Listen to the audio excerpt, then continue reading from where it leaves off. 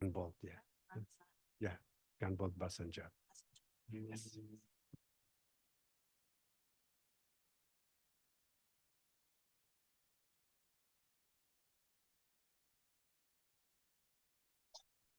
So we wait for a minute, 2 or 3, 2 minutes, 3, 5, yeah. Yeah.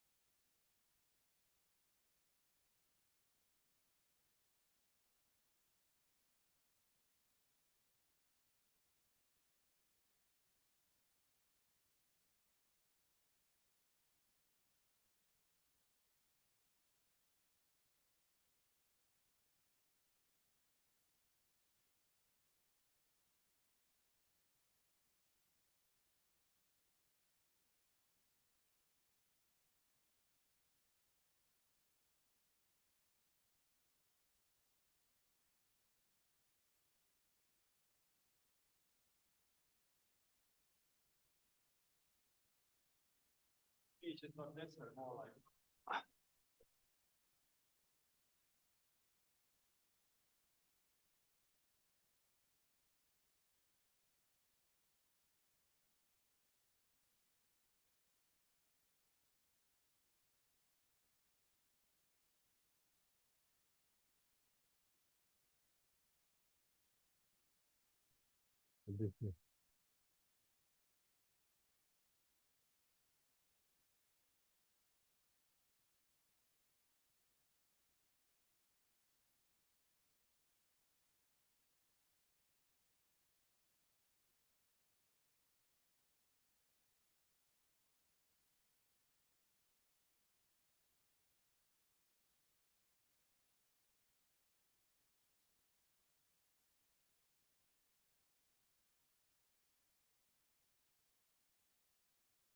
Dear guests, delegates, and participants, very good morning. Let's get started our session 3. So I'm delighted to join all of you to moderate this session, the first session for the day 2 of our Asia-Pacific Trade Facilitation Forum 2024. Taking off from the sessions 1 and 2 yesterday, the session 3 will be focusing on the conversation of the transport aspect, which together with trade serves the key cornerstone of connectivity. As you would recall from the session 1 and 2 yesterday, so we were focusing on the key findings of the UN Global Survey on Digital and Sustainable Trade Facilitation. and try to look further into innovative solutions for digital trade facilitation. So we will address the more concrete technical aspect, which is transport. I'm joined by several experts who will share their insights with you during the next hour and a half. And we will deep dive into good practices in the implementation of transport and transit digitalization and opportunities for the way forward. At the outset, let me introduce our distinguished panelists. So Mr. Sandeep Jain, Economic Affairs Officer, ESCAP. Sandeep previously worked for more than a decade with Indian Customs, where he was involved in the implementation of various customs modernization initiatives. At ESCAP, Sandeep supports the work on strengthening railway transport among the members of Trans-Asia Railway Network, as well as implementing initiatives to foster new technologies in transit transport facilitation. Our next panelist, Mr. Yangyang Li, is a legal officer at the International Trade Law Division, Office of Legal Affairs of the United Nations. Since 2019, Ms. Yangyang has been involved in the exploratory and preparatory work for the development of a legal instrument on negotiable cargo documents. Before joining ITLD, she worked in the field of banking and international arbitration at the Asian Development Bank, Clifford Grants LLP London, and the Permanent Court of Arbitration, The Hague. Our next panelist, Mr. Dmitry Godunov, is UNCTAD's ICICUDA Regional Coordinator for the Central East Europe, Caucasus, and Central Asia. He has over 20 years of international experience, including in the areas of international diplomacy, trade facilitation, financial negotiations, the WTO accession, and regional integration. As a regional coordinator, Mr. Godunov is leading the projects on implementation of integrated e-declaration systems, single window, e-certification, regional customs transit, e-commerce support, and others.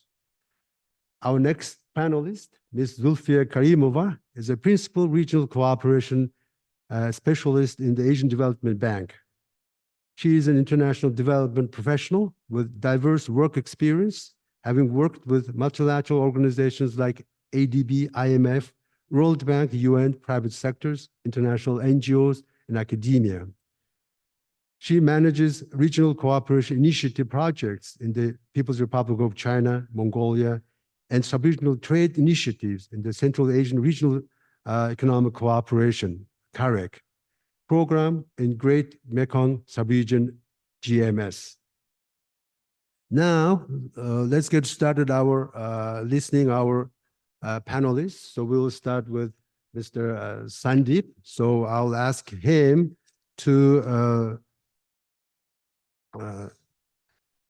introduce us the Asian Highway Transportation Railway and Dry Ports. What will be the latest digitalization initiatives along this regional transport network from the perspective of UN ESCAP? Please, Sandy, the floor is yours.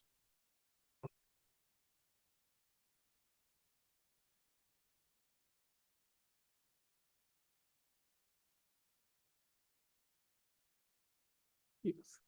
Fellow panelists, distinguished guests, ladies and gentlemen, I am pleased to be here to present before you the work of ESCAP on transport networks, but I'll focus primarily on railway transport.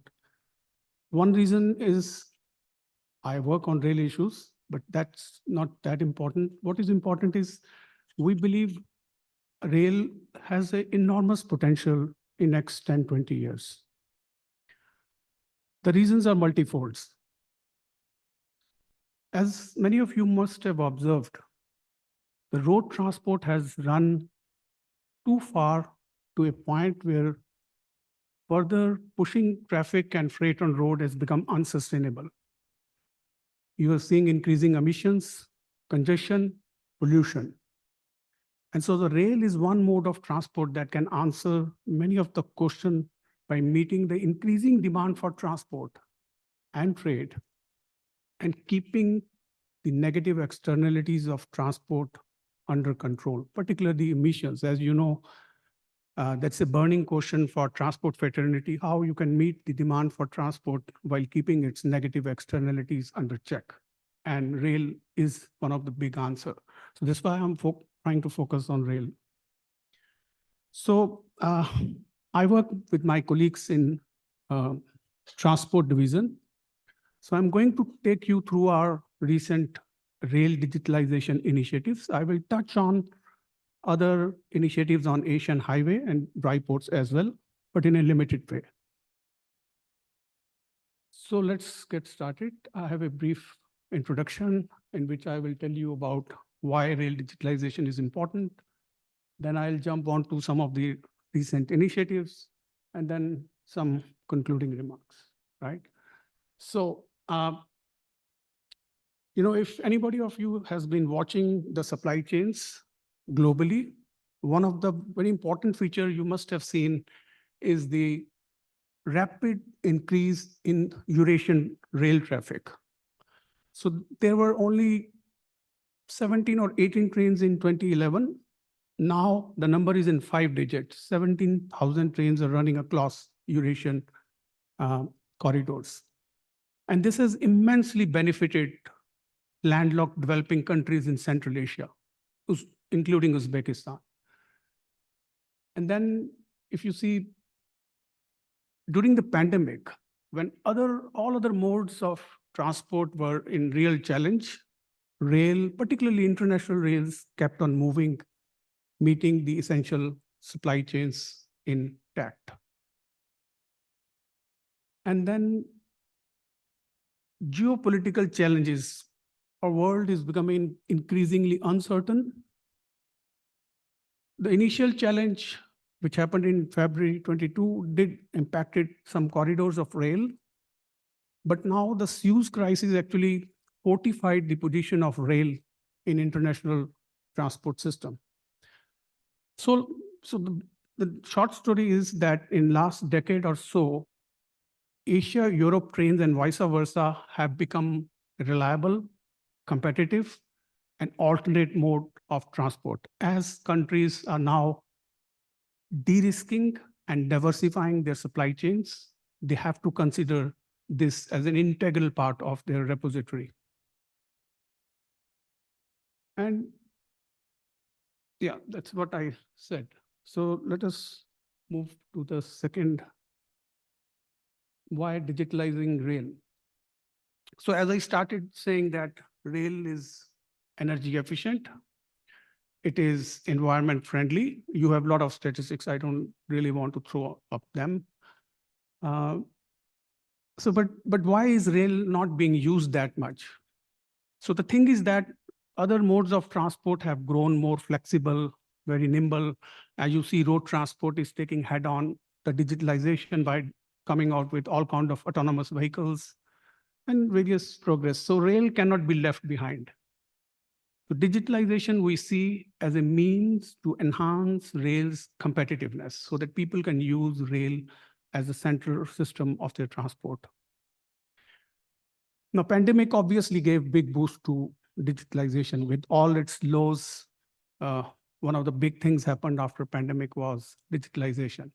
And so we want to leverage that momentum to push rail to adapt digitalization, which of course is not very easy, as most of the rail, particularly in our part of the world, are dominated by government structures, which are bureaucratic and not very easy to put into innovative solutions. So therefore, as I said, digitalizing rail is crucial to enhance rail's competitiveness so that it can link with other modes of transport. It's very important as we move forward, we capitalize on the competitive strengths of each modes of transport. And that is why intermodal integrated transport system will really benefit the region. So what I'm showing you on the screen is not only map of Asia Pacific, but some colored lines. And being from trade and fraternity, you would guess that this is a Trans-Asian railway network, and different colors of line that you can see are basically linking the railway lines of various countries, which has been declared by them as a part of this Trans-Asian railway network. This passes through 28 countries. It is 150,000 kilometers long. It was extensively discussed with member countries, and 2006, it was formalized through an intergovernmental agreement on Trans-Asian railway network. And 2009, it entered into force. So these are different gauges of railway lines. If you can understand, for example, we are in Uzbekistan, so we have 1520 mm, the distance between two railway tracks. And similarly, you have meter gauge in Southeast Asia, extra broad gauge in South Asia. And the all green color is where world runs, is standard gauge, 1465 mm.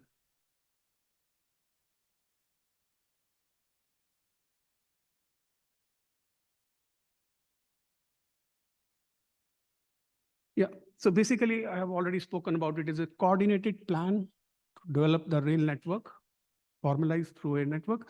So what is important, and I want you to carry over in your thinking, is that we have a working group under this agreement, which meets after every 2 years. And it discusses the persistent challenges to international railway transport and also how to harness the emerging opportunities. So let me now give example of each one of them, the persistent challenges. So I think this is very, very relevant for all of you, since we are talking about trade facilitation, and border crossings are the major bottlenecks, and they happen so for railway transport also.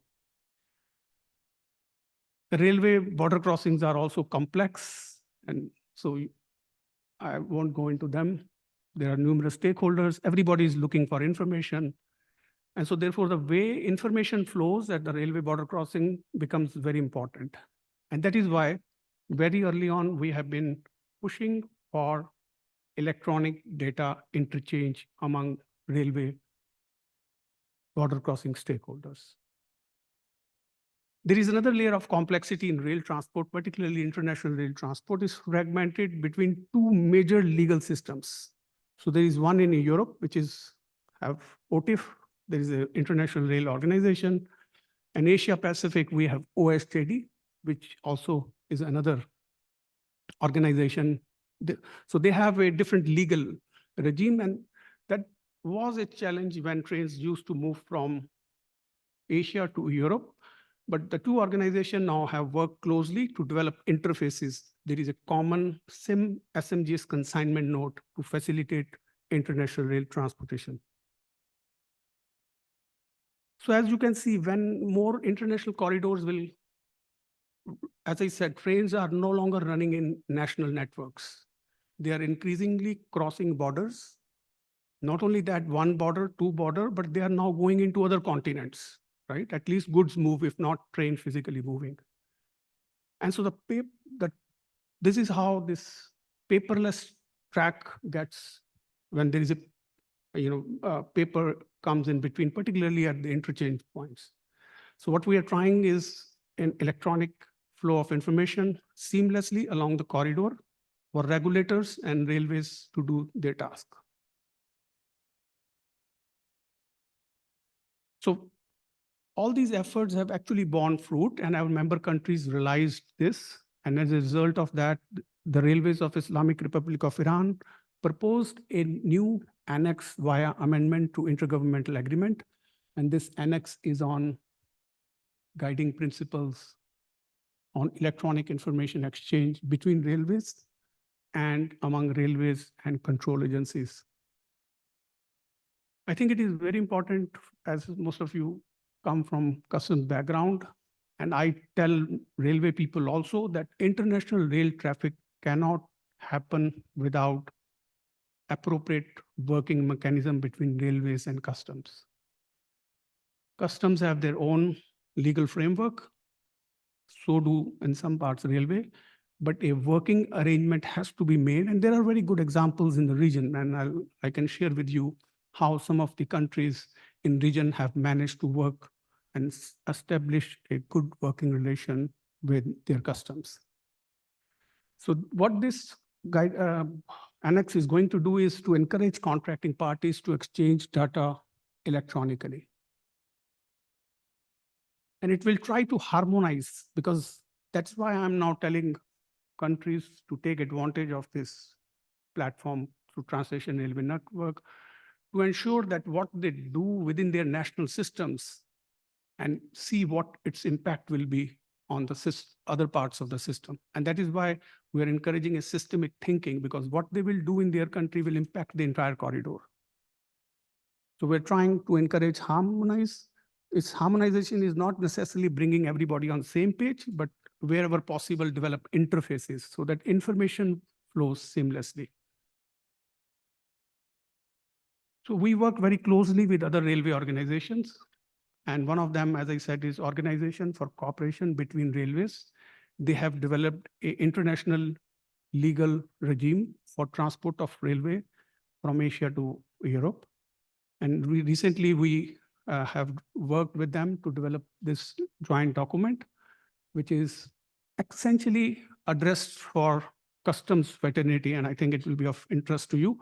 What it highlights is a couple of things, which again will be very relevant for trade facilitation community. Recognition of rail consignment note as a customs document. And I have been,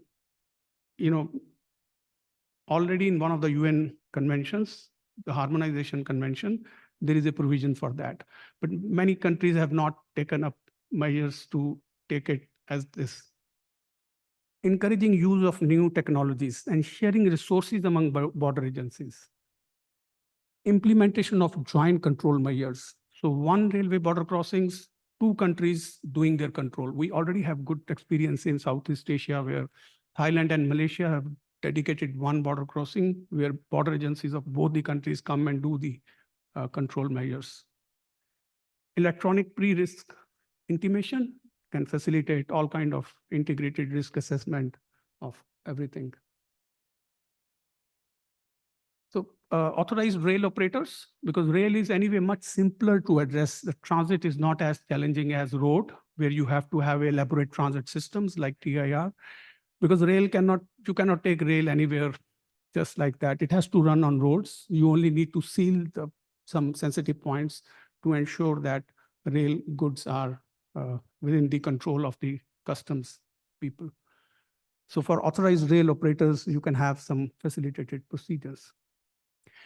So I said about how regional cooperation can help in addressing persistent issues. So I spoke about border crossing measure. Now, how you can harness the emerging opportunities, and digitalization is one big theme.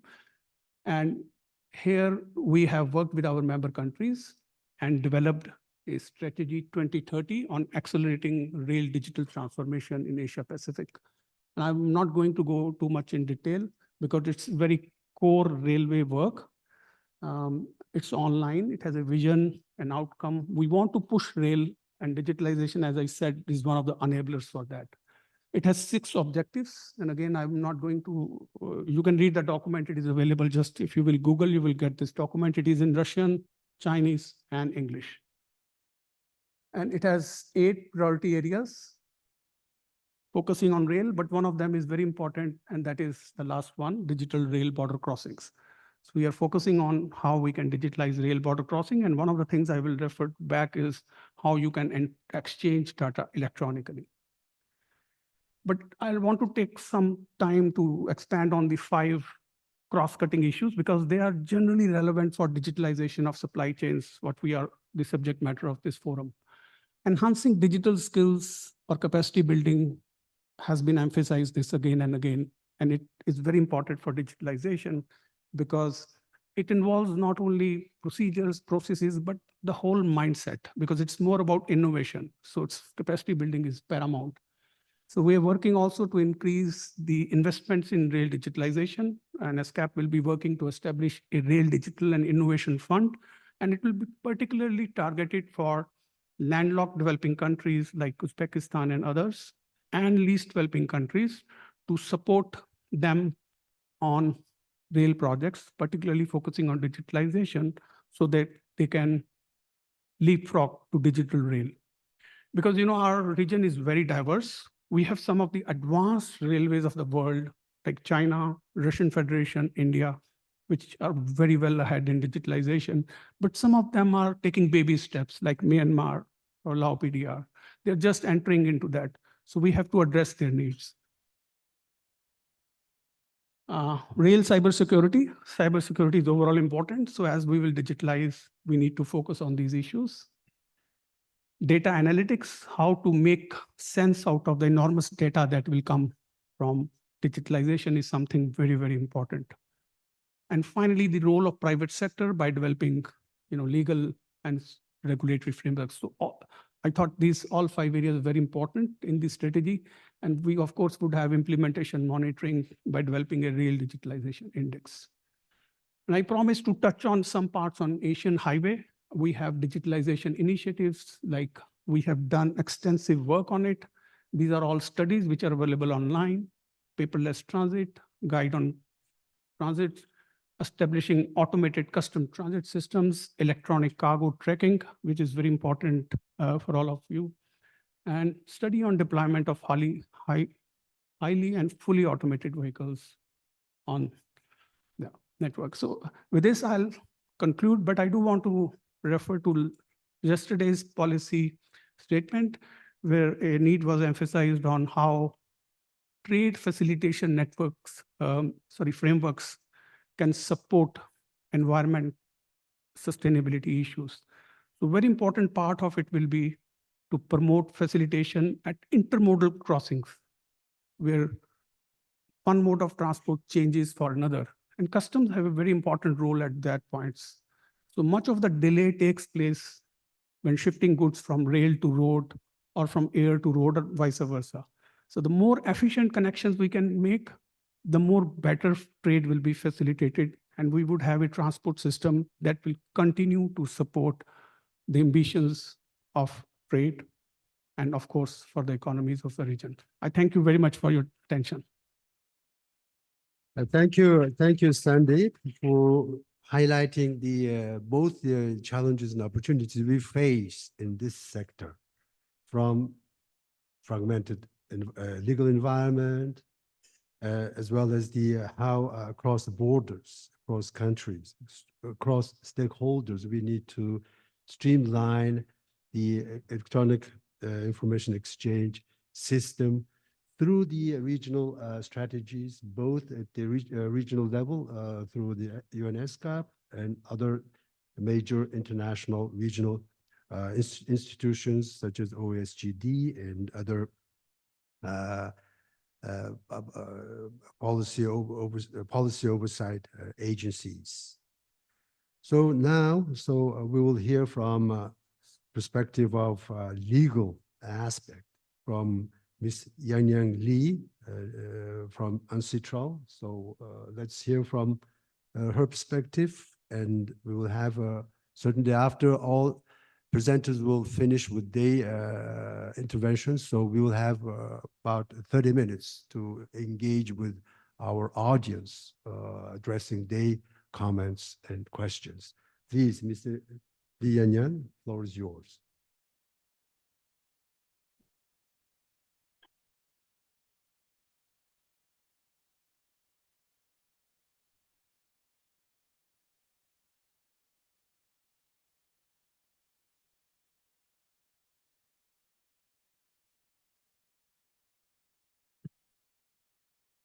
Good morning, distinguished delegates.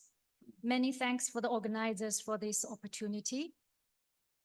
I'm a legal officer at the United Nations Office of Legal Affairs, which serves as the secretariat for UNCITRAL.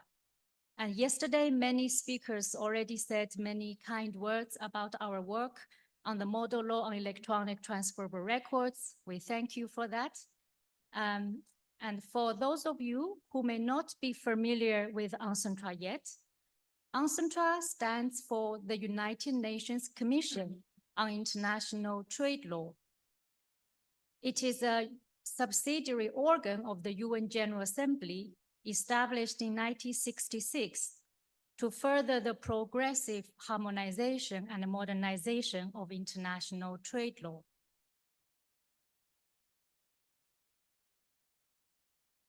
There is no better place in the world than the ancient Silk Road to introduce our current project on negotiable cargo documents and negotiable electronic cargo records. Unlike many private companies, at Uncentra, we do not use slogans for our projects because we are lawyers, we are not marketing experts. But if today I'm allowed to use the slogan for this project, the slogan would read, "To revive the Great Silk Road." So what's it about? It's about digitalization, but not only digitalization, it's more than that. In 2019, at our annual commission session, China made a proposal to develop a legal framework to facilitate the carriage of goods, particularly by railway in the Euro-Asian space, which is along the Silk Road. And that proposal noted that unlike the Maritime Bill of Lading, railway consignment notes are not documents of title and cannot be used for the settlement and financing of letters of credit. Letters of credit are particularly important for international traders that do not yet know each other. For example, I recently set up a new company in China that wishes to import minerals from you, a company in Uzbekistan. Since I'm a new company, you do not know me yet, probably you do not want to put the valuable minerals on the train before I make some payment. And from my side, I do not wish to pay so early because I'm not sure if I will receive the minerals.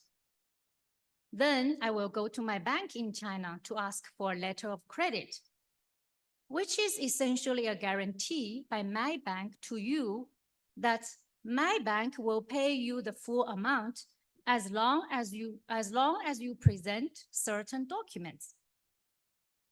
This is known as the payment against documents, no other conditions. So what documents do you need to present to my bank? Banks in China and probably all banks in the world would prefer a maritime bill of lading rather than a railway consignment notes due to the different legal nature. Maritime bill of lading are documents of title. The holder are as if the owner of the goods. So that if the bank becomes the holder of the maritime bill of lading, the banks can also take security over the maritime bill of lading. And in case the buyer, my company, becomes insolvent, not able to pay the bank will be able to sell the goods and recover the costs. On the other hand, railway consignment notes are just a receipt. Holders of this receipt do not have the right to exercise control over the goods. So this does not give enough security to the banks. Then the banks would likely to require the buyer to provide additional security in order for them to issue letters of credit. Then this would create financial pressures on those importers. And so our project is also particularly relevant for MSMEs, which I heard a number of speakers refer to yesterday. Other than this aspect, in our project, we're also engaging with the commodity trading community because commodity traders are the ones who really buy and sell goods while in transit. And so for them, a negotiable document could really help if there is a good opportunity for them to find a buyer while the goods are in transit. And this proposal invited Uncentra to explore the possibility of creating a rule on a bill of lading for one or more modes of transport, including rail, road, and air, to achieve the goals of using a single bill, controlling the goods with the bill, taking delivery of the goods with the bill, and giving this new transport document the nature of a document of title, enable it to perform the financial settlement functions. And of course, this document will exist in its digital form. That's why we are here today. It's called Negotiable Electronic Cargo Records. At the Commission session in 2019, the Commission found that this proposal had significant practical significance for international trade, particularly the economic growth of the developing countries, and requested the Secretariat to start exploratory and preparatory work. Quite recently, a year and a half ago, in the summer 2022, this project was officially assigned to a working group currently being negotiated by states participation for the sessions. Very good progress have been made. Since then, 3 working group sessions have taken place between New York and Vienna. And here I will explain that our working group sessions are open to all UN member states and also interested IGOs and NGOs with relevant experience and expertise. And these sessions takes place twice a year and rotates between New York and Vienna.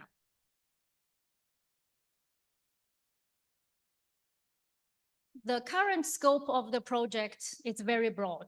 The original proposal was mainly for the Silk Road, but the current scope is beyond that. It applies to any mode of transport in either multimodal or unimodal context. What this means is that this document could cover maritime plus rail, maritime plus road. It could also cover rail plus road, which is very often used in this part of the world.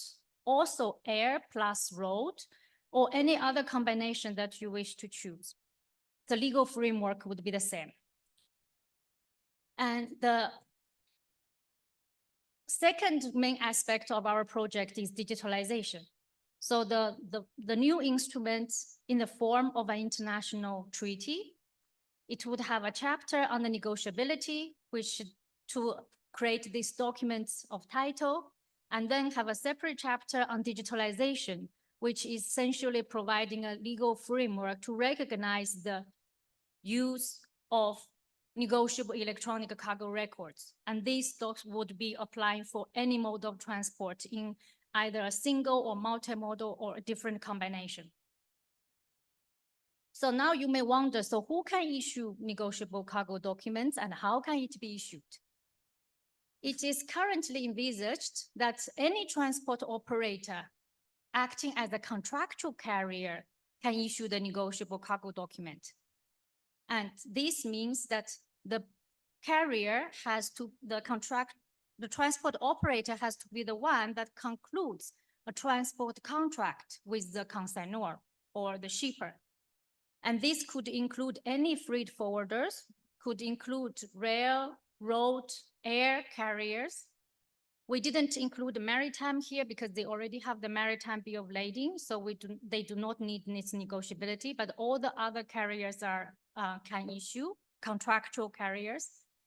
How it can be issued, so currently after 3 sessions, in the beginning there was different ideas, but after 3 sessions, the working group has reached a position that they thought the default rule is to have less interference with the current market practice, but to provide just a benefit to it. So the default rule is not to issue a separate document, but just to upgrade the existing one.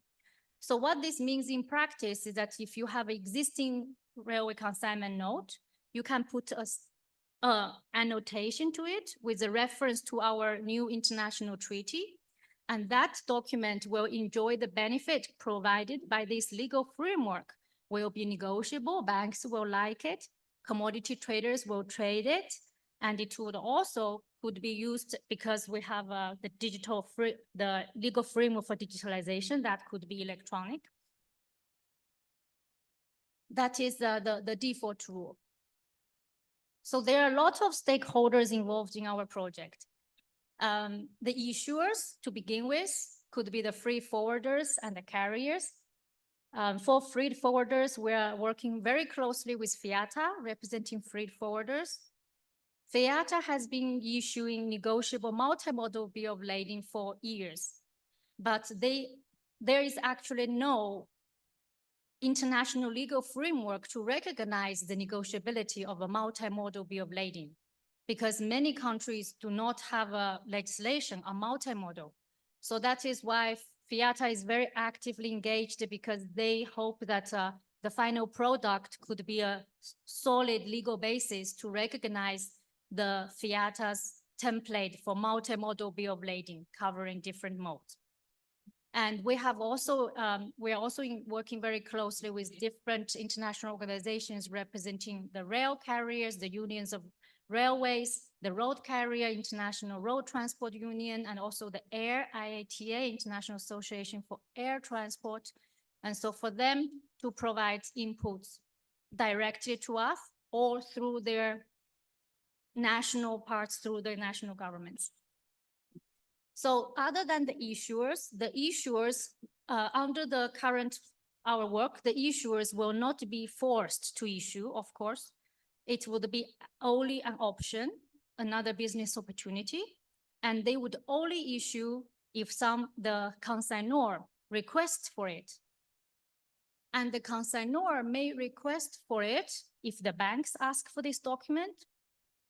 The banks currently, I'm flying actually directly from Samarkand to Paris after the event for the annual session of the ICC Banking Commission, because the banks are all excited about this document. A number of bankers told me that this could be revolutionary for potential more business opportunities for banks. And so if the banks require this document, then the consignor would request the issuance. And other than that, we have also the commodity traders, because for them, every day they look at the price change of the commodities. If they see opportunity to sell on the spot, that they can make the profit today, not through a future contract. So that's also opportunity for them. So we are working currently closely with the Federation of Commodity Association. And other than that, of course, insurance plays a big role. We understand from some issuers, carriers that who are not used, who have never issued negotiable document before, their main concern is how much it would cost, how much additional they may need to pay for the insurance. So that is why we are engaging closely with the insurance. This is my last slide. The next session is scheduled to take place from the 6th to 10th of May at the United Nations headquarters in New York.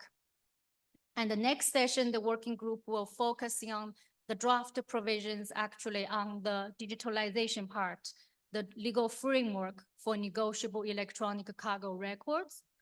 And the current version of the draft provisions is very similar in substance to our model law on electronic transferable records, because we are never going to conflict with any other document, I guess, produced by the same body. And so the substance are very similar, but there are some nuances in a way that because that in model law is for all kinds of transferable records, not only for transport documents. And so there may be some special tailored for the transport document. And so today, the key message of today are two. First, we want to emphasize that at the Encentra, our process is very transparent. All the documents are available on our webpage. You just need to Google Encentra negotiable cargo documents. Then you will see everything for discussion, including we have a 2-page fact sheet summarizing the current features of this document. And everything is there and available in 6 UN official languages, including Russian. And the second message we want to send today is that our process at Encentra is very inclusive. It is a body of for the global body. It's not a regional body, and it's a global law-making body. But the law is not made by Central Secretariat. It's made by the states who participate in those sessions. And now at 21st century, that the law is definitely not made by the North for the South or by the West for the East. It is made by everybody globally and for everybody globally. And UNCTAD was created actually exactly for that purpose, for the development of developing countries. And we hope that our mechanism could also be used as such, so that we could get more inputs from developing countries, especially those along the Silk Road and those along the other transport networks, which my colleague just showed a very nice map on it. So for our process, if anyone interested, I'm happy to explain more, but in general, our official invitations are only sent to the permanent missions of the country to the United Nations, because they are the focal point, and they would forward it to relevant ministries. And in practice, we understand sometimes our invitation got lost somewhere and never made it to the person really dealing with the subject.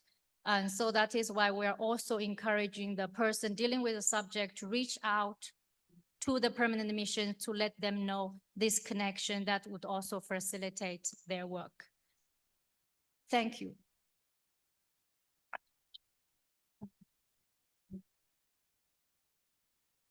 Thank you, Ms.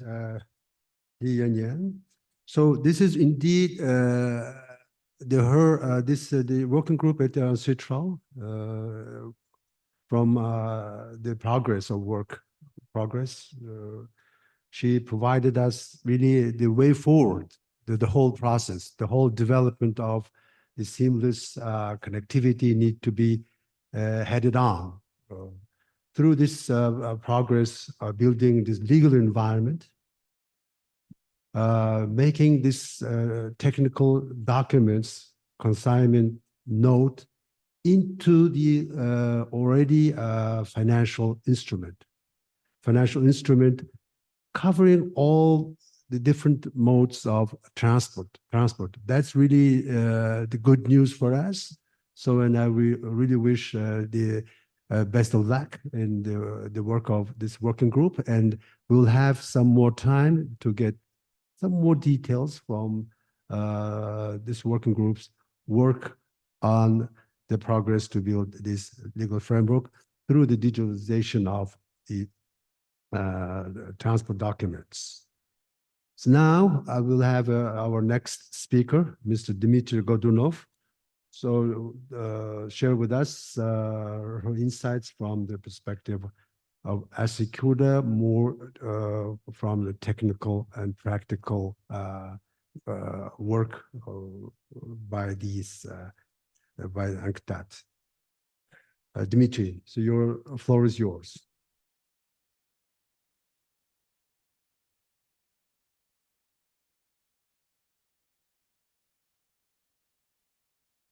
Thank you very much, and thank you all, dear colleagues, for coming for today's session and for your time.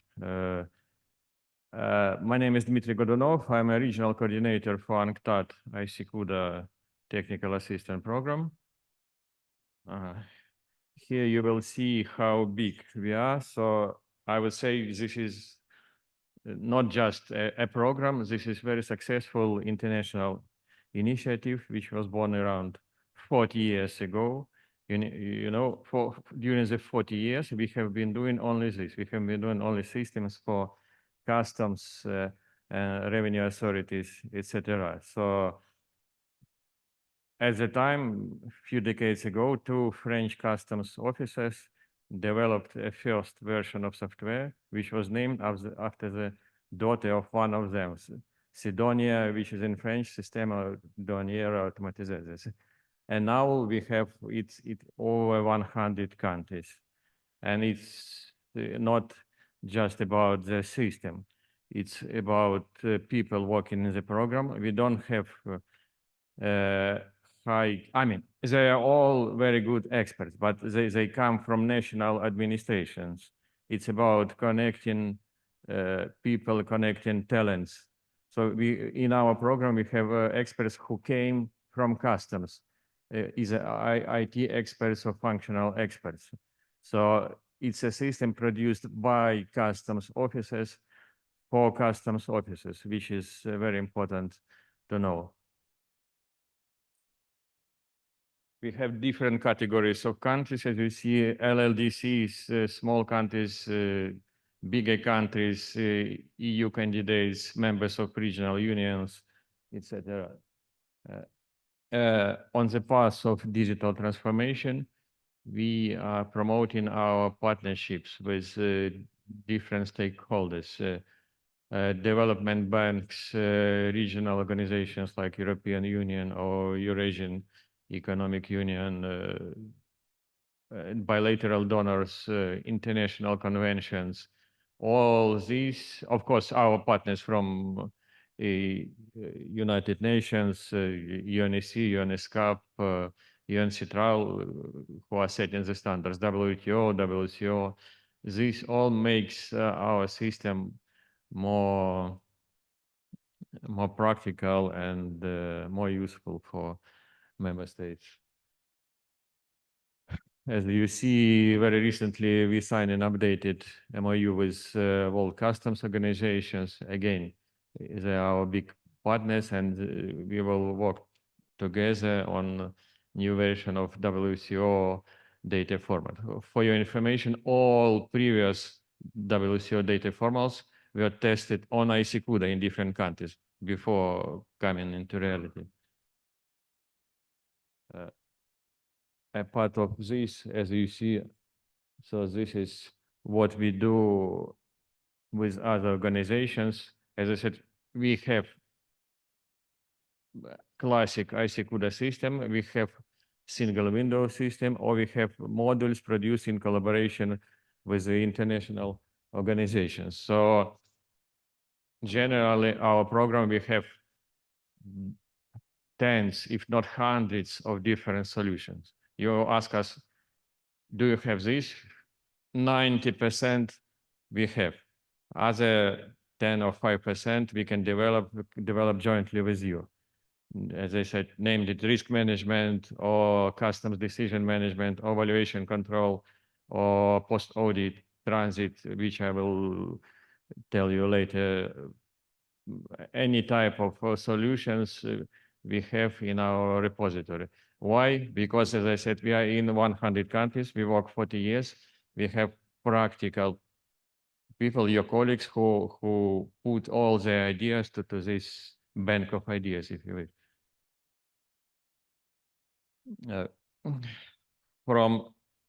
From this package of solutions which we have classic transit, national or international. We have solutions related to digital tier application. We have solutions allowing countries to exchange data with customs union, either it's Eurasian Economic Union like Kazakhstan or European Union through NCTS. It can be,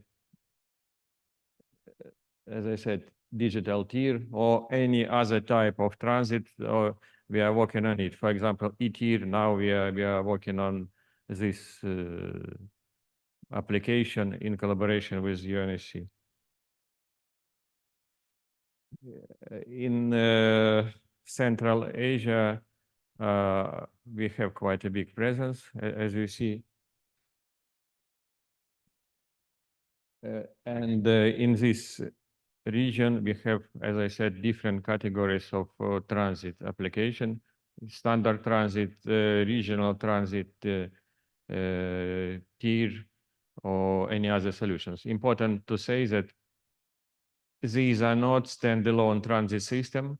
They are connected in integrated customs system, meaning linked to risk management, to storage document, to all other models. Within our projects, we do, of course, information exchanges bilaterally between customs and regional union, and between customs and international agencies or international organizations like International Road Transport Union or any type. When I say we do it practically. So we don't, I mean, we also follow guidelines of international organizations, but what we do, all things are really working on the ground. For example, here we mentioned Kazakhstan. It's about data exchange with with the Eurasian Economic Union. We have done data exchange between Kazakhstan and Uzbekistan, so we are grateful to Uzbek colleagues and for this collaboration. This year, we will do data exchange between Kazakhstan and Georgia, let's say until the middle of this year. Oh, so this is I have been trying to put all what we are doing in the region. As you see, it's a lot. So we have all type of exchanges and systems. So just to illustrate how big we are. For Kazakhstan data exchange with Eurasian Union, we used a special model called ASIHAP, which was already mentioned during yesterday's session. So it's a connector to other systems because we are talking about millions of transactions. In order not to block the core system, we put IC-Hub aside, and IC-Hub is used only for interconnecting with this type of data exchanges. So a part of this, what we called we did in Kazakhstan, it's e-borders package. So this is not just transit system; it's about connectivity with technical control equipments at the border. It's about connectivity with risk management system. It's about connectivity between pre-arrival processing and electronic storage document for transit shed. So to create this data pipeline. Let's move to different region, which is African region. There, using the fact that IC-CUDA system, the same platform, is used by a few countries, our experts developed a regional transit platform, which is working, and you see that with a relatively small number of IT experts, it's doable even to create a regional platform, regional transit platform. So there it's working. We are now in discussions with some other regional or sub-regional organizations in different regions. So we hope or we believe that in the near future, there will be more regional data exchange platform based on IC-CUDA. Currently, we have our project in Turkmenistan, and apart from main activities, we also do data exchange. So we are thankful to Azerbaijan colleagues for support in this exercise. It was tested. Also, Azerbaijan has their own system, which is very good, but it can exchange data with IC-CUDA practically in Turkmenistan. And we, as for Azerbaijan, we would be interested also to replicate this initiative for other Central Asian countries. And this will help to speak about Trans-Caspian transit corridors. Same for Georgia. Tajikistan project is somewhere in the middle of the way because its duration is 4 years. Now we passed just 2 years. After we deploy the core component of IC-CUDA system, we will be doing data exchange with neighboring countries according to the project document. let's put it like this, 2025. And when we implement it, it will open additional opportunities also for regional transit. Before 2020, we did a good job in Kazakhstan, in Afghanistan.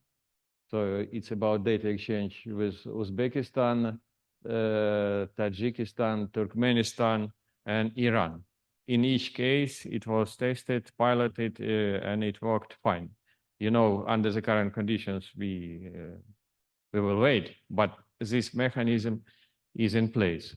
So, and it's not about just pushing data between countries. It's about data analysis, because in Afghanistan, we used first time this safety security document based on EU standard. It's an interface allowing to see the data and analyze it, including through risk management system. NCTS. NCTS, it's our new initiative supported by, not initiative, initiative within the program, because we have never done NCTS before, but now European Union involved us to do NCTS for Georgia, version 5, and apparently for Moldova, version 5, and probably it will be version 6 in the future. So it's a different type of transit, different type of concept of the transit. So it's a subject for a separate discussion, separate workshop. But as I said, jointly with customs administrations of these countries, we are working on it. Of course, there are challenges for national teams because it's, as I say, it is different. And when they're used to this classic ICQDA transit, they will need additional training to be able to work with NCTS. We are continuing our dialogue with the European Union and DG TaxUD about our role in extension of NCTS on future phases. Very recently, we started a project for Mongolia. There we have 3 components. One is feasibility study, another is e-transit, and another component is e-commerce, which was mentioned yesterday. So these components, which is important, will be integrated to the current system which Mongolian customs utilized. What I mean is that we reach the point when we can offer countries standalone solutions which can be integrated in their system. No need to replace all on ICQDA. We can develop and implement modules or subsystems and offer it to the countries.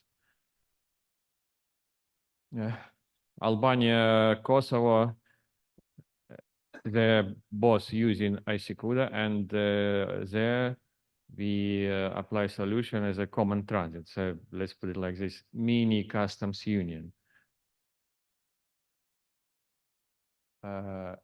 Yes, I added a couple of slides because, sorry for, it's not about transit, but it's more about connectivity, because yesterday we mentioned e-commerce solution, e-commerce support solutions. This is we also do. So we will do it for Mongolia. We did it in Moldova and in Balkan states and in Georgia. It's about connecting customs to postal administrations and express carriers. Finally, just to say a few words about connecting customs to other governmental agencies in the single window environment. This is just to flag that, of course, we are also working on it, and we have implemented it in a few countries. Like customs system, we have in over 100 countries. Single window, we are starting to work on it, but we have it. I will not tell you more about single window. Why? Because we have a separate side event on Thursday. So I encourage you to come to this event, and you will see and hear the presentation about the single window. So with this, thank you very much. Thank you, Dmitry. It's very interesting to hear from the perspective of this ASICUDA program. So how interplay the dynamics between geographical the component as well as functional. So geographical, so Eurasia and Europe, but also this LLDCs, even seeds. So this is very interesting to learn how from the sub-regional to regional to global, how we try to evolve the whole system of the ASICUDA program. And also thank you for the update on the best practices and the knowledge focusing on the Euro-Asian theater. So now, our last but not least speaker, Ms. Zulfiya Karimova. So we will hear from the ADB perspective, how things stand at this stage. Zulfiya, floor is yours. You have 12 minutes to present. Thank you. Okay. Can you hear me well? Hi. Good morning, everybody. Assalamu alaikum. I'm very, very pleased, very delighted to be here in the gorgeous city of Samarkand.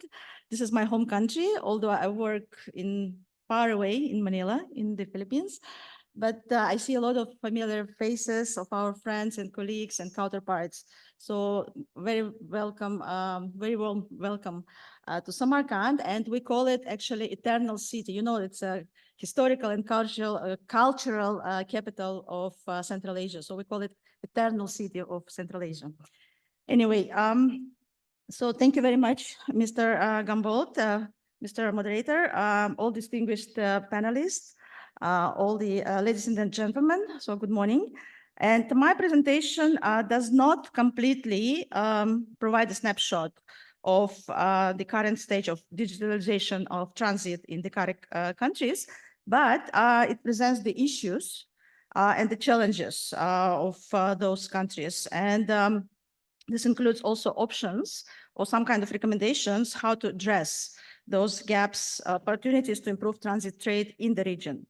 So I'm very pleased to provide a brief presentation on the ongoing transit development initiatives under the CAREC. CAREC, it's probably some of you know, but I will spell it out. It's Central Asia Regional Economic Cooperation, and I will be focusing on the CAREC trade work. So the CAREC program, it's a partnership of 11 countries: Afghanistan, Azerbaijan, People's Republic of China, Georgia, Kazakhstan, Kyrgyz Republic, Mongolia, Pakistan, Tajikistan, Turkmenistan, and Uzbekistan.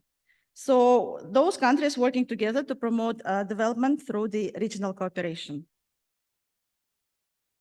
So regional transit development under this CAREC program. So as a background, I just give you some information about CAREC Integrated Trade Agenda, or we call it CETA 2030. This was adopted back in 2018 and provides overall framework for the CAREC member countries on the trade work. So the CETA's overall objective is to assist CAREC member countries to integrate further into the global economy. As you may know, Central Asia region is probably the least integrated so far if you compare with some other regions like ASEAN and so on. So we have 3 pillars, and under the first pillar, CETA aims to increase market access through open trade policies, lowering trade costs through deepening customs cooperation, integrated trade facilitation, and related initiatives. So CETA interventions include supporting CAREC countries in participating of effective transit facilitation schemes, and I will tell later about one of them. So one of the institutional mechanisms of CETA is the CAREC Customs Cooperation Committee, or CCC as we call it. So this was established more than 20 years ago, back in 2002, and CCC is responsible body for all customs-related matters under the CAREC. So it regularly meets at least once a year, annually, which brings together the heads or deputy heads of the customs administration of all 11 member countries. So in line with the priority areas of our customs work, trade facilitation work, it's customs technology, the regional transit development. So those are very important, as you know, for those countries in the region which are landlocked, or like Uzbekistan, double landlocked. So the recent geopolitical processes, as you all know, opened from one side a lot of new opportunities in the CAREC region to become a part of this major interregional transportation system. And you already heard about Middle Corridor, Trans-Caspian. And also it transforms itself into very vital transit territory as a part of global supply chains. So currently, the transit movement in the region are affected by domestic factors. So the lack of regional cooperation reflecting broad development issues and challenges facing those issues. So regional cooperation, in our view, remains crucial in addressing those challenges. So transit trade facilitation in the CAREC, the key issues and the challenges. So in January 2023, last year, ADB commissioned study, which is at its final stage. It's not yet completed, but will be soon. And we will publish the results to examine how transit trade facilitation, we look at the sub-regional aspect, we look at the three countries, Azerbaijan, Kazakhstan, and Uzbekistan, and how it affects their trade performance as a transit countries, and part of the CAREC corridor and Middle Corridor. So this study has identified the major remaining barriers to transit trade in those countries and formulated actionable recommendations aimed at the lowering and the extent possible, of course, completely removing those barriers. So the modes of transport covered here is the road, rail, and also multimodal transport. So basically, the study has identified several issues and challenges. To name a few, first, of course, countries experience difficulties in accessing comprehensive and up-to-date information on legal, regulatory frameworks, procedures related to transit trade, especially newly implemented policies. So BCPs, or border crossing points, have insufficient separate lanes, particularly for shipment for perishable goods, shipment that already have pre-booked queuing. And you know how perishable goods are important in this region. So queuing in BCPs, or border crossing points, tend to be long, unpredictable, and this is because of the inadequate infrastructure, sometimes bad queuing and traffic management. Additionally, it lacks accurate real-time information about the current situation at the BCPs, such as number of trucks waiting in the queue, estimated waiting time, and so on. So there are several. Major roads used for transit shipments, some of them in a poor condition, which also makes transit time longer as trucks, of course, move slower while traveling through. And we also found out that in some BCPs, submission of paper-based document is still required. So including, for example, paper-based entry permits for trucks. So there were also multiple road transport controls. There was a high incidence of physical inspections by customs agencies, at least in some countries, which also causing major delays to shipment. So just briefly about the transit trade facilitation and the recommendations. So some of our recommendations to resolve those major issues have been identified. So develop, maintain mobile application that can provide up-to-date information about existing legal, regulatory frameworks, procedures, particularly for the transit trade in the countries the shipment will transit through. And this application may also notify all the users about the changes in advance to immediately comply with the new regulations. full operationalization and implementation of the CAREC Advanced Transit System. I will tell about this a little later. And Information Common Exchange, or we call it CATS-ICE in short. And also e-tier system. This may also consider to ensure much smoother and by complying with the standard procedures. So the government also may undergo through a very thorough review of the current business processes to modernize and also optimize operations and explore the establishment of the joint border controls on the freight shipments at the border crossing points, which also will optimize the processes at the border. So establishing electronic system to manage queues at the border control BCPs was also recommended to allow advanced electronic booking for queuing of shipments. Though it would be costly, of course, to reconstruct, the infrastructure of some BCPs may also be improved. So, and we also think that it would be good to consider the pre-booked queuing and shipment of the perishable goods. So this will help to prioritize the clearance of those shipments, lighten the traffic queuing at the borders. So for the mutual benefits, we also think that public-private partnerships or PPPs may be used to rehabilitate, operate, and sometimes maintain the road used for the transit shipments. So just very quickly about, I already mentioned this CATS, or CAREC Advanced Transit System and Information Exchange pilot. So one of the digitalization reforms that ADB has developed to improve the transit of goods at the region is the prototype project, which is called CAREC Advanced Transit System and Information Common Exchange. So this system is designed as a regional harmonized electronic system for the control of movement of goods in transit through the CAREC member states. So it's modeled after the NCTS, as you know, the European Union transit system, and it is designed to provide options for the establishment of the effective and affordable customs transit regime that complements existing transit system like TIR, for example.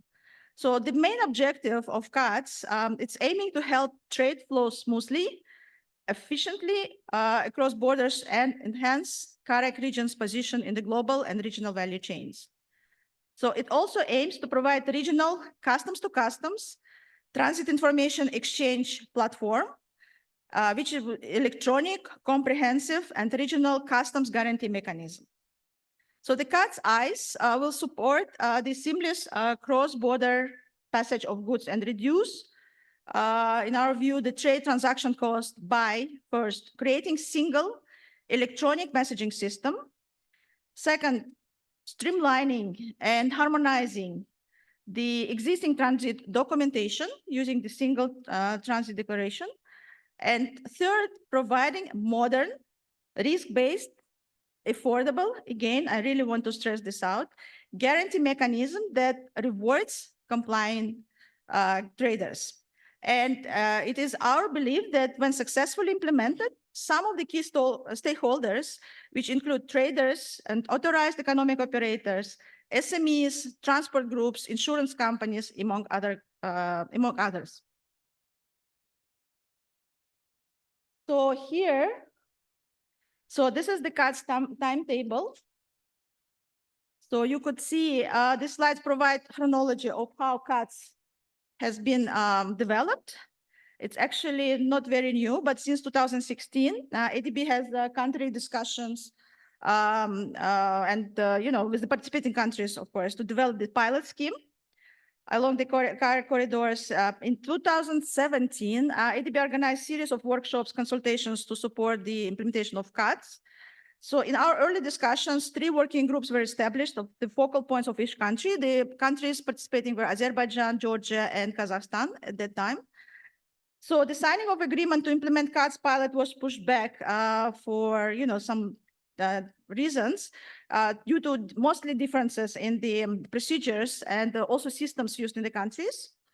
Some changes in the government, so some political changes, and also conflicts of the new laws and procedures. Recognizing the need to simplify transit procedures to accelerate the movement of goods across the state borders, participating countries, now we have a little bit of new countries joined, but recently this was under the championing of Azerbaijan, Georgia, 2 more countries joined, Uzbekistan and Turkmenistan. And recently, last October in Baku, the MOU, the Memorandum of Understanding, has been signed in October 2023. And this provides the test of the software. Also, during the pilot, we want to identify the issues and hopefully find the solutions to implement CATS and ICE. And eventually, the transit regime will operate through the regional agreement that will be signed by the participating countries.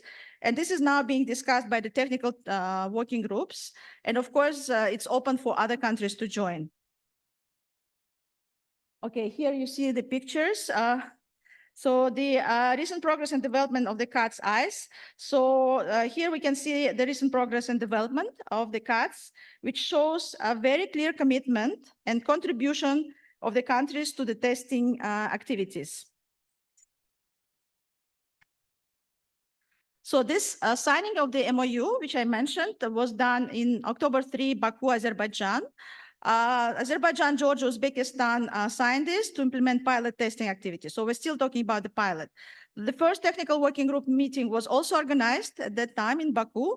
And the technical working group meeting recently this year was organized in Tbilisi, Georgia, 5 and 6 February this year.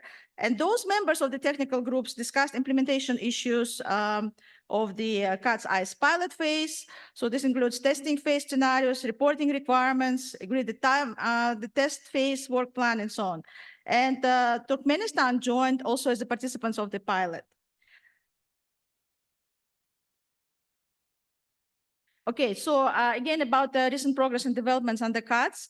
So recently, ADB team has been working on the online training and virtual testing to evaluate the effectiveness of the system.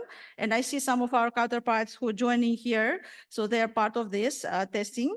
And we got some, we really need to seek some feedback from the countries.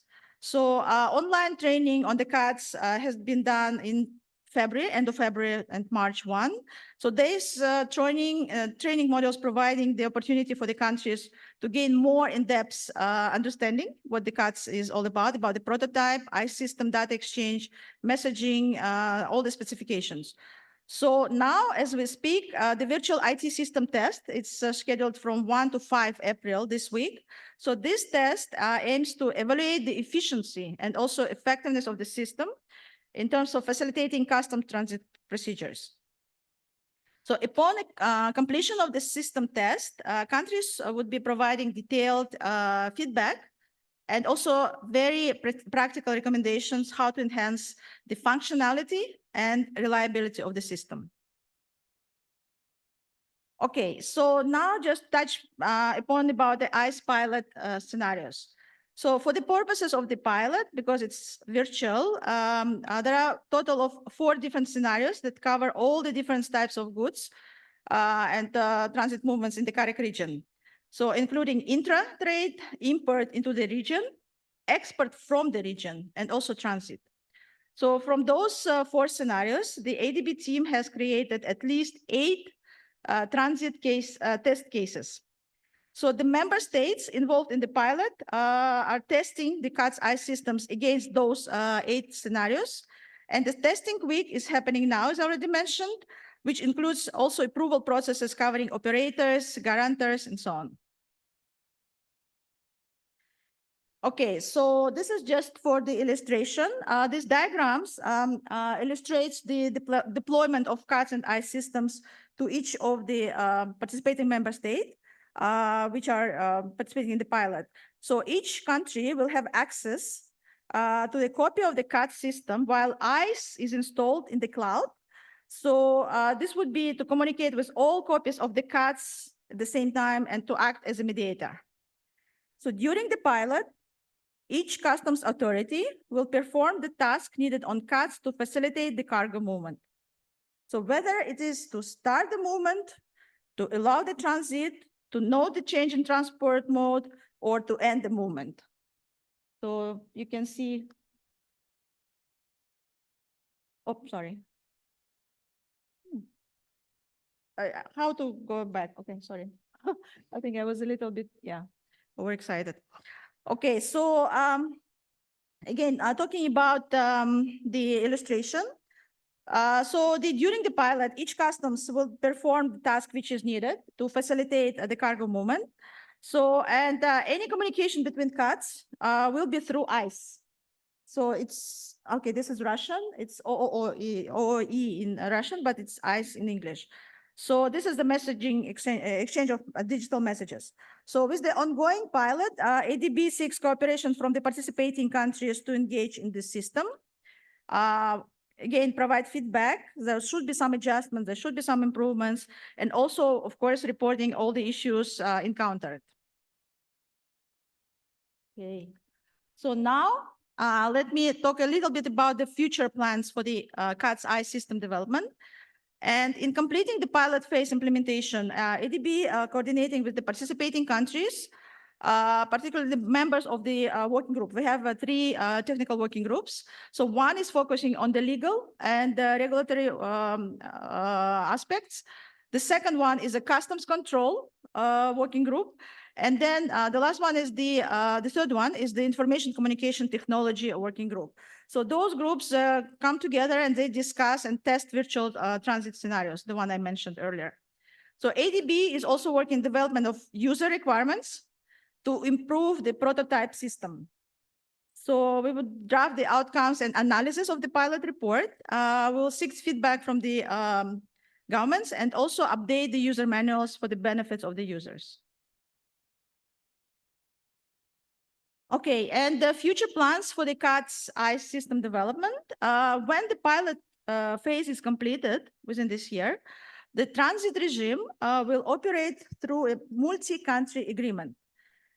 This is why I was emphasizing the regional nature of this system. So, and this will require the assessment, of course, of legal regulatory compliance requirements, the reforms, and also capacity building needs to implement CATS ICE after the pilot phase. So ADB is also undertaking a review of the domestic laws, regulations of the participating countries to ensure they're fully aligned with the international agreements. And the main goal of CATS ICE is also to become a regional transit technology applicable to all CAREC countries. At some point, the information common exchange will be upgraded to reflect the needs of the CAREC customs authorities and the border agency. So just to summarize, we're doing the pilot test for now, but we're really hopeful that once successful, once it's tested and will become operational, this would allow many other CAREC countries to join, so we'll have a regional system in place. Thank you so much, and I'll be happy to respond to your questions. Thank you, Zulfiya. So for this very important update from the perspective of ADB, International the Financing Institution. So supporting the member states, and all stakeholders across Asia and the Pacific, the progress on building and strengthening the seamless information exchange system through this pilot test program. So thank you for highlighting the role of PPP, and those applications need to be in place to achieve the seamless connectivity across this system. Now we have a few minutes left. Apologies for running a little over. So I'll be happy to facilitate the discussion with the audience through your comments and questions. So let me take our first question from my left, and then second on my right, and then the third in the center. Thank you very much, Mario Postolov, UNEC Regional Advisor. This is a very interesting session. I wanted very much to participate in it, but there are limits, of course. Very interesting session, and this is the future kind of digitalization of seamless, as you rightly said, Mr. Chair, seamless flow of information accompanying goods along corridors. Well, first of all, in November last year, the presidents of the Central Asian countries and Azerbaijan adopted a roadmap for the digitalization of data and document exchange along the Trans-Caspian corridor.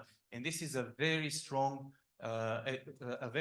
political will statement on which we have to build. Like, one thing is when we all kind of do capacity building, but they want this digitalization. They want to make Central Asia a hub for connectivity, as you rightly said. And yesterday we had a very interesting discussion in several sessions, especially the last session led by ITC. And we identified that the fragmentation of digitalization efforts might be a problem for the future, because the more you create something which is fragmented, the more you have something to break in the future when you try to link all these fragmented elements.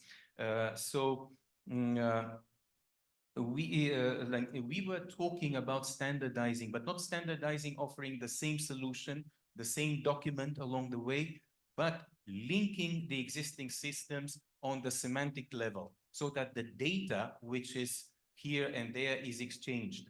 And like there are, as Zofia rightly pointed out, there are various bases for digitalization. Let's say only for customs, like there is the NCTS system in the European Union and around based on its legal system. There is e-tier, there are other elements that are offered. And this is the point, like how to find the semantic level of exchange and also the legal level of interoperability. And this is my kind of strong invitation that we work together with Karek so that all these pilot projects, prototypes that are done here and there, they are linked through the semantic level of interoperability. So please let us work together on that. Using the UN standards. Probably this is my main message here. The idea of a semantic level interoperability can be done on the global, the UN level as international public goods. Thanks. Thank you very much. So this is rather a comment. So thank you for your very encouraging, stimulating commitment to work across these regions from the perspective of ECE. So now I'll turn to our next guest from my right. So maybe, okay, since you have the microphone, so why don't you just start? Yeah.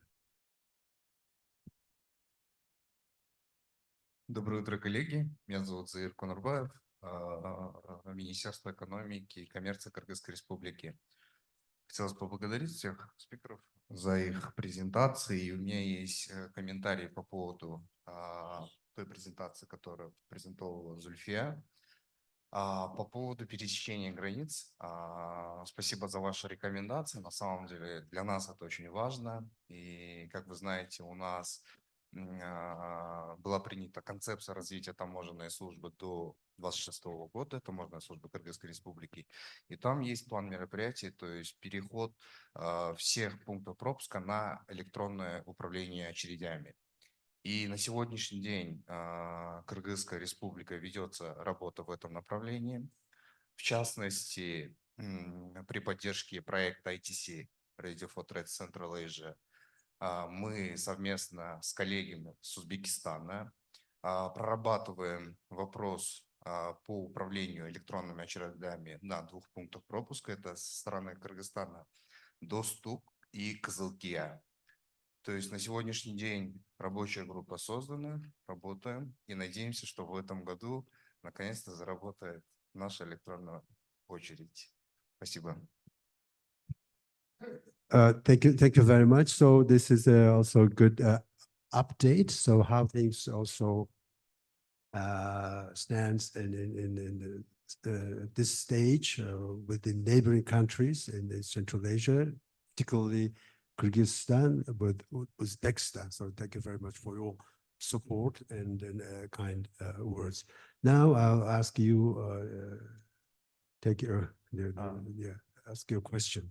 Thank you very much, Mr. Chair. I also like to thank all the panelists for their very valuable inputs. I have a question to Mr. Godunov here, like real question, not a comment. Now, whoever works for the customs aware of this Asikuda system, and we understand that I would say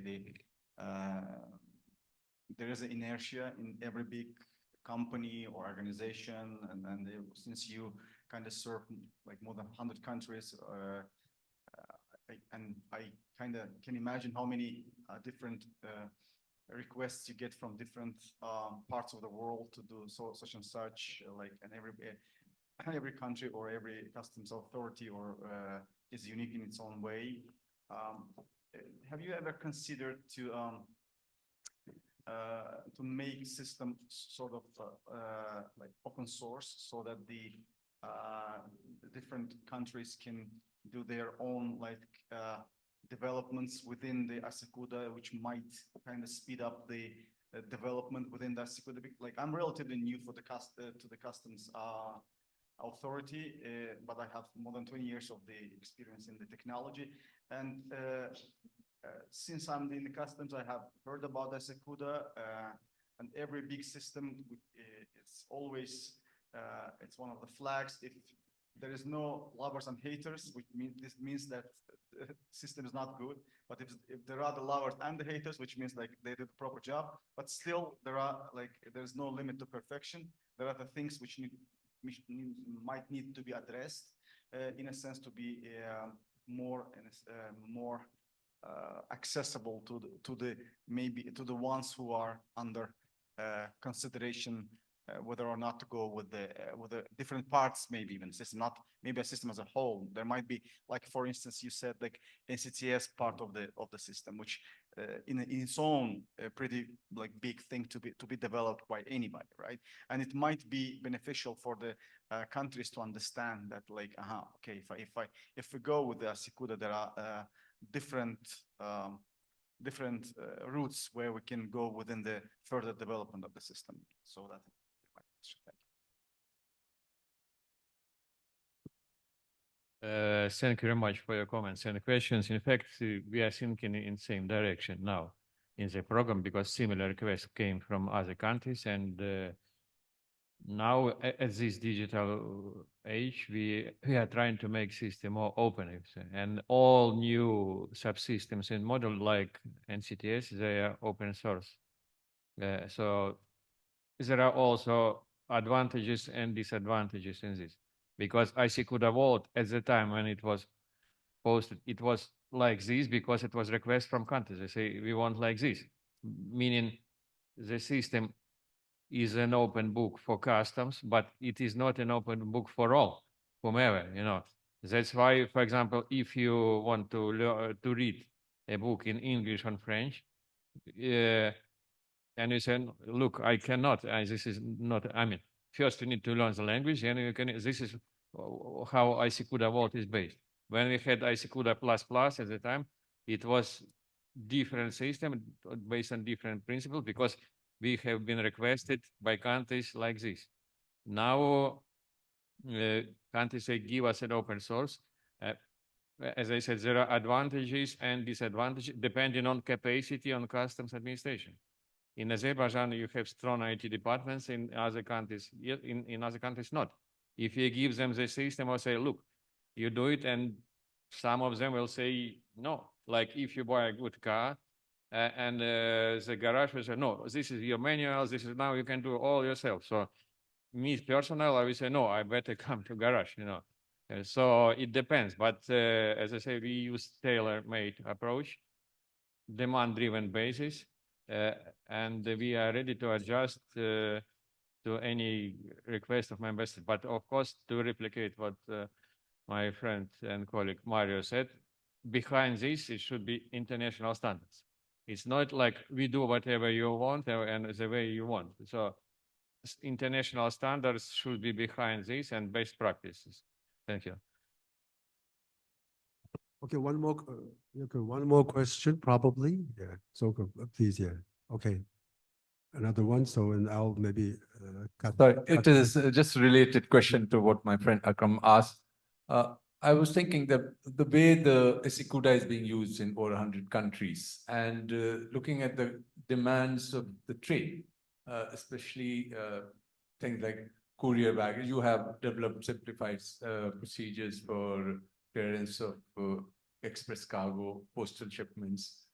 Those areas which are really in heavy demand, why can't we, and maybe you can consider developing off-the-shelf products which could be bought easily, and instead of looking at the tailor-made solutions which take, if you're going for tailor-made solutions, the costs are unknown, uncertain, and it requires time for negotiation.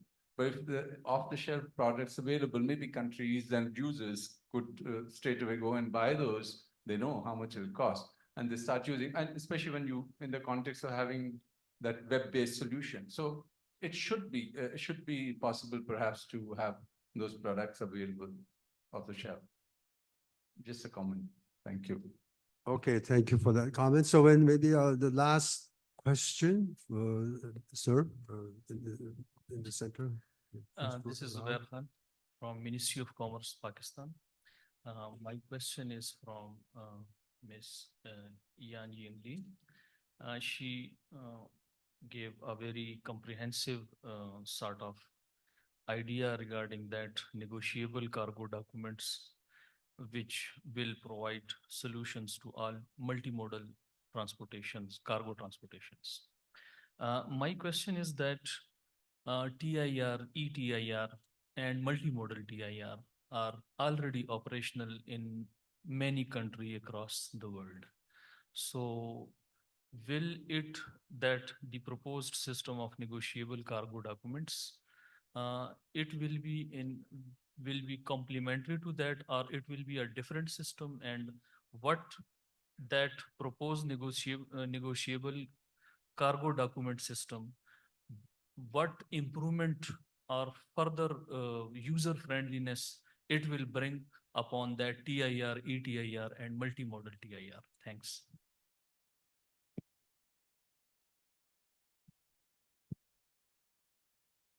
Thank you very much for your question. So in short, what the legal framework we're proposing could provide additional is a legal certainty that the negotiability of those instruments that being used in the market could be recognized at the international level.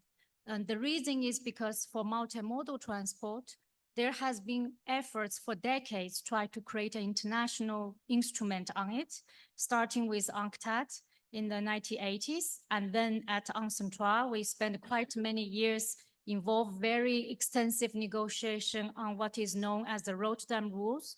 It's a maritime plus treaty. When the time it was negotiated, it was adopted in 2008. At that time, there was a lot of support from many countries, but unfortunately, that instrument is also not yet in force. So both two efforts are not yet in force. The reason is actually because liability regimes for a different mode of transport is a real issue, and no carrier of one particular transport would like to change the regime to be closer to the others. So that's the main. And for our project, the first thing when we talk to the carriers, we have to assure them we're not changing any existing liability regime under the existing treaty. So what the rights of the holder of this document will gain is exactly the same right as the consignor or the consignee have under the transport contract, not better. So what this means is the carrier will not it will have the same liability. The only thing that changes is to whom the carrier will be liable. So in that sense, what we are providing is really a legal framework to recognize the negotiability of all these type of instruments already issued in the market, but without a solid legal framework for it. And so that is the main. And also, even those who are issued in the market, there is no legal framework to recognize for instance, for maritime bill of lading. That's why our model law on electronic transferable records has been very popular lately after COVID, is the EBL that in practice, there are many companies have designed platforms to use EBL, but the recognition of the legal effect of this EBL, it's only beyond the parties contractually agree, not a third party. A third party outside the contract could come out to challenge the effect of this EBL, and there is no law would provide otherwise. So that is the reason that even for the maritime EBL, they need a legal framework. And for our project, the legal framework we will provide could apply to the maritime, but also any other mode of transport. And so that's the advantage. And then because we're not changing the existing document, would only be a stamp or annotation. So that is the existing document will immediately be upgraded. There are some conditions so that our new instrument will have a criteria that the transport document that can be upgraded has to contain certain minimum information so that the buyer is comfortable of what they're buying. Such information includes, for example, information about the transport operator, about consignor, consignee, general condition of the goods, apparent condition of the goods at the time of taking in charge by the transport operator, the place and date of taking in charge, place and date of issuance of this document, the number of originals. It has to be stated because not all modes of transport have the same practice, and also the information about whether the freight has been paid or is payable. So these are the list of minimum information has to be in those transport documents in order for it to be upgraded into a negotiable one. And again, this work is ongoing. Even this list is not final, it's a draft. So that's why we are here today to also raise awareness of the project, to get more, encourage more inputs so that the final product could adequately reflect the needs of the industries of your country, so that the product would be more generally acceptable. Thank you. Ladies and gentlemen, on this note, so let me conclude this session 3 by thanking all our distinguished 4 panelists for their excellent and comprehensive update and insights. So, and I thank all the participants, the audience for your patience.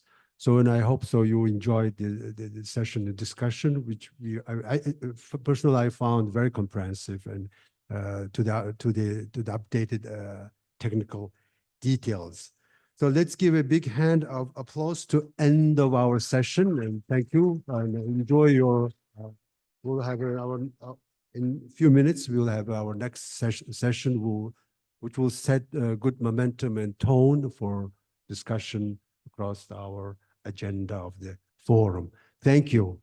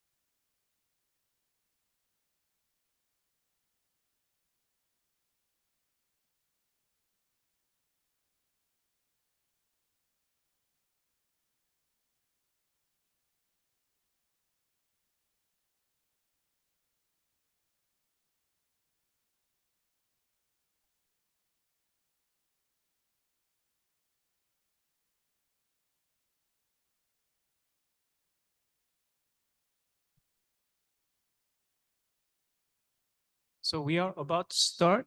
Could you please take a seat?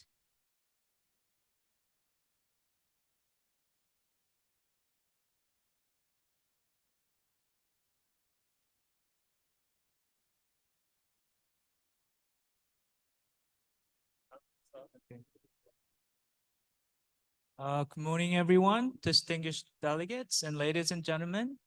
Welcome to the session 4.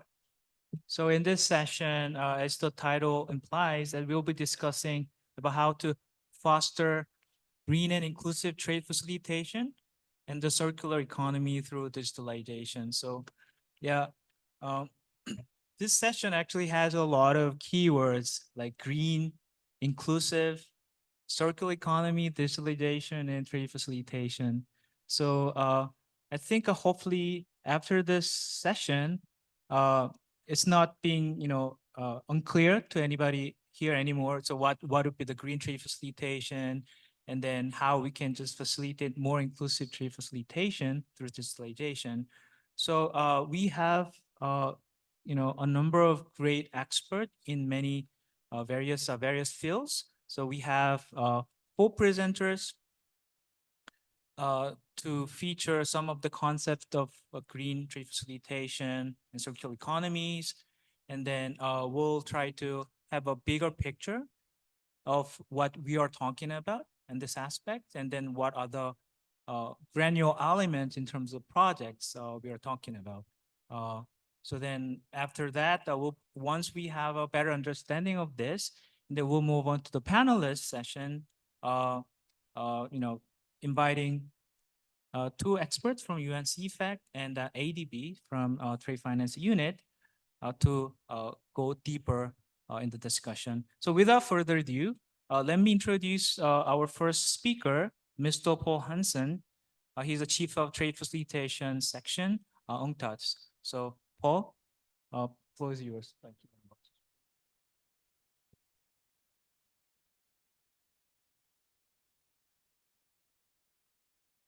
Thank you very much, Yuan Fai, and good morning to all of you, and welcome back to the session. First, let me take this opportunity to thank our host from Uzbekistan for the excellent event last night. It was fantastic. Thank you so much, and thank you for your hospitality. Thank you also to ESCAP and ADB for inviting UNCTAD to participate in this event and this session. A session that I think is extremely important. We are talking a lot about trade efficiency, trade facilitation reforms, but this is of course linked to a global agenda that we are all these days submitted to, and that is looking at the environmental impact of how we are behaving with our world. The way that the world is developing, I think we clearly see from many international studies. We see it also from many of the agreements and movements there are today, that we are creating an impact on the environment. There is emissions from everything we are doing, and that also means that there is an emission from trade and from trade facilitation. By 2040, the world will have temperatures will have increased by 1.5%, and a lot of this impact comes from trade. Transport and trade contribute to around 23% of the global energy-related emissions. So what do we do about this? Why are we talking about this? Because we think that we actually can have a positive impact with trade facilitation, what we call climate smart trade facilitation. And when we talk about climate smart trade facilitation or trade facilitation in general, I think a lot of focus has been on reducing time and cost, and that should still be the focus. But additionally, there should be a focus on also reducing emissions. How can we use trade facilitation and especially simplification and digitalization to also reduce the impact from international trade. There are some positives and there are some negatives from what we are doing around trade facilitation. First of all, we facilitate, we streamline, we simplify through trade facilitation, but the forecast is then that leads to increased trade. Increased trade leads to further emissions, further environmental impact. So it is something that we really need to look at, because increasing trade is a double-edged sword. It is good, and it is good for many countries, and it is especially good for development. For many developing countries and least developed countries, trade is one of the ways of achieving getting out of poverty. And therefore, we must support trade. Trade is a part of the development agenda. But we also need to look at the environmental impact. And therefore, this dual approach is extremely important. We are in an interconnected world with global value chains. Many of the international and regional agreements that we are signing up to has positive impact for trade and development. But again, as I said before, it leads to increased environmental impact. With the WTO trade facilitation agreement, there are estimates from the start that this will lead to 20% increase in export volumes for developed nations and up to 35% for developing nations. This will have an environmental impact, and we need to consider this. So how do we look at this? Well, we look at this issue and trying to reduce the environmental impact from applying smart solutions. Streamlining regulatory procedures, using digital and simplified procedure will lead to a lesser impact on the international trade. So when we can reduce, for instance, waiting time at borders, when we can reduce the use of paper, when we can reduce the number of times we have to go to various authorities in order to obtain clearance for goods, that all has a positive impact on the environment. And at the same time, it has a positive impact on the time and cost, what was the original objective of trade facilitation. So we can actually achieve two goals with looking at simplification and digitalization. It has other positive impacts and other areas that we increasingly need to look at. For instance, the issue of circular economy is increasingly becoming important in the business sector, but it is also important for governments, for authorities. We see increasingly, as a result, especially of e-commerce, that goods are returned. In many cases, it is difficult for authorities to deal with these kind of consignments. It leads to delays, it leads to reduced or increased costs, and it leads to environmental impacts. If we can address this, we have a virtuous circle instead of a vicious circle, and that is what we need to achieve. So how do we actually approach the climate smart trade facilitation issue? Well, as I've said, elimination or reduction of paper use, elimination of physical trips, monitoring of trade more precisely through, for instance, the application of single windows, and reduction of fuel wastage and unnecessary CO2 emissions. Through many of the digitalized solutions that we have already worked with in UNCTAD, we have tried to measure how these issues actually are impacting countries. And here we have 3 examples through the use of Asia-Pacific. One from Timor-Leste, we see that there is up to 95% increase or decrease in physical trips and printed paper from using digitalization, from using either Acicuda or single window solutions. In Vanuatu, we have seen and calculated that the use of digital solutions and reduction of paper actually contributes to 180,000 of kilos of CO2 reduction, equivalent to 9,000 trees per year that we save. And finally, from Sri Lanka, and we heard yesterday how Sri Lanka is using e-certificates. There also is a positive impact, for instance, in the number of days that we are using in order to obtain certification through the digital use of certificates. So these are all positive impacts.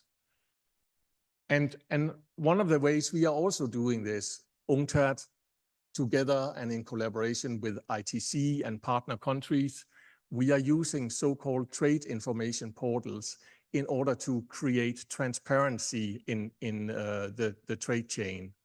And these trade portals can not only be used for transparency, but they can also be used for simplification, basically doing business process analysis and reduction of the various procedures, avoiding replication of work through looking at the innovative use of trade information portals. And we have done that in a number of countries. The preeminent country that we have been working with is Kenya, where we have gone through a number of simplification processes and see that we can reduce many of the processes with days, not only hours. That has a positive economic impact, and it has a positive environmental impact. And one of the ways from, for instance, Kenya that we have tried to calculate this is through one of the processes we have worked on with the Kenya Plant Health Inspectorate Service, digitalizing their procedures. We can estimate that before digitalizing, one of these procedures had an impact of 133 kilos of CO2. Through digitalization, we have been able, together with Kenya, to reduce that to 24 kilos of CO2, an 80% reduction, which is very considerable. So even though that we are with trade facilitation, contributing to an increase of international trade, we are also with digitalization, which is a part of trade facilitation reforms, contributing to the reduction. And we can do more. We can be even more efficient. And we do that through making impact at national level, at regional level, and international levels. At national level, it is important that policymakers really focus on this and make digitalization and environmental consideration part of the policy and strategies. And also, for instance, national trade facilitation committees. Until today, most of these committees have not considered the environmental issues as part of their mandate. This increasingly must come into play. At regional levels, for instance, here in Asia-Pacific, through the agreement on facilitation of cross-border paperless trade, there can be a very positive impact on digitalizing the exchange of data. And on global level, of course, looking at many of the frameworks that are being discussed these years and really driving these, which then again leads into impact at national level when these international instruments and standards are implemented. So wrapping up, facilitating cross-border trade and greening the supply chain can have a very positive impact on the environment, including CO2. And I believe it is something that we increasingly need to get on the trade facilitation map. We from UNCTAD work on this together with our colleagues that do digitalization. We work with that with many partner countries and with many other organizations, and we would welcome the opportunity to continue this. I want also to take the opportunity to thank UN ESCAP for the collaboration that we have done so far in this field. We have published joint research papers and will continue to do so.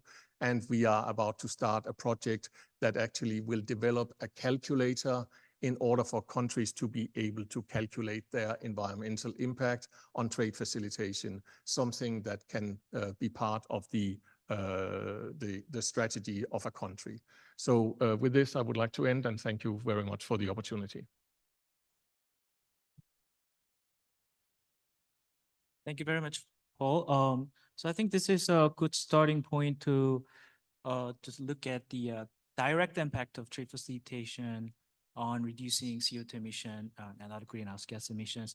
But we also have to be mindful of the role of trade facilitation in boosting trade itself. So I think, well, you know, the making trade process is more efficient could directly impact the CO2 emissions, but on the other hand, it could increase the trade, which may lead to additional CO2 emissions. But this is something can be addressed by other means like trade agreements or more digitalized technologies and others.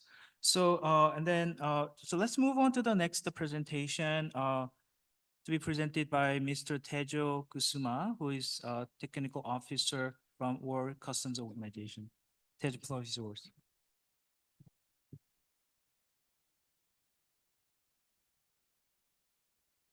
Good morning, everyone. Thank you for having us, WCO, in this very important and interesting forum. So I agree with the moderator said that in this session in particular, we have a couple of keywords, and I think that we need to address some of the keywords individually. So this will be my presentation right now. I will talk a little bit on the digitalization and how impact on environmental issues. And I will also talk about the WCO Green Custom Initiative. And then next, I will also talk about how digitalization play roles in this Green Custom Initiative. So first, for you, if you have not been familiar with the WCO, so it's a World Custom Organization. So we are intergovernmental organization. Our members is custom administration around the world. So our role, we have different roles, but one of the role is a standard setting body. So we developed, we call it the instrument tool and tools. So like guidelines, convention guidance, compendium, handbook. So the objective of this development is really to assist our members, custom administrations, in their modernization, border modernization journey to make to deliver their function at the border more efficient. And you understand the typical custom role, which may be different from country to country, but the custom role is play a role in trade facilitation and then custom control, fair revenue collection, and then community protection, and some role in security as well. About the WCO launched an initiative of green custom. So it's identifying the role of custom in the sustainable development and in the environmental issues. So leading up to establishing this green custom initiative, we have a survey. There are a number of questions that we asked to our members and stakeholders on what kind of initiative, what will be the activity that's to be part of the initiative. As you can see here, some of the initiative is related to generating environmental benefit through the digitalization and paperless procedures. So that is the question that get most response. And the other activity that they want us, the WCO, to look into is also monitoring and enforcement implementation of MEA, multilateral environment agreement, and then implementing trade facilitation measures for environmentally friendly goods. And the other one is implementing green strategy or action plan for custom house operation. So I would like to address the first item here, which is the generating environmental benefit of through digitalization and paperless procedures, which we are quite pleased because from a custom perspective, there are quite a good development in terms of digitalization, which and then it's contribute to more efficient cross-border process, and then of course it will reduce CO2 footprint, carbon footprint, and then contribute positively to this green initiative. So as in the WCO, we have a 6 region. We divide our members in 6 region, and in terms of the digitalization, we have 4 region based on the annual report that published in 2022, 2023. You can access that information from our website. So of 6 region, there are 4 region where custom declaration, import and export are 100% digital electronically or submitted electronically. So there are 2 regions where the import declaration is arranged from 70% to 80%. So the number itself is quite high in terms of the level of digitalization on how custom clearance is being undertaken. And I believe it is contribute positively in terms of making cross-border process more efficient, reducing CO2 footprint, and contribute positively to the Green Custom Initiative.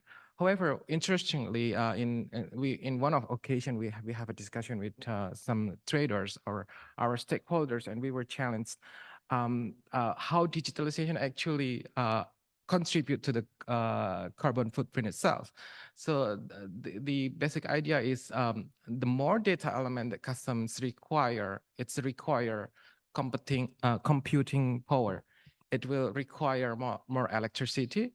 And then so they try to calculate how many data element custom is requiring, and then it's multiplied by how many stakeholder in the whole supply chains is processing that data element. So yeah, so, and you understand custom kind of in having some stereotype of greedy of the data, and that is for good reason, because you understand custom administration is we demand. We were expected by the traders not to touch the good physically, meaning to reduce physical inspection. And how custom do that is by relying on the data. But then at the same time, when we try to work with the data, we also have a limitation from on what kind of data that we can deal with. And certainly the availability data is very critical for custom to be able to work in a modern environment and a digital environment. So it is a bit of ironic because the data requirement can also be a burdensome from the trader itself. But at the same time, it's also bring benefit because the availability of data enable custom to do the risk management and can lead to selectivity. You can implement the green channel, yellow channel or red channel, and then from the green channel which is the majority percentage of the consignment. It's normally custom just don't even touch the consignment. It's just released immediately, so it's less than 5 minutes clearance. So in itself, this speedy cross-border clearance is contribute positively to the environmental issue.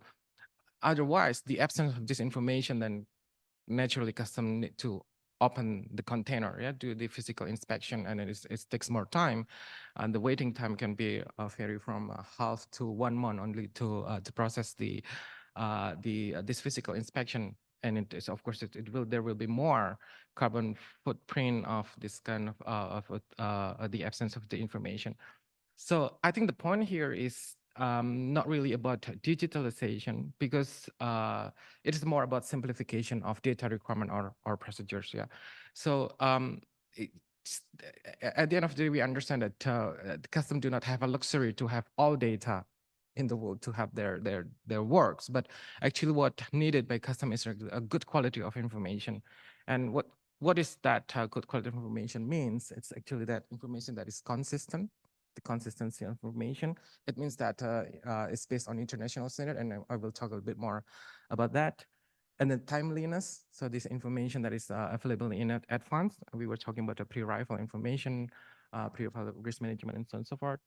Accuracy of information, so the information that represent the transaction, the information that can be that coming from the source of the truth, that can be trusted, and then also the completeness of information that's available, all necessary information by custom. So I think this is quite aligned with the previous speakers where we are talking about digitalization.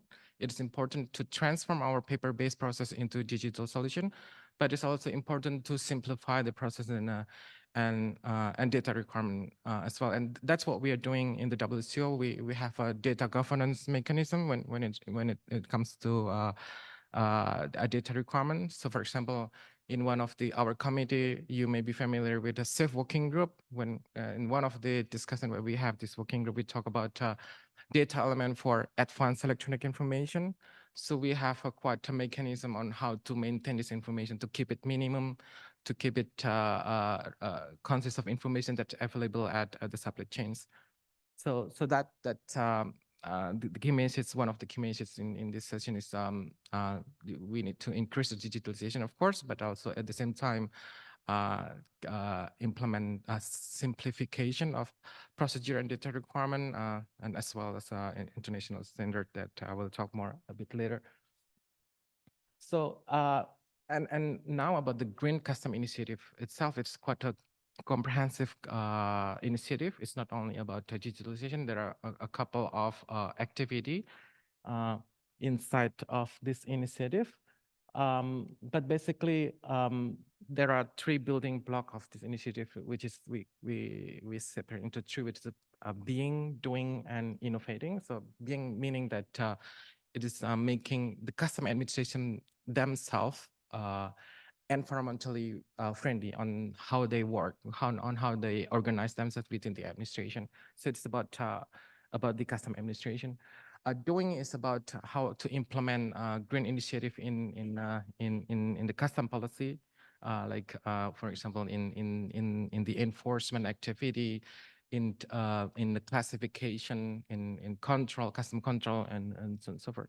So innovating is looking for innovation, as it's mentioned, by doing some research activity, experience sharing between one custom administration to another on how they contribute positively to the environmental issues. So those building block was translated into the Green Custom Action Plan with the details. So the information is available as well for you publicly that you can access from our website.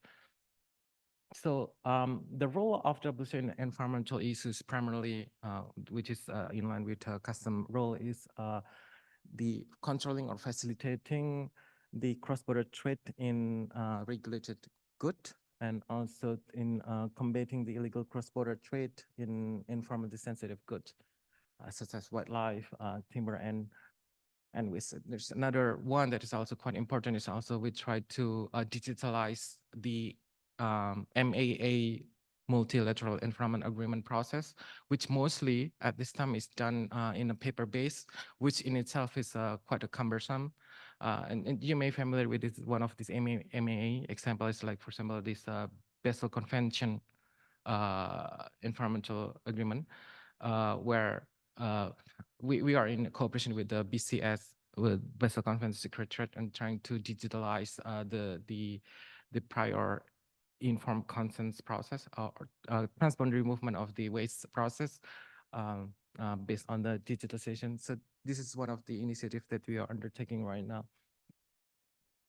So in terms of the cross-border movement of an environmental good, or the good that have impact to the environmental, there are different stakeholders that plays the role here.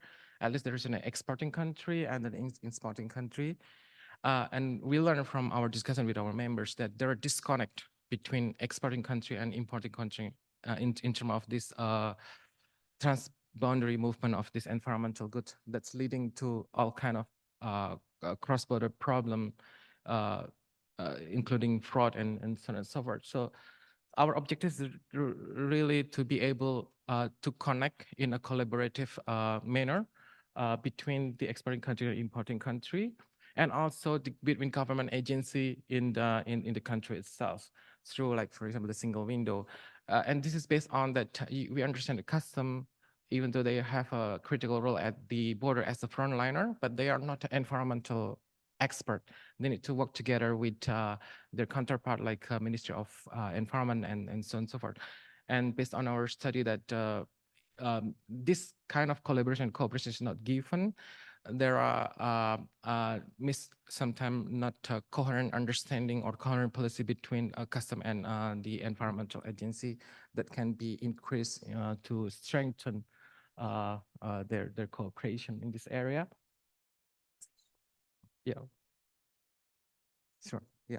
So what we are trying to propose is we would like to offer our framework, which is digitalized custom to custom cooperation framework, which is based on the global standardization of data element to make this digital process possible. And then also to introduce the globally network custom, which is this is a framework to enable a standardized and harmonized way of exchanging information between custom administration to another. So we work together with the Basel Convention Secretary to establish this information, this framework. The end result is more a harmonized approach of a digital process or data exchange in these environmental issues. And this is based on the best practice that's just work in a different area, not necessarily in the environmental. Just for example, in this South America, there is data exchange between custom to custom with BConnect. It's basically exchange of AEO, authorized economic operator information. And then in South Africa, it's quite common. In Southern Africa, YEMI, your export is my import. So it's exchange of export data to the importing country. And lately also we're working on framework for interconnectivity of certificate of origin under the Technical Committee of Origin, which is participated with several countries. So I think that's all from my side. I'm so sorry to take some more time. Thank you very much, Tejo. So yeah, we can clearly see that digitalization is also center under the theme of the greening customs. So and then I see there are a lot of things going on in the WCO. So yeah, and then our next presenter is Mr. Yanfai Lee. He's Associate Economic Affairs Officer in ESCAP. Floor is yours, Yanfai.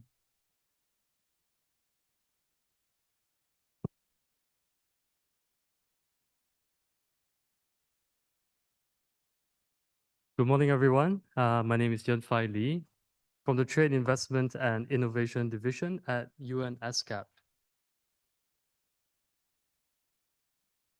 So in this presentation, I'm going to provide a framework. I'm going to introduce a framework to help us understand what constitutes green trade facilitation.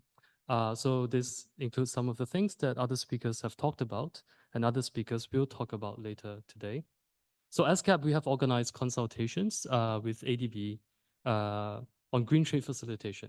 We've been trying to develop an overall conceptual framework to understand what are the elements that will make up green trade facilitation. This is still a work in progress, but based on a meeting and consultation we had last year, and also building on the work we have done with UNCTAD,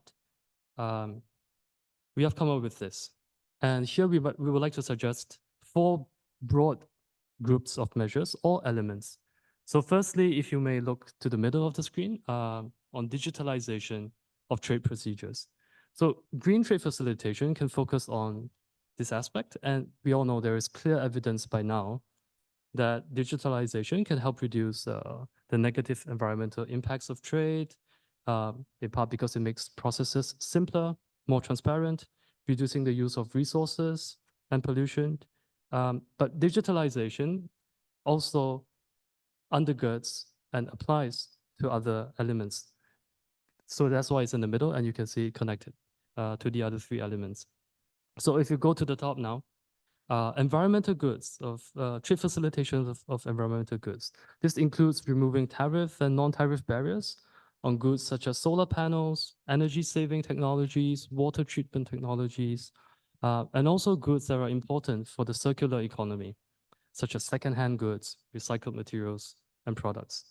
And moving to the lower part of the slide, this also applies to green transport of trade. So green trade facilitation should encompass and integrate transport facilitation, given that a significant amount of CO2 emissions is associated with the international transport of goods that are traded. And moving to the left part of the slide, green trade facilitation may also encompass trade facilitation measures that help to ensure that compliance is as easy as possible to do when it comes to emerging green tariff and non-tariff measures that are increasingly adopted by countries around the world. So with limited time, I will focus on just two elements of the four here in this presentation. But it's important to emphasize that all four of these are interrelated and complementary to each other. And digitalization of procedures is key to implementing all these measures. So firstly, digitalization. So the positive impact of digitalization on trade procedures on the per transaction basis is clear, as has been mentioned several times during this forum. On ESCAP side, based on a detailed process analysis of import and export procedures conducted throughout Asia over several years, it was calculated that moving from the current paper-based trade system to a fully paperless trade system would be equivalent to CO2 emissions being captured by 1.5 trees for every transaction that becomes paperless. So given the millions of trade transactions that are taking place in the region every year, full digitalization would be equivalent to planting 400 million trees, as has been mentioned by our executive secretary during her opening address. But the benefits go beyond that. Based on a case study, so on the right side, this is the cover of the report of the case study. You can find it on the ESCAP website. So this was a case study conducted for Bangladesh. So we found that benefits are not limited just to CO2 emissions or just simply climate change, but they extend to a significant reduced usage in water and reduced waste generation, because each transaction now requires much less resources to process because of digitalization. So it's a bit small, you probably can't see, but on the left side of the screen, an important point to highlight is the CO2 emissions savings and other environmental benefits. It's not just about the paper that you save. It's not just about the ink that you save from printing. That's just a small portion. The bulk of the benefits relate to efficiency gains from process improvements due to digital documents, digital data, digital signatures. And then you need less manpower, less transportation equipment, less office space needed on a per transaction basis. So actually the scale of those efficiency gains is much higher than just the gains from the paper and ink that is saved. Beyond just digitalization in itself, there are several documents related to the environment that countries can consider digitalizing as part of a green trade facilitation program. For example, this has been touched on and will be elaborated further by other speakers. The CITES. So this is the Convention on International Trade in Endangered Species. Trade permits for this can be digitalized. And our colleagues at the CITES Secretariat, they have developed a digitalized CITES permitting system, and countries may consider adopting, pilot testing it and using this system. As another example is trade in waste. So the Basel Convention on the Control of Transboundary Movements of Hazardous Wastes. So this, of course, as with many things, been paper-based, and there is work ongoing to digitalize this. So this is the e-Basel initiative. So trade in waste is an important element as well. It enables better and more specialized waste treatment to reduce pollution and to facilitate recycling. So it's an important part of the circular economy. But such trade needs to be effectively controlled. And the traded waste should be properly traced to the source and with the nature correctly identified. And this has not been easy. Many countries have not done trade in waste altogether because they've not been able to effectively control this. So countries may consider the e-Basel to digitalize and be better able to trace this and so that you can actually do this. E-Phyto, many of us are probably familiar, sanitary and phytosanitary certificates, digitalizing it through the E-Phyto system, and good progress has been made on this. Now, back to the framework that you saw at the beginning of the presentation. The second element that I will touch on has perhaps not been really elaborated or featured that much by other speakers so far in this forum. So this relates to the rise of regulatory measures and procedures that are put in place for environmental reasons, which we might refer to here as green measures or green NTMs. And many of them are increasingly being taken unilaterally by developed economies. As noted by our moderator, Kijin, during his presentation yesterday on the ADB ESCAP Trade Facilitation Report, environment-related non-tariff measures are increasing, with countries considering a wide range of technical barriers to trade, SPS measures, based on environmental considerations. So these types of measures, they're evolving, and it seems there has been limited attention being paid to the procedures that will need to be put in place for traders to comply with these new and innovative, but also complex regulations. For example, EU deforestation regulation and carbon border adjustment mechanism, so EUDR and CBAM, for example. So let's look at EUDR first.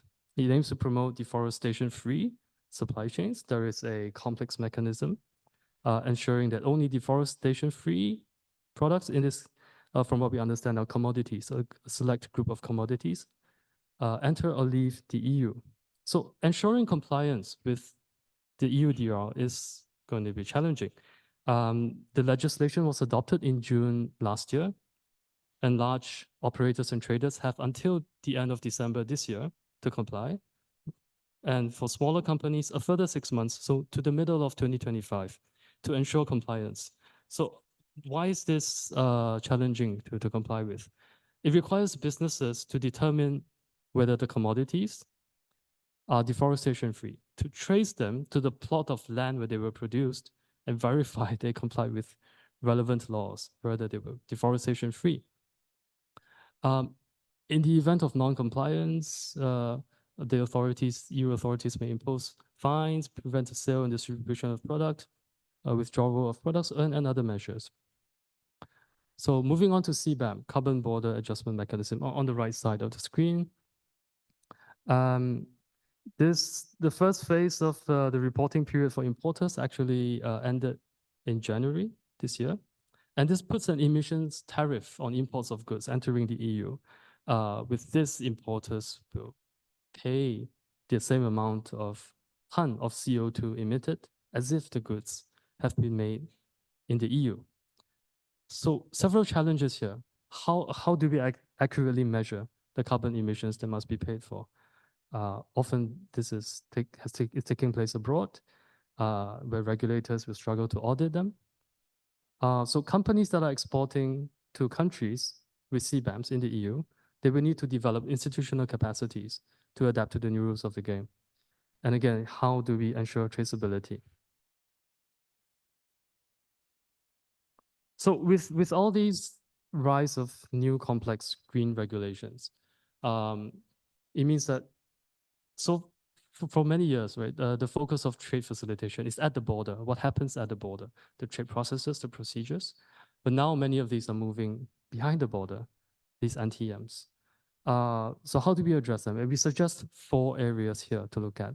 Firstly, transparency, establishing a transparent system and rules and requirements, helping traders to identify and address the risks, and building the capacity for traders to comply with these new challenges. This, of course, involves simplification, simplifying trade procedures, digitalizing documents and traders, importantly, in a consultative process, so not unilaterally, because, well, this affects everyone. And of course, standardization is an important part of this process. How do you measure, for example, the carbon content of products in CBAM? So perhaps we should adopt a proper international standard of ISO 14067 has been mentioned in the EU documents. And as the challenges evolve, to develop further relevant standards. And a focus here on supply chain traceability. So in all those challenges that you may have seen so far, if we have better traceability of products, this could be as simple as QR scan to trace where they are along the supply chain. But one thing we might suggest is to integrate these traceability systems with national single windows. So all the users of the national single windows can have visibility of the whole process, and governments and traders as well.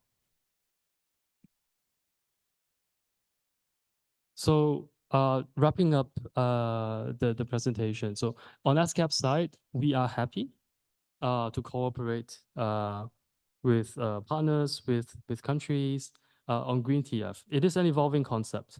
The number of environmental regulations and issues is bound to grow because it's increasing in importance. And so the takeaway, I guess, is perhaps these are the elements that you can keep in mind when you think about green trade facilitation, and we can think about how to tackle them in the respective areas. Thank you very much. Thank you very much, Chonfai. So it's kind of a nice discussion of how we define green trade facilitation. So this is not, there's no consensus so far.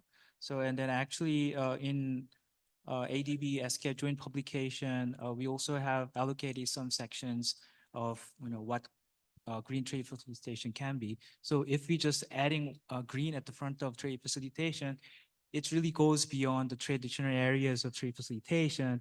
It could touch upon tariff issue, as well as it could go beyond trade and transportation as well. So there could be a lot of room for further discussion.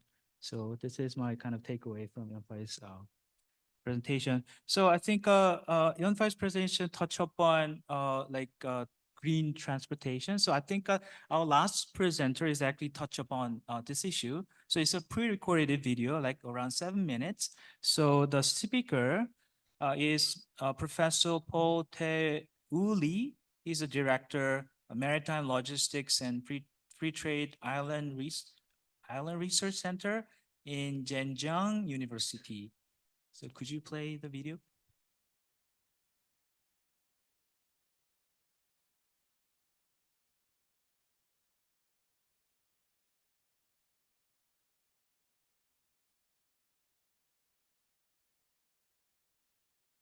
We can't hear the voice.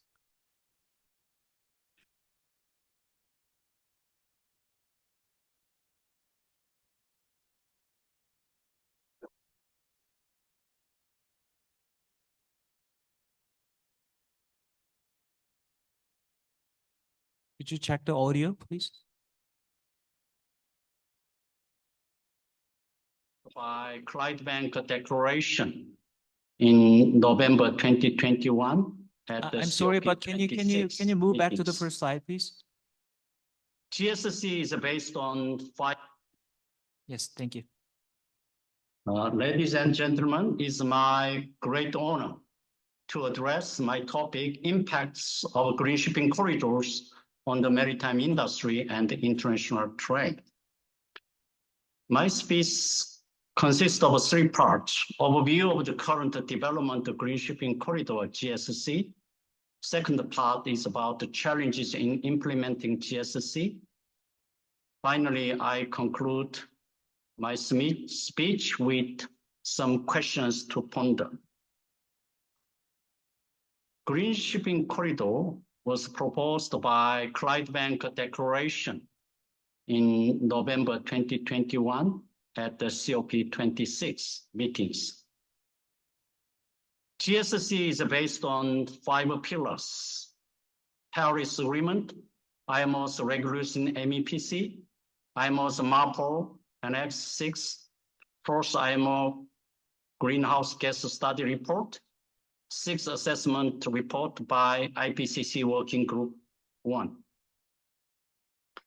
GSC can be defined zero-emission maritime routes between two or more ports on which existing vessels should not emit more greenhouse gases than their current levels.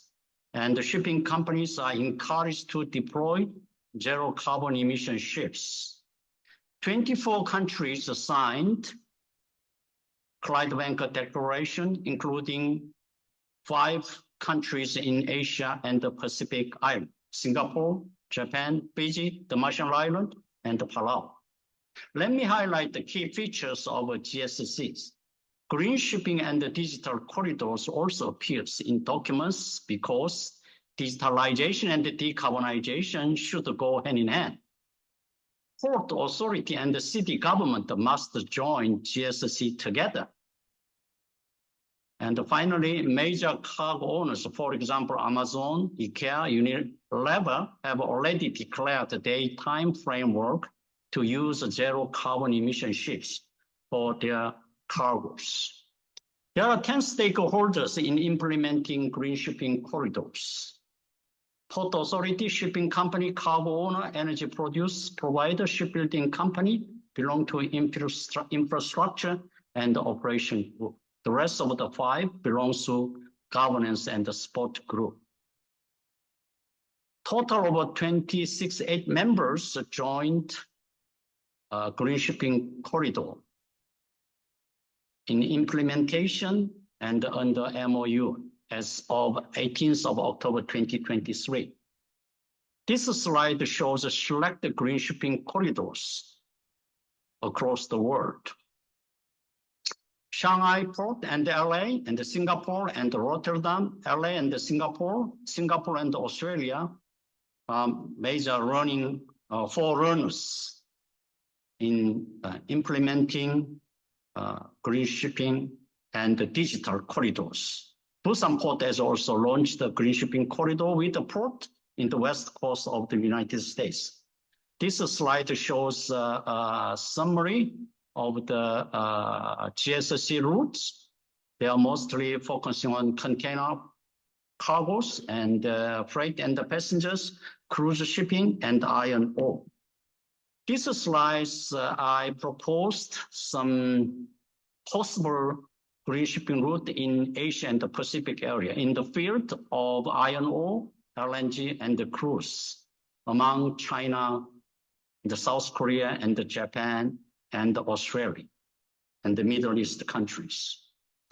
Maersk Shipping Company launched the first zero carbon emission ships. It's a kind of prototype, very small container ships, 2,200 TEU. The ship was built in South Korea, shipbuilding company, and then delivered to Copenhagen, burning purely green methanol from Korea to Copenhagen.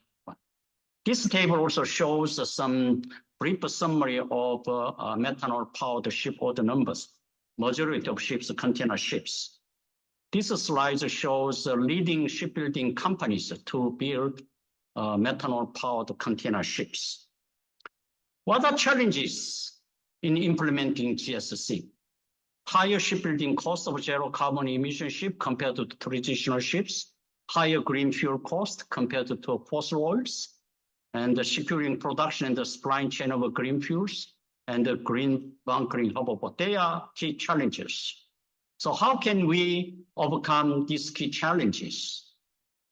Finding out key success factors in the field of green fuel supply chains, governance, government's leadership, and the legal system, and the social overhead capital.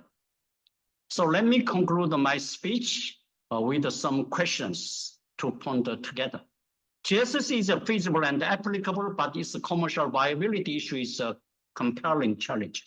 Who will bear increasing cost caused by higher shipbuilding costs and higher green fuel costs? Sea carriers will transfer the additional higher cost to the shippers and the end users. Therefore, increase in sea freight rate will deteriorate international trade competitive edge of developing countries having low value of commodities. That is why my research topic is the impact of a green shipping corridor on maritime industry and international trade.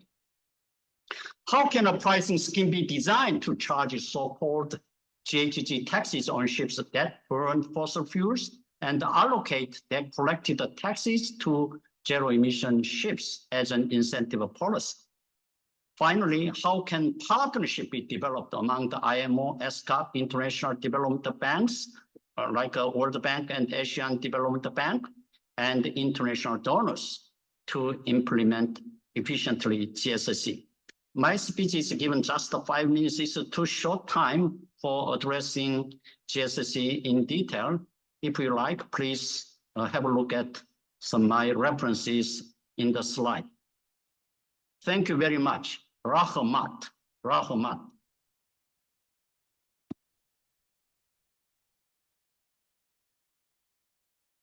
Thank you very much, Professor Paul. So I think so far we had 4 presenters highlighting various aspects of going green in terms of trade and trade facilitation.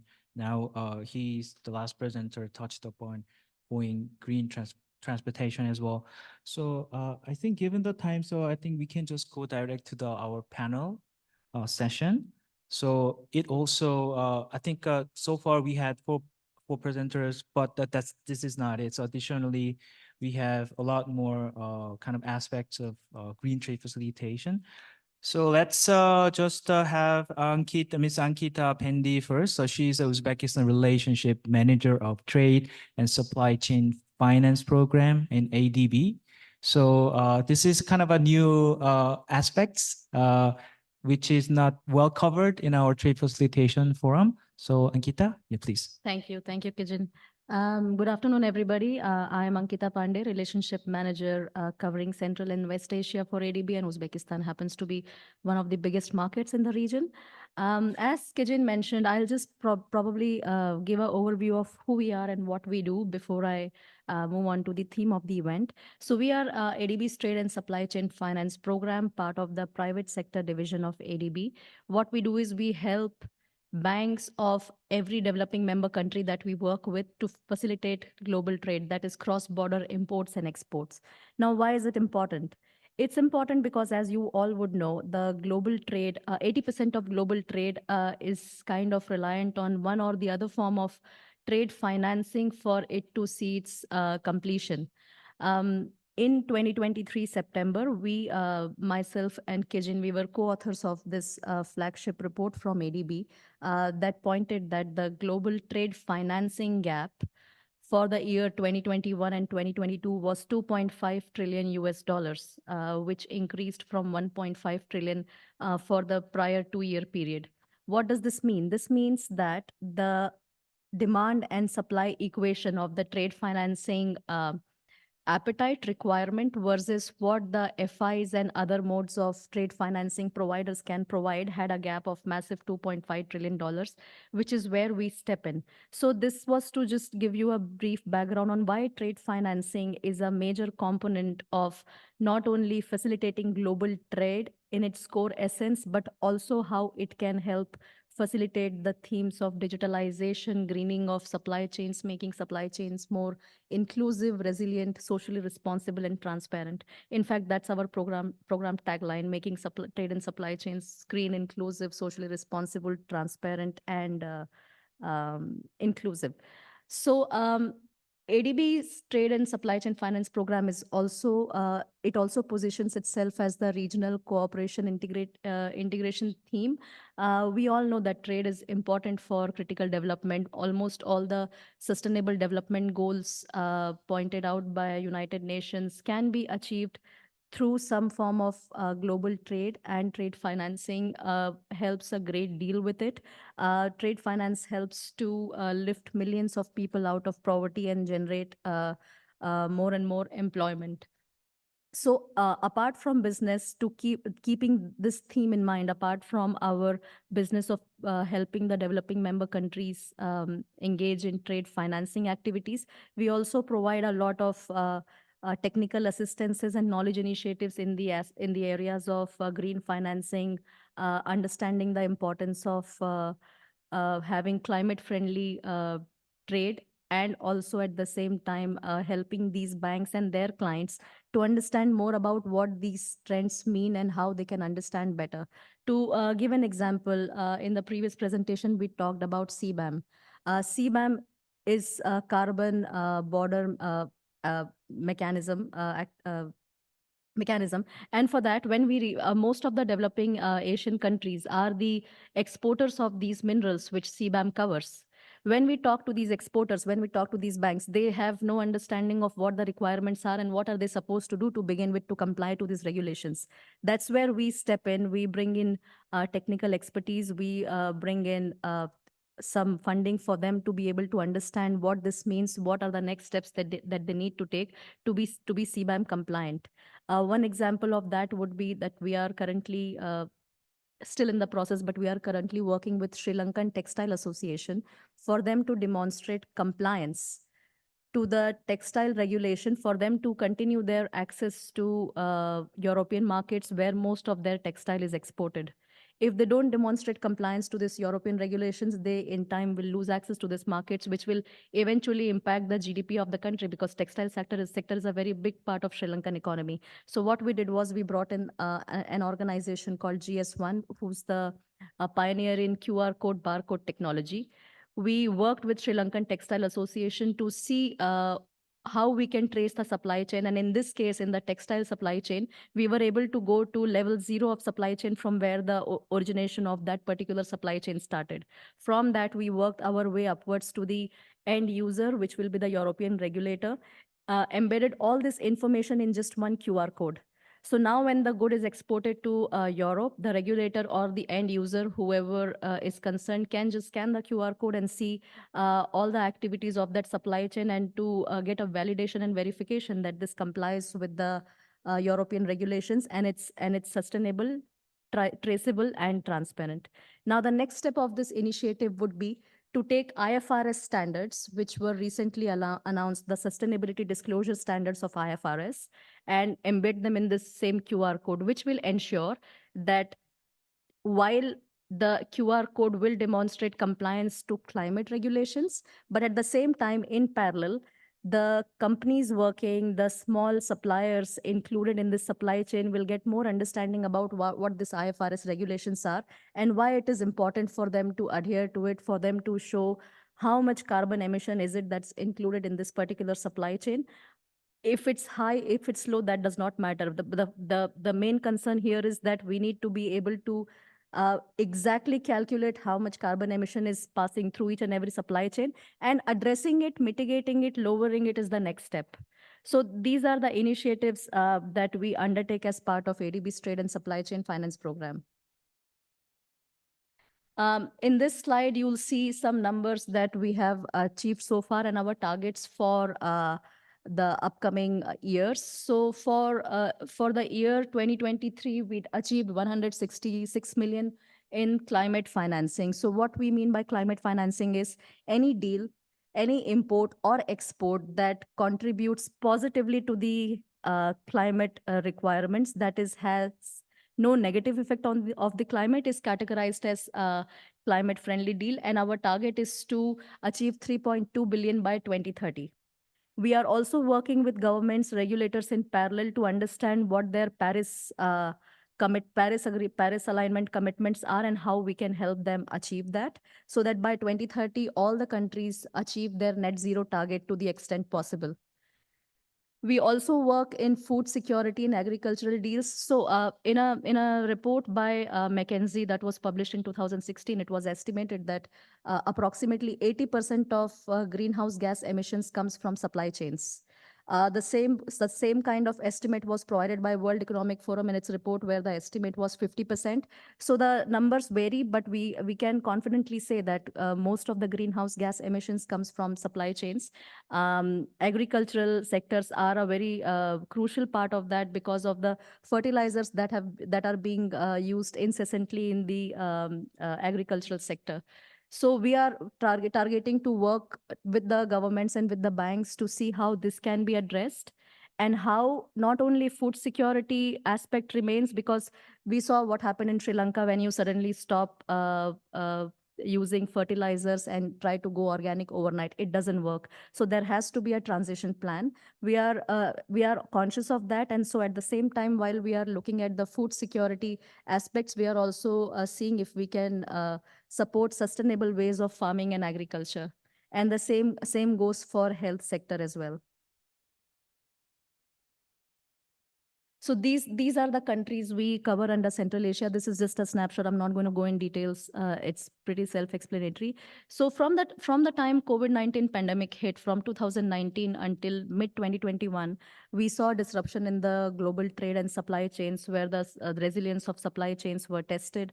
It kind of faltered. And just when it started to pick up, Russian invasion of Ukraine happened, which again posed some more questions to the vulnerability of supply chain, be it inflation, be it price shock, be it the shifting of geopolitical landscape that directly impacts global trade.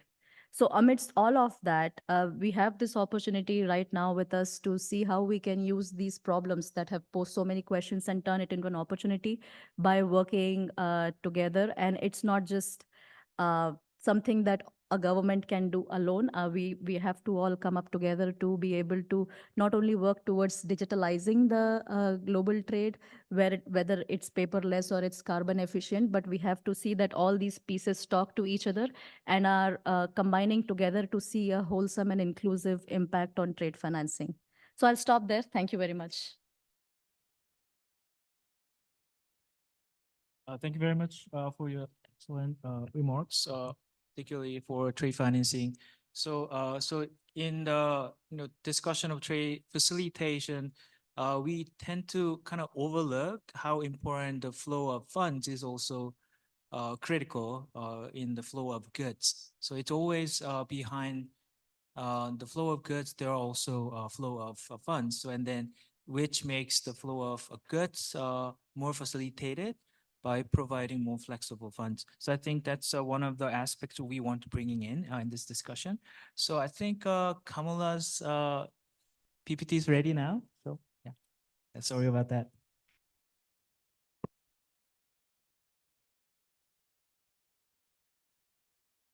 Yes, now this seems right. Thank you again. And hello again, everyone. So, well, let me start with introducing my organization. This is the UN, sorry, just give me a second. I'm from the UN Economic Commission for Europe, which is one of 5 regional commissions like ESCAP, and we cover 56 member states, spanning from North America to Europe, the Balkans, the Caucasus, and Central Asia. UNEC serves as a focal point in the UN Secretariat for developing trade facilitation policy recommendations and electronic business standards. And it is doing so through its subsidiary intergovernmental body, the UN CFACT, which has a global membership. UN CFACT represents a public-private partnership with community of over 1,600 experts in trade and transport facilitation that come from the industry, policymakers, academia, civil society, and the governance of the Bureau of the UN CFACT consists of the Bureau and the Plenary. The Bureau is led by our distinguished chair from the UK, Sue Probert, who many of you know, and she's here with us. And the vice chairs in the current term have been nominated from Australia, Azerbaijan, Kyrgyzstan, France, Italy, and Canada. The Bureau is also supported by the regional rapporteurs that are covering activities, coordination and promotion of activities in the regions of the Asia and the Pacific, Africa, and the Latin America. And of course, there's a secretariat that I'm in charge of in the UNEC that is supporting the work of UN CFACT. Now, the goal of UN CFACT is facilitating national and international transactions through simplifying, standardizing, and harmonizing business processes, procedures, and information flows. And the overall strategic objectives of UNECE are focused around digital and green transformations for sustainable development, as well as the circular economy. So our joint objectives are to enable automated and interoperable exchange of information across supply chains through its data exchange standards, to facilitate seamless communication and business processes between governments and relevant stakeholders along the supply chain through ensuring effective B2B, B2G, and G2G data exchange, and also to provide support to accelerating progress on achieving the 2030 Agenda for Sustainable Development, specifically contributing to SDGs 8, 12, and 17, among others, as well as supporting the implementation of the WTO Trade Facilitation Agreement. So currently, UNCFACT has 30 active projects, which deliver a range of outputs, including trade facilitation policy recommendations, standard business processes, standardized semantics, syntax, code lists, and a wide range of training and guidance material. All of this is available free of charge to be used on our website. And this is a completely inclusive process where both the industry stakeholders and policymakers participate. And then the end output is validated by the plenary, which consists of the heads of delegations coming from the government. Currently, to date, UNECE and UNCFACT produced 48 policy recommendations and 950 e-business standards, providing a framework for trade and business operations. And among the most recent ones is Recommendation 48 that was adopted at the last plenary in November of 23. And it provides guidance on the private sector participation in the NTFC, and I will be covering that in more details in one of the side events later this week. Finally, on this slide, I would like to highlight the Global Trade Facilitation Forums that take place twice a year. One is happening in Geneva, and the second is hosted by a UN member state. The last one in Bangkok was co-hosted with our sister commission, ESCAP. We will have one that will be hosted in Italy in December of this year in Rome. And in addition, the one in Geneva will take place in July, back to back with the plenary during the week of 8 to 12 July. And I invite you to save the date, and the Secretariat will be reaching out to you with more details. Now this brings me to the next slide, and as mentioned by the UNCFACT Chair, Sue, standards are critical to overcoming the fragmentation of digitalization efforts and fostering sustainable, efficient, and transparent supply chains. It's a normative work along with policy guidance, technical assistance, and capacity building activities, which are led by Mario Apostolov in our agency. Those are geared towards greater digitalization of international supply chains across different transport modes that help facilitate trade, reduce the cost of trading, and also increase competitiveness. Now, yesterday there was a lot of mention of the single window and the fact that UNCFACT standards are being used in implementing single windows on the national and regional and also international level. So I would like to highlight that we have a number of recommendations on single window that offer guidance on setting up a single window, including the establishment of a legal framework, ensuring standardized approach for data submission and its interoperability. Another example that I would like to highlight here is the buy, ship, pay data model, which allows each individual step on the international supply chain to be harmonized while ensuring interoperability at all levels. And this is based on a very robust set of semantic standards.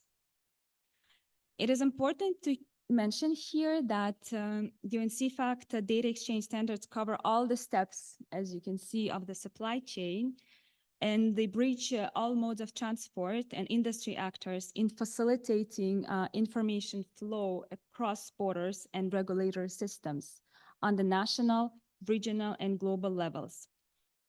Its reference data models allow subset of the core component library to be used for specific sectors and specific activities. Here, I would also like to highlight that UNCFAC contributes to automated regulatory controls in cross-border trade through offering the e-business standards such as eCert, eCrop, equality, among others, that align with any type of cross-border certificates. Finally, I'd like to mention that the uptake of the UNEC and UNCFAC recommendations and standards in relevant policies and regulations is currently gaining a momentum. For example, the UNCFAC multi-model reference data model has been incorporated into the European Union transport regulations on electronic freight transport information, EFTI, and the maritime single window.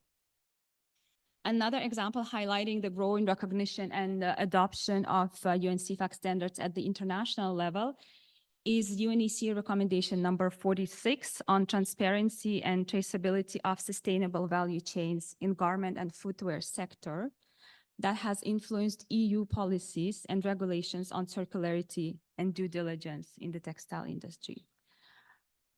By embracing these standards and leveraging their benefits, governments and businesses can unlock new opportunities for growth, efficiency, and collaboration in the evolving digital economy.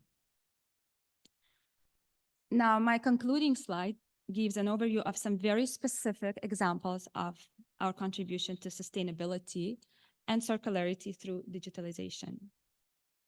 In general, the UN tools are key to improving the efficiency of data and document exchange in electronic format in supply chains. And I'll bring an example of UNCFAC projects such as cross-industry supply chain track and trace and smart container devices that produced new e-business standards for tracking and tracing the movement of goods across borders. These standards directly contribute to the digitalization of information exchange along supply chain across the ECE region and beyond. They help to address the gap in communicating the information on the goods that move along multiple steps in supply chains between the seller and the buyer. Second example is the team of specialists on environmental, social, and governance traceability of sustainable value chains in the circular economy that has been set up by ECE and UNCFAC jointly with key industry stakeholders. And it is focusing on contributing to better and more informed decisions for sustainable production and consumption to enhance resilience, transparency, and traceability for sustainable value chains. And in the past years, there has been a lot of progress made on that front, and ECE has finalized 19 use cases along 23 countries, including Uzbekistan.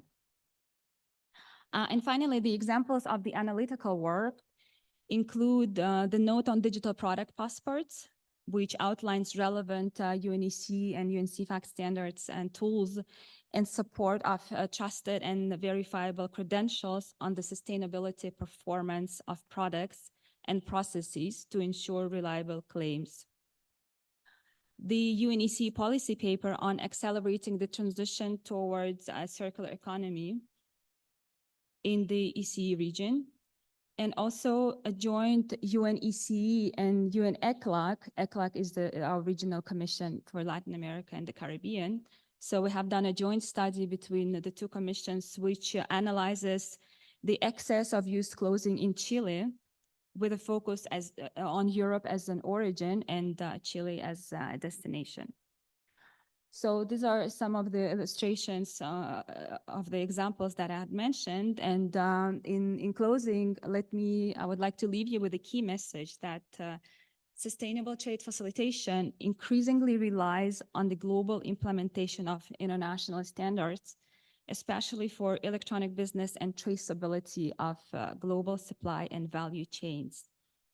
And I would like to emphasize that the use of UNCFAC standards is not only for implementing the electronic exchange of information and digitalization, but also it serves as an accelerator towards a circular and green economy especially ensuring the resilience of supply chains to future shocks. I will leave you with that, and I'll be happy to respond to the questions if the time allows. Thank you.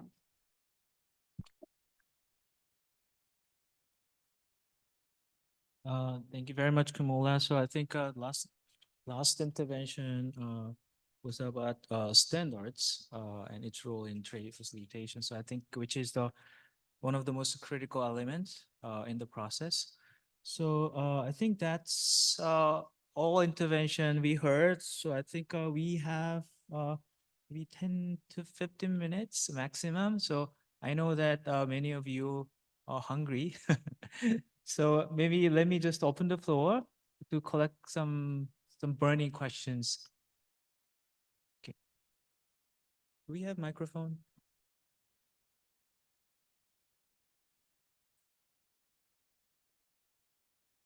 Hi, hello, good afternoon, everyone. I'll try to keep it brief. I am Altandil Auto Chair Leader with Georgia Revenue Service. Thank you to all the presenters and the panelists for very insightful words and your information you provided us today.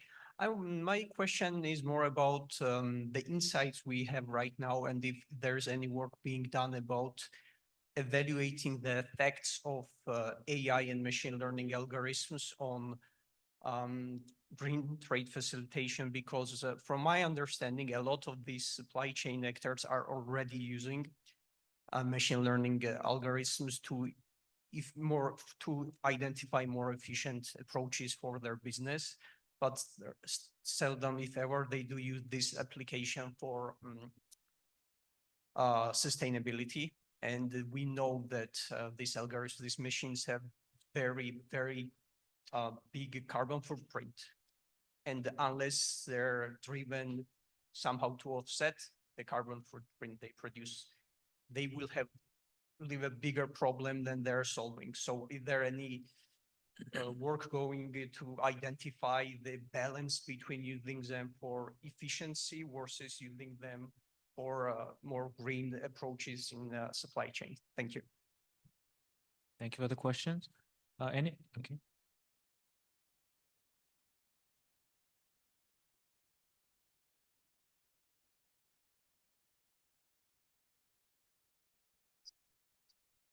Yeah, thank you. Let me also join the previous speaker in complimenting all the panelists for a very comprehensive presentation this morning.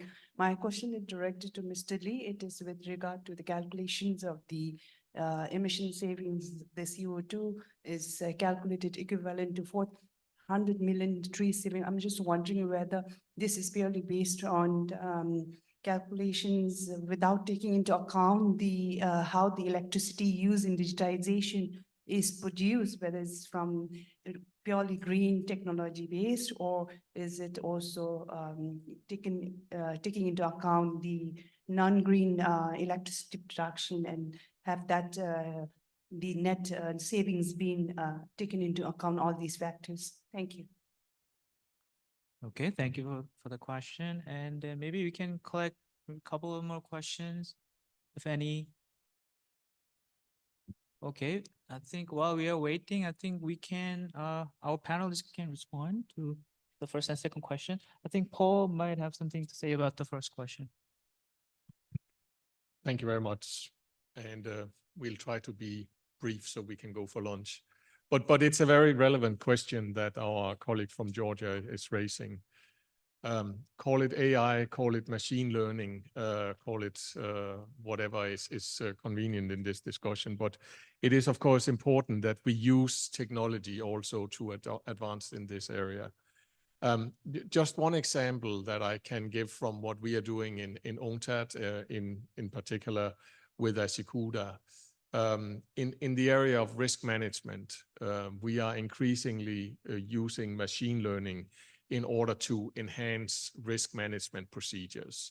And that's, of course, not only for compliance in revenue collection, in compliance in other areas of public safety and security, but naturally by using risk management processes in order to have the right information in the right place at the right time, it exactly contributes to reducing the engagement and the time that you are using in order to make a clearance procedure. So that will reduce the number of steps. It will reduce the number of trips that you potentially have to do to finalize a clearing procedure. And therefore, yes, it contributes to green trade facilitation, to green trade. And I think the more we use these processes, the more clever we become to use what AI or machine learning can offer, the better we are off in the sense of trade development and also environmental protection. Thank you. And maybe let me just say before I finalize, on Thursday at 11:15, we have a side event on coordination. We have talked about and heard a lot about coordination. So we will be looking at National Trade Facilitation Committee's role in digitalization. I think this is an important issue. We have all looked at that, and I would invite you to join us. And finally, I also would like to do a little promotion. UNCTAD is organizing the first global supply chain forum in Barbados in May of this year. I see around and I see many names that have already signed up. So we welcome any of you that would like to participate in this. It will be a 4-day event that will be extremely interesting. We already have about 500 participants for this event. So thank you. Okay, thank you for, and then thank you for a nice closing remark coming on your end. So I think maybe responding, oh, okay. Maybe Ankita may have something to say on the first question. Gideon. So just adding on to what Paul mentioned, artificial intelligence or machine learning, whatever you may call it, can definitely help expedite the learning process and increase the efficiency. But a step before that, we need to know what is that we want to learn. What is that we want to understand? There was a report by one of the major consulting firms back in 2018 that describes that there are more than 140 standards available globally, which are verified and certified for use. And everybody, as in what they see appropriate, can use those standards. So there is a massive problem of a clumping in of these standards. And first thing first, we need to standardize these standards. There has to be a global baseline where we start from. And once we have understanding on what is that we want to achieve, what is our end goal, which standards can we use, should be used as a global baseline, then machine learning, artificial intelligence can add on to that, increasing efficiency, learning process for sure. But even as of today, if you ask for ChatGPT's help, it will just throw out everything that's available at you. And then you have to know what is that you need to select and what is that you won't. So like I said, we have to just take a step backwards and see what is that we want to achieve, which standards should we work towards, what is the global baseline, and how do we get there. And then machine learning, artificial intelligence is a complementary step. Thanks, Gideon. Okay, great. So maybe, is there any more comments from the panelists? Oh, okay, so Teja. So I just would like to actually pick up from what Paul said. Of course, risk management is also one key. Yeah, so risk management is certainly one of the key tools for custom to function very well, and we implement. Also implement the use of data analytics as well. Not only data analytics but also statistics. We have specific working group WCO dedicated for that. This is working group on data and statistics. So if you're custom administration, you may the next meeting will be in May. But one of concrete product is that we have a Bakuda initiative. So it is basically we developed algorithm for risk management. There is also algorithm for HS prediction. So it may not answer your specific question whether it is help in some carbon carbon footprint optimizing, but it's optimizing the work of custom as well. But I will also to pick up some of the comment from the previous speaker, because WC is also a standard setting organization. It also came up discussion yesterday about the relations between digital and standardization. So what we have done, we acknowledge that there are a couple of standards is ongoing in different areas. But what we have done is actually we are not going into standardization, because then it's quite similar to introducing another standard, which is actually adding one more complexity. But what we believe in is a coordination. So this is what we have done together with the different SDO, standard development organization. Like, for example, when we work with the IMO, when we work with different SPS agency, we work in coordination so that this different standard can be more aligned to each other. Okay, thank you, Tanju, for additional comments. So maybe Yunfei, would you like to respond to the next question? Hello. Thank you very much for your question. So just to quickly, we have more details in the methodology on the paper on the website, of course, but just to quickly explain. So most documents are already in electronic form somehow, right? We generate them in our computers, we write them, we produce them in our computers. So what this is calculating is, do you use paper or do you not use paper after you have the document? So what if we just stick to the electronic means and you remove all the paper processes? So that is what we're calculating to arrive at, if everything is digital only without the paper, yes, then we have equivalent to 400 million trees saved. But that is a very interesting point about green electricity. And I think it is useful for us to consider for further research and to refine our estimates. So thank you for that. So just a quick comment as well, that UNCTAD and ESCAP, we are collaborating on a climate smart trade facilitation project, where national studies, will be done to shape national strategies on green trade facilitation. So that is coming up in 2025. So just for information, thank you. Thank you, Yunfei. So I think given the time, before I close, I may want to say maybe Kamola, so you're the only one who didn't speak, responding or anything. So if anything you want to say? Maybe just to, I don't know whether it's working. Just to complement what has been said, that we have agreed that using a standardized approach facilitates seamless flow of information through the supply chains. But it's true that we have also found that there is a fragmentation of efforts that doesn't contribute to advancing on the digitalization. So the takeaway for me at least would be that we need to coordinate better our efforts in order to achieve our common goal of advancing on this front. Thank you. Okay, so thank you. I think I gave all the panelists equal chance to have a talk. So then I think with that I'd like to conclude. But let me just summarize some of the takeaways I had. So I think all the efforts that we discuss here should be very comprehensive. So unlike the traditional trade facilitation, mostly focusing on customs and behind the customs issues. But now it's very clear that it has very comprehensive, like a supply chain approach from the even production to the end of the supply chain, like including logistics and standard and payment and etc.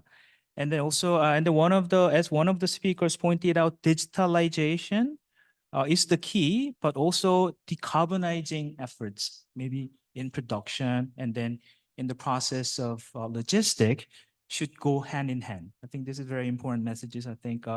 But I think one of the key issues, this is more related to inclusiveness, potential cost of going for green.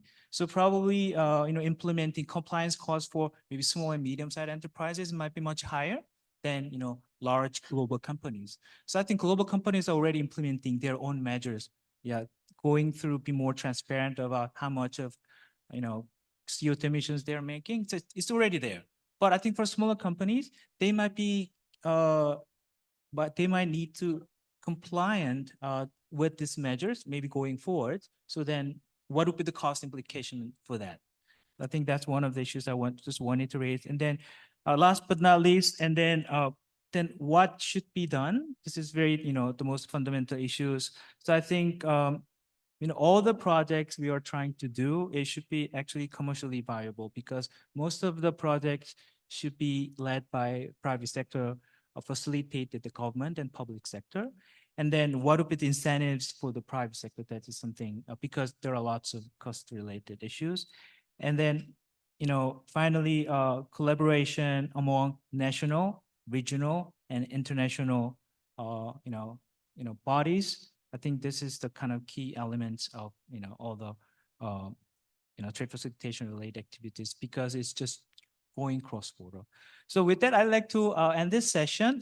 Just let us join me just to give a big round of applause to all the speakers. Thank you very much.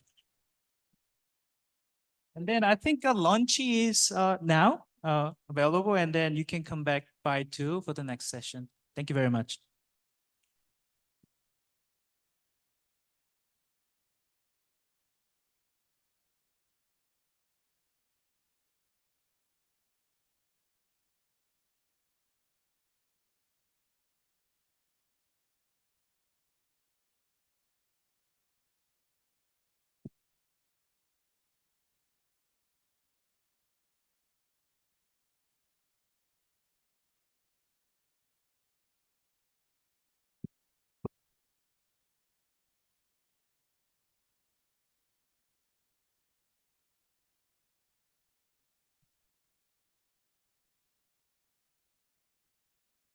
So I think we should start. So please get seated if possible so that we can start. All right.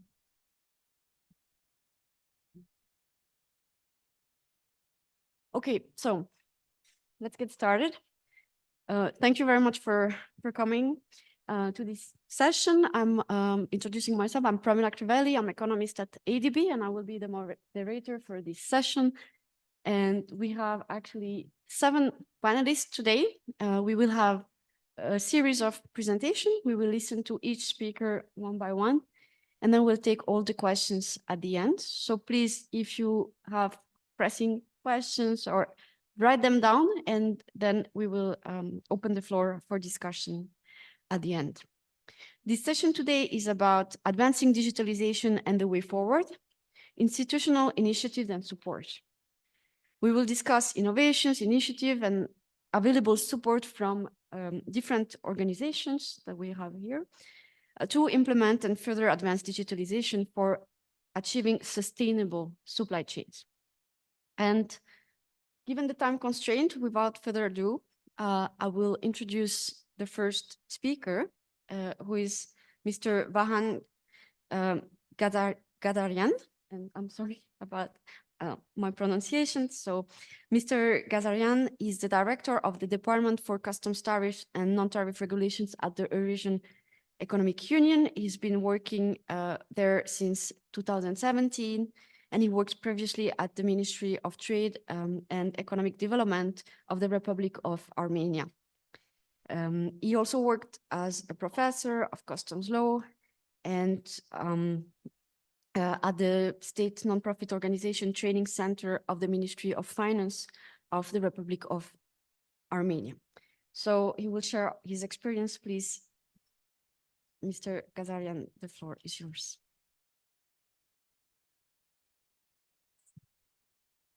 First of all, I would like to express my thankfulness to organizer of this perfect event. Thank you very much for host country. Really, I appreciate to be here in this historical city with this. My presentation during the last 2 days, I just learned a lot of initiations which is gonna to be implemented, or the wishes, or etc. I would like to just make a short presentation for a few institutional initiations which made by Eurasian Economic Union for the 5 member states, you know, that Armenia, Belarus, Kazakhstan, Kyrgyz Republic, and Russia members of the Union. And these few initiations, which is now in place and now in the process of development, I think that is a pillars for the digitalization of whole economy. all of us, we understand that the digitalization is a fundamental part of current reality and only instrument that ensure a smooth growth of our society, as well as the Eurasian Economic Union. That's why we introduce a I would like to introduce a few pillars of that processes, which is under my responsibility. One of the important pillars of the digitalization, it's implementation of marking system, digital marking system. It's a track and trace system of each unit of goods. It's ensured the protection of citizens and consumption of products. Goods marking allows the EU member states to protect the union union market, and participants are ensured to have a traceability of each unit of products. For the moment, it's just a scheme how is process is going. What was done at 2018, the countries of the Union signed agreement of marking of goods, which subsequently became the legal basis for the introduction of digital marking on the territory of the Union. Next step, it was adoption of base model for the marking. It's a standard, it's a somehow standard, which shows the direction how the mark should be established. And in the process of this process, we, for the moment, have already implemented digital marking for the groups of products, which is shown on the first part of the slide. Next one, it's a group of products where we're planning to introduce the marks. What's important to mention that the marking of the goods, it's important, but not necessary to be implemented in each country of the Union. Process is like this: the country, starting one of the country of the Union, initiate the process of marking and invited other countries to join the marking process. And each other EIU states joining the process of marking of these goods upon their readiness. But during the transaction of the goods, which is under marking within the Union, to the country where is implemented marking system, need to be marked by the Union acceptable form. That's shortly what the marking process is. Those goods are labeled in the factory or at the customs border. Information about each unit is placed in the national information system and is updating in the course of transfer at each stage, each stop. In retail store, the product is placed on a shelf and info added to inter-retail information system. After all, when the sold product is withdrawn from the circulation, its info cannot be updated, but all the records are kept and can be checked. So it's a first pillar, like I mentioned. Next important innovation, it's related to the e-commerce. Previously, at the Eurasian Union Customs Code, we have two baskets of items, goods. One, it's which were under control. One, it's for the personal use. Next basket, it's for the classic trade.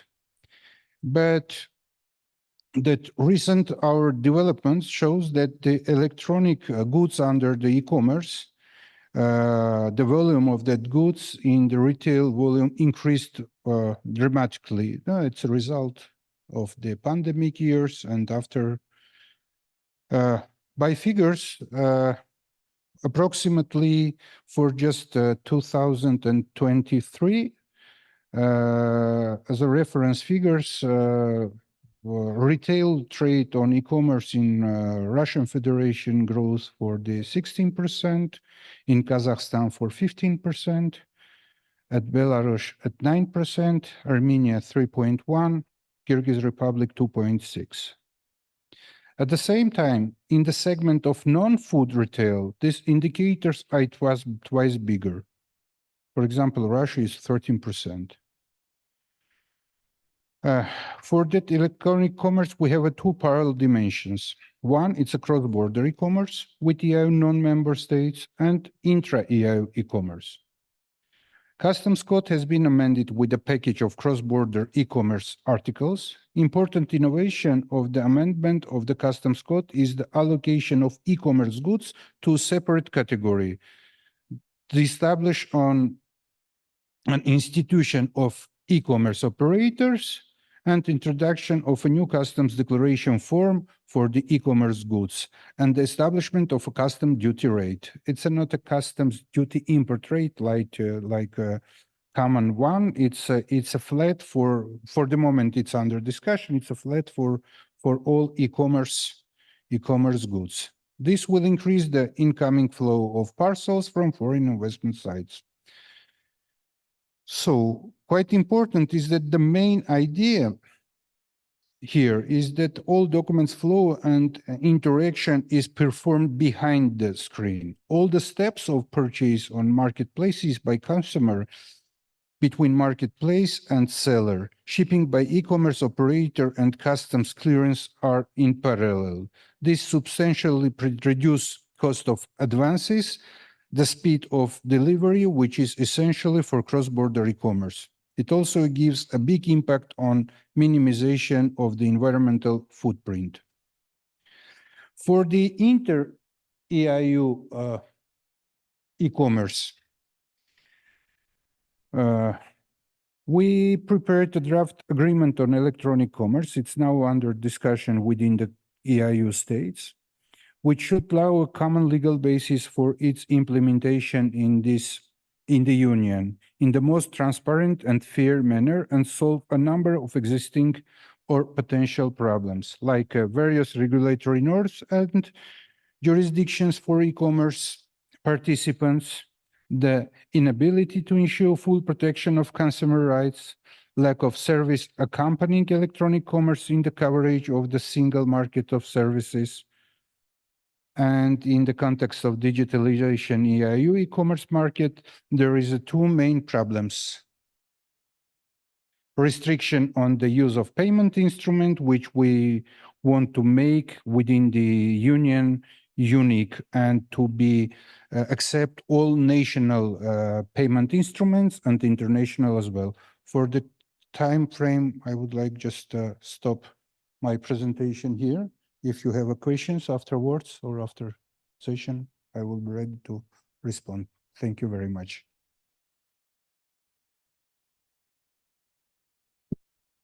So thank you very much. Given the time constraint, I think I will go straight to the next presenter. We have now with us Mr. Salamat Ali. He is a professional trade economist at the Commonwealth Secretariat in London. He leads the initiative on enhancing intra-Commonwealth trade and investment and fostering climate-smart trade. And in his professional career, he has supervised customs and VAT operations, implemented trade facilitation projects, and provided technical assistance for trade policy reforms in developing countries. And today he's gonna present about his work. So please.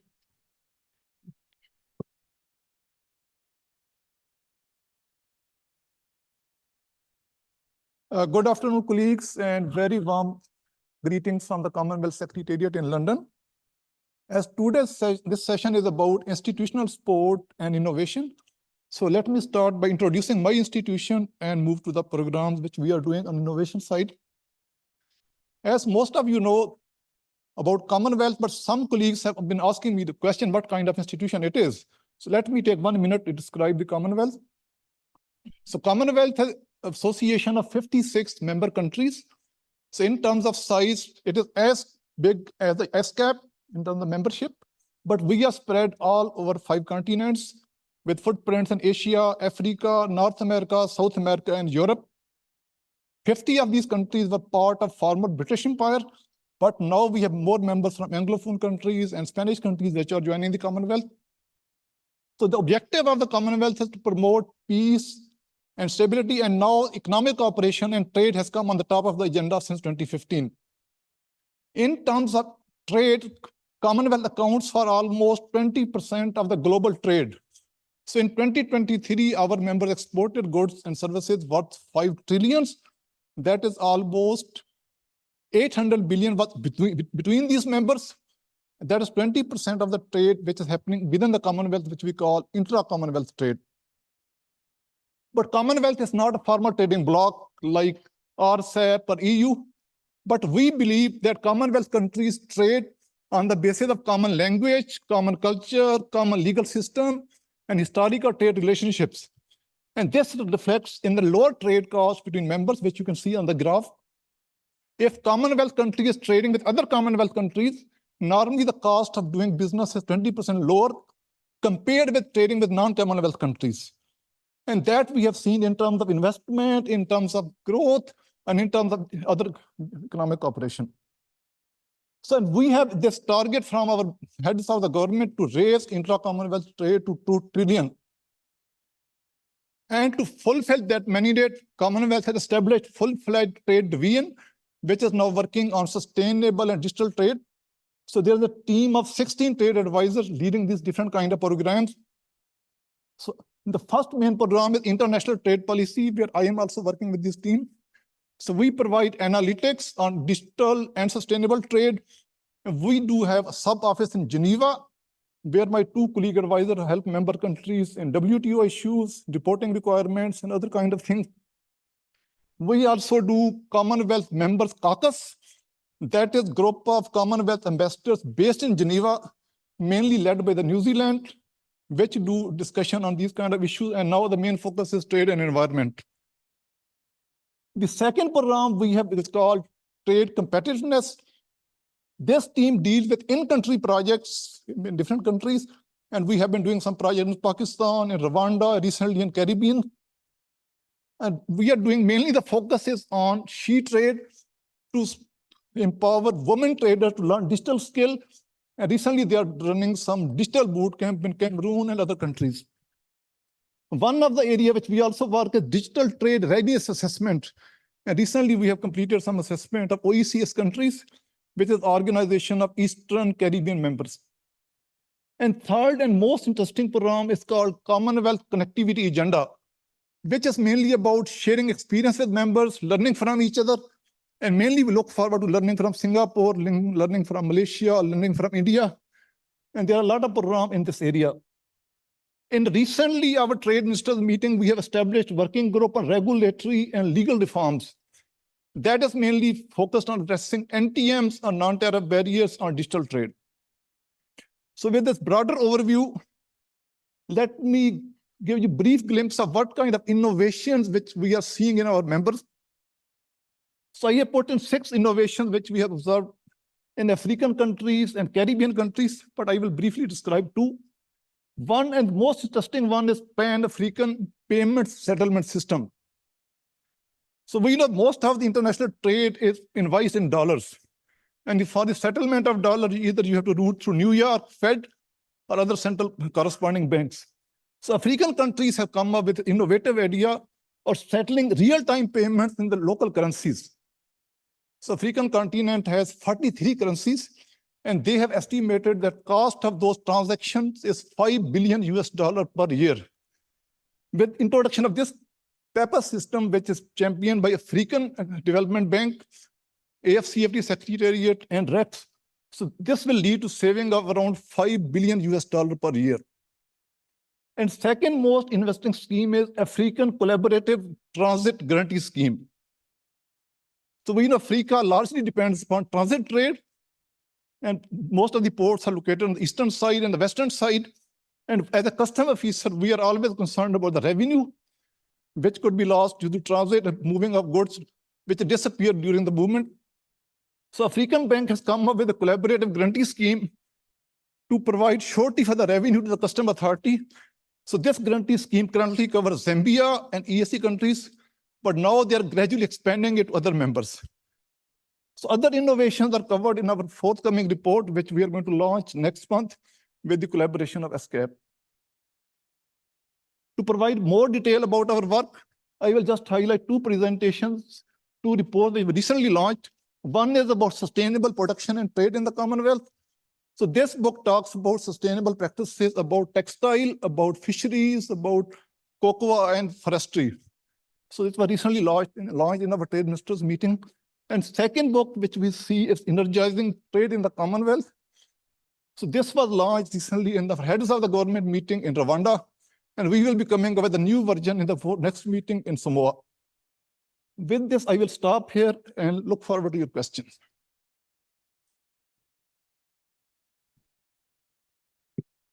Thank you very much, Mr. Ali, for sharing your experience with the Commonwealth assistance in digital trade.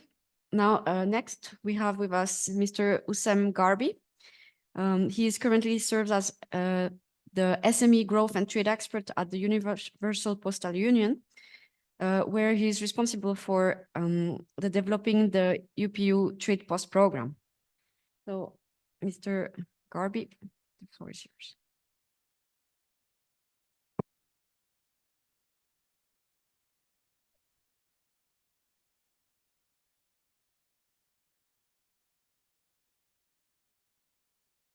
So, good afternoon. First of all, so I would like to thank ESCAP, ADB, and the government of Uzbekistan for inviting EPU to join this important event. And I would like also to thank the host country for the pleasant dinner for yesterday. So the postal sector plays a crucial role in facilitating trade by connecting people, businesses, and government across border. It's a vital infrastructure for communication, logistics, and digital trade. Based on last UPU statistic, we saw that there is a direct and positive correlation between the postal system maturity of member country and its economic resilience. There is almost 7% of postal contribution in the country annual GDP. Postal service serve also as backbone for the delivering goods, especially for MSME and e-commerce merchant. The postal sector network handle 2/3 of cross-border delivery of parcel item based on the last statistic of the World Bank.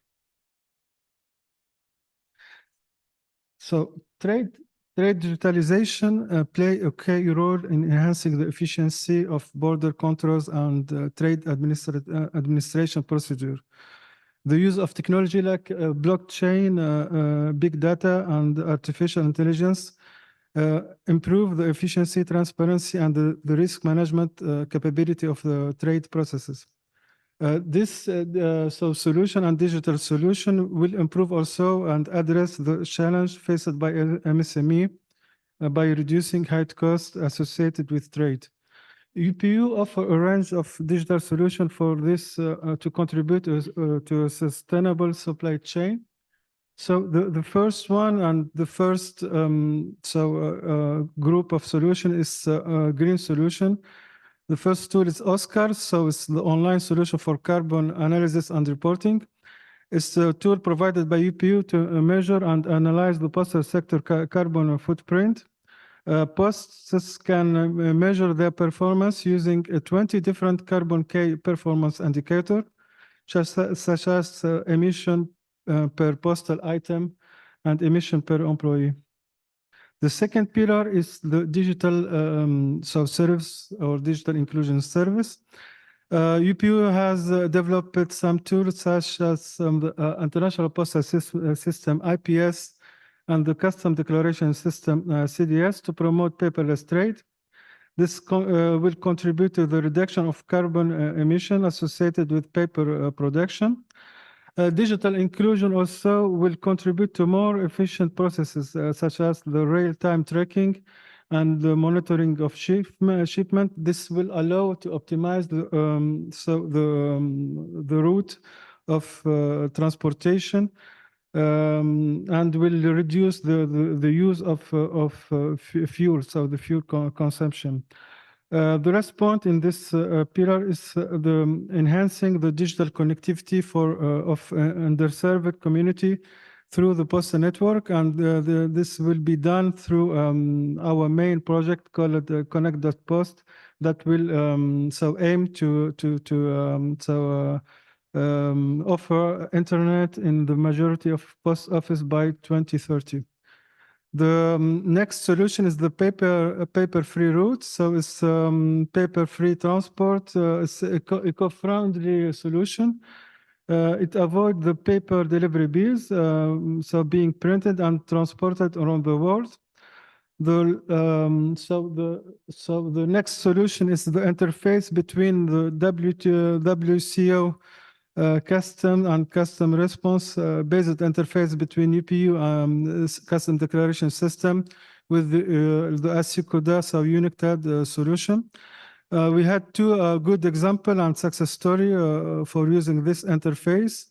One is the exchange of pre-arrival and pre-departure information in Vanuatu, and the other one is the e-trade one-stop service portal in Cambodia.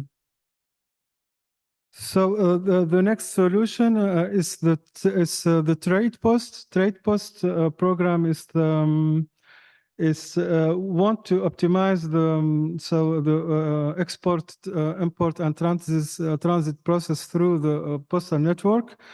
It allows also to enhance the access of MSME and women in trade to sell their product to the domestic market and also to the global market. We will develop a specific assistance to them with the collaboration with international organizations like UNICTAD and also the WTO. The main point here for the Trade Post and main advantage is the creation of the national team who will monitor the implementation of the project.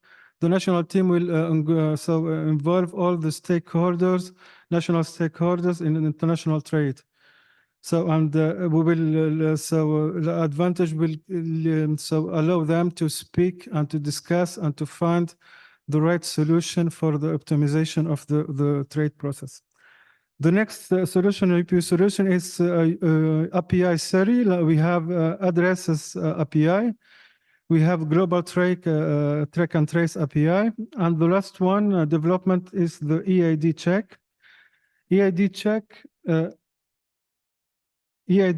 allows designated operator, postal designated operator, and carrier to check that the email they are sending, receiving, or processing in open transit, closed transit, or transshipment comply with the EID requirement, especially with the ICS2. So the EID check app will return an alert for each item that doesn't have an ITMAT or doesn't has do not load message. So that's the main UPU solution. Just a few points on the challenge and the recommendation. For the challenge, there is already, while digital trade offer immense opportunity, there remains some challenge, especially the high cost for investing in digital solution. There is also some supply chain resistance and also the lack of connectivity of stakeholders in the global supply chain. Some recommendations, especially on we need a collaborative effort, especially with improving and encouraging the PPP schema, especially in investing in postal sector infrastructure, and also investing in HR. Thank you.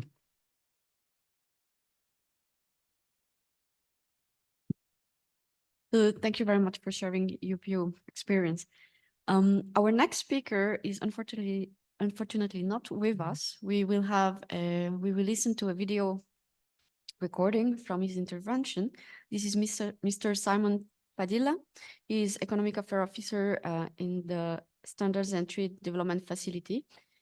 He leads on priority knowledge topics such as sharing good practices from electronic SPS certification and trade facilitation, as well as cross-cutting topics such as gender and the environment across the STDF global network.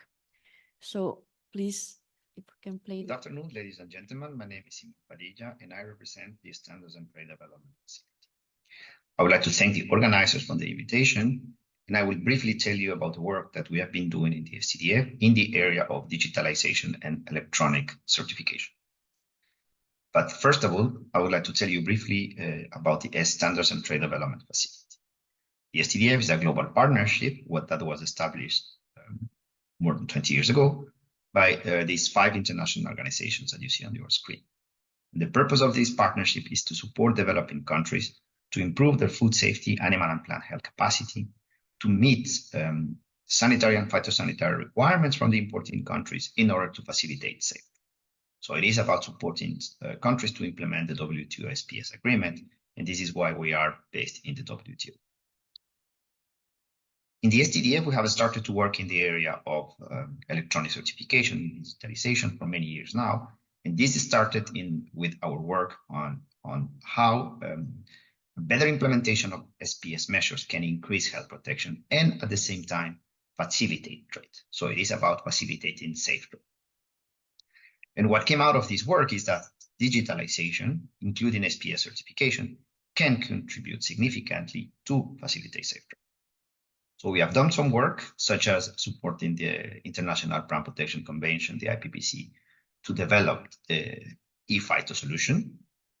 We have also an electronic advisory committee established in the STDF, and we are starting to work in the area of electronic veterinary certification for animals and animal products. I'm not going to tell you all the details about the e-phyto solution because I'm sure you have heard about this system, but I can tell you why in the STDF we supported the development of this system at the beginning and why we are now very proud about the results. So first of all, the e-phyto solution is about supporting the implementation of an international standards developed by the International Plant Protection Convention, IPPC. Second, it was a real collaborative effort. So the development of this solution was done by all the organizations that you can see on your screen, including some countries that were very active and they were already implementing electronic certification, and also the private sector that contributed a lot. So it was a really collaborative effort. But then, most importantly, it was about the development of a system that will be available to all developing countries and, in particular, least developed countries. And why we are in the STDF proud of the results of the e-phyto is because now we heard that more than 130 countries are connected to the e-phyto hub.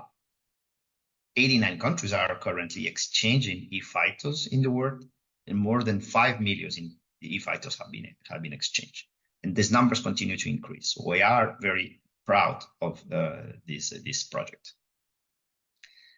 The way forward, I think we should continue encouraging the use of the e-phyto solution and also strengthening the current system. So the generic system that is part of the e-phyto solution can still be strengthened to be able to reach this full potential. So some specific modules such as e-payments, traceability, data analysis can be added into the system. New technologies can be explored. Blockchain, we know that blockchain had been used already a lot by many trade partners. So how those blockchain technologies can be incorporated into this electronic certification work. Artificial intelligence, it's something that we have been hearing more and more, how artificial intelligence can also be integrated into this work. And then integration between the electronic system. So we know that single window is a system that has been put in place in many countries. This region, the ASEAN region, is a very good example of how a single window has been seen on a regional basis, and there are countries that are connected now and exchanging trade data through this regional single window, how this can be incorporated more globally. Another point, another important point is further harmonization, particularly in the areas of food safety and veterinary certification.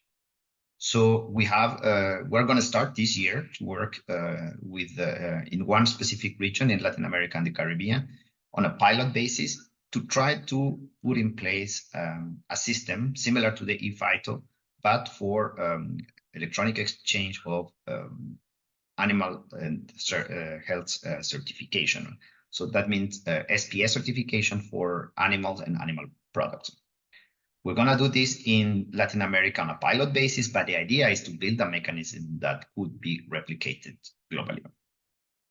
And finally, further coordination and collaboration that is needed at the national and international levels between government agencies, because we know that several agencies are involved in this area of trade documentation and trade requirements, and they are all working in the area of digitalization of those documents.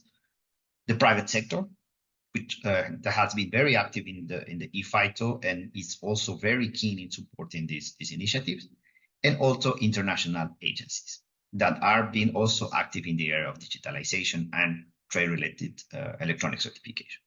And for this, in the STDF, we have put in place what is called the Electronic Certification Advisory Committee, the ECAC, that it's about agencies, stakeholders, countries, knowing what everybody else is doing, trying to build synergies, to avoid duplication, and to really work together to strengthen this area of electronic certification. I finished my presentation. I thank again the organizers. Unfortunately, I'm not there with you, but in case you have any questions, please don't hesitate. You have my email address in this presentation, and I'm sure my colleagues from ESCAP and ATB will be able to help you to reach me. Thank you very much. Good afternoon, ladies and gentlemen. My name is. Okay, so after this interesting presentation, we'll have a live speaker. It's going to be Mrs. Judith Blank. She's program manager of the regional GIZ project Trade Facilitation in Central Asia since December 2023, so last December, and is based in Bishkek. Mrs. Blank has been with GIZ since 2010 in various positions in headquarters and also abroad, and she worked previously at the International Trade Center in Geneva. So this is.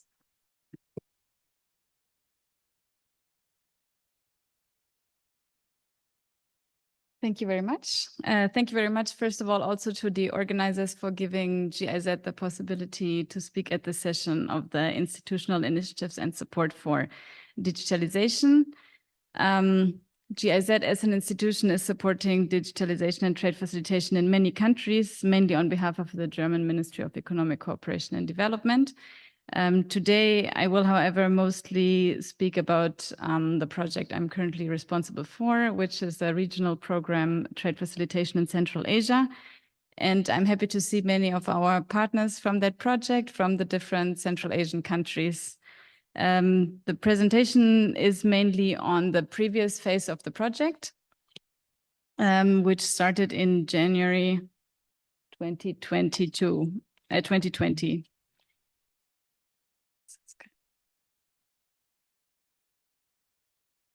So the objective of that project was to improve the implementation of trade facilitation measures in Central Asia. In the last project phase, we have been working with Kyrgyzstan, Tajikistan, Uzbekistan, and Kazakhstan. And we had 4 pillars of work. The first was the improvement of risk management systems. The second, the improvement of application of simplified transit procedures. The third one, the development of public-private dialogue for TFA implementation. And the fourth one, piloting innovative measures for trade facilitation. Now, today I will be mainly speaking about the second and fourth pillar. But we also have a session, Paul Hansen mentioned earlier, on NTFCs and regional cooperation of NTFCs that we will discuss in the session on Thursday. So more talking about the third pillar.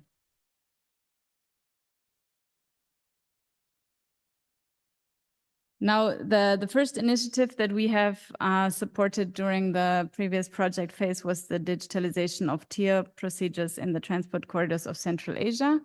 And we have achieved that now 5 Central Asian countries are interconnected through digital tier corridors, which effectively reduces time and costs for traders.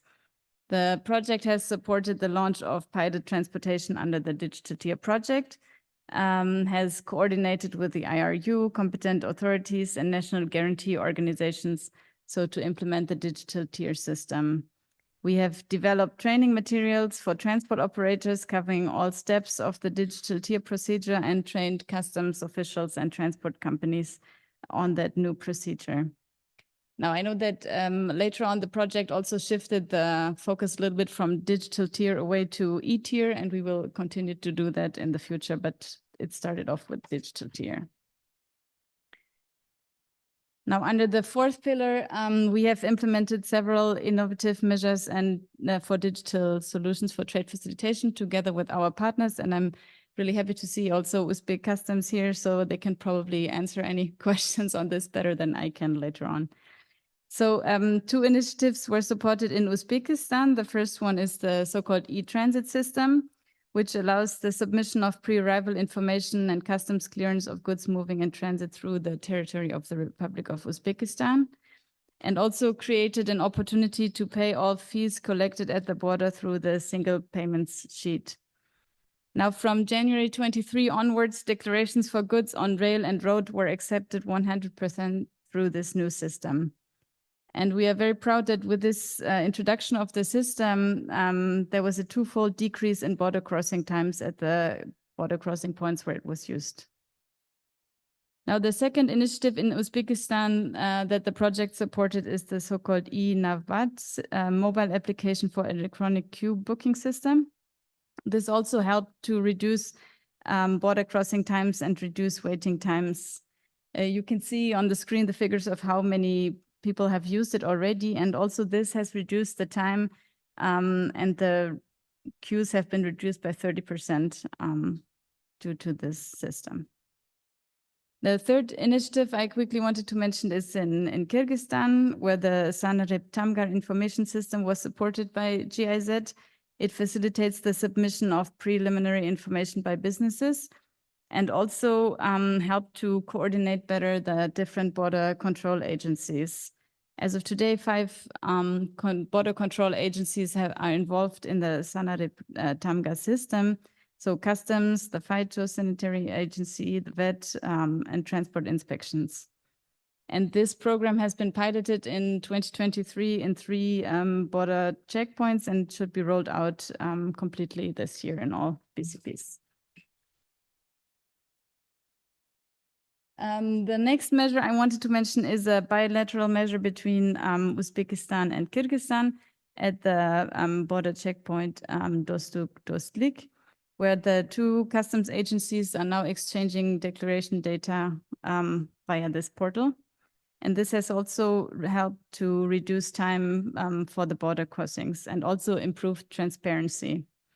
It also had the benefit of increasing promoting additional revenues of those customs authorities, which you see on the right-hand side here. Now, the previous speaker and also earlier this morning already talked about eFITO, and GIZ has also supported eFITO in Central Asia during the past progress program phase and is currently already continuing to support eFITO. We have organized several regional meetings and also a study tour to Paris so that countries can learn about eFITO and the eFITO hub there. Also supported analysis of business processes and now are currently supporting Kyrgyzstan to implement that solution. As of today, Uzbekistan, as you know, has already been integrated into the system. Kyrgyzstan is currently testing it, and Kazakhstan is also already registered. Now, just a brief outlook on the current project phase. So the one new thing is that we are also now working with Turkmenistan, and I've also seen Murat from Turkmenistan. Happy to see you here. And we have changed our objective a little bit to focus more on regional approaches rather than bilateral ones. And of course, we continue to work on digitalization and also aim to facilitate the trade routes, so the corridor, Trans-Caspian corridor. We will work on mainly 4 pillars. The first one is to improve digital competencies to design regional trade facilitation approaches or regional trade facilitation standards. And we are starting discussions to how to collaborate best with others here. We will also continue to promote specific trade facilitation measures, EFITO I already mentioned, or ETIR, but potentially we also would like to look into EVET, like Simon mentioned, so we will reach out to STDF there. Then we will continue to support the regional network of trade facilitation committees. As I mentioned before, this was a big achievement that now there's institutional cooperation between the different trade facilitation committees, and we aim to use that forum to develop a roadmap for the region on trade facilitation. And the 4th area is to improve competencies in the area of transport and logistics services along the corridor. We plan to do this on the one hand side through capacity building for the local transport and logistics sector, but also by bridging them and linking them up with German and European transport companies. So this is it in a nutshell. I thank you very much and look forward to your questions.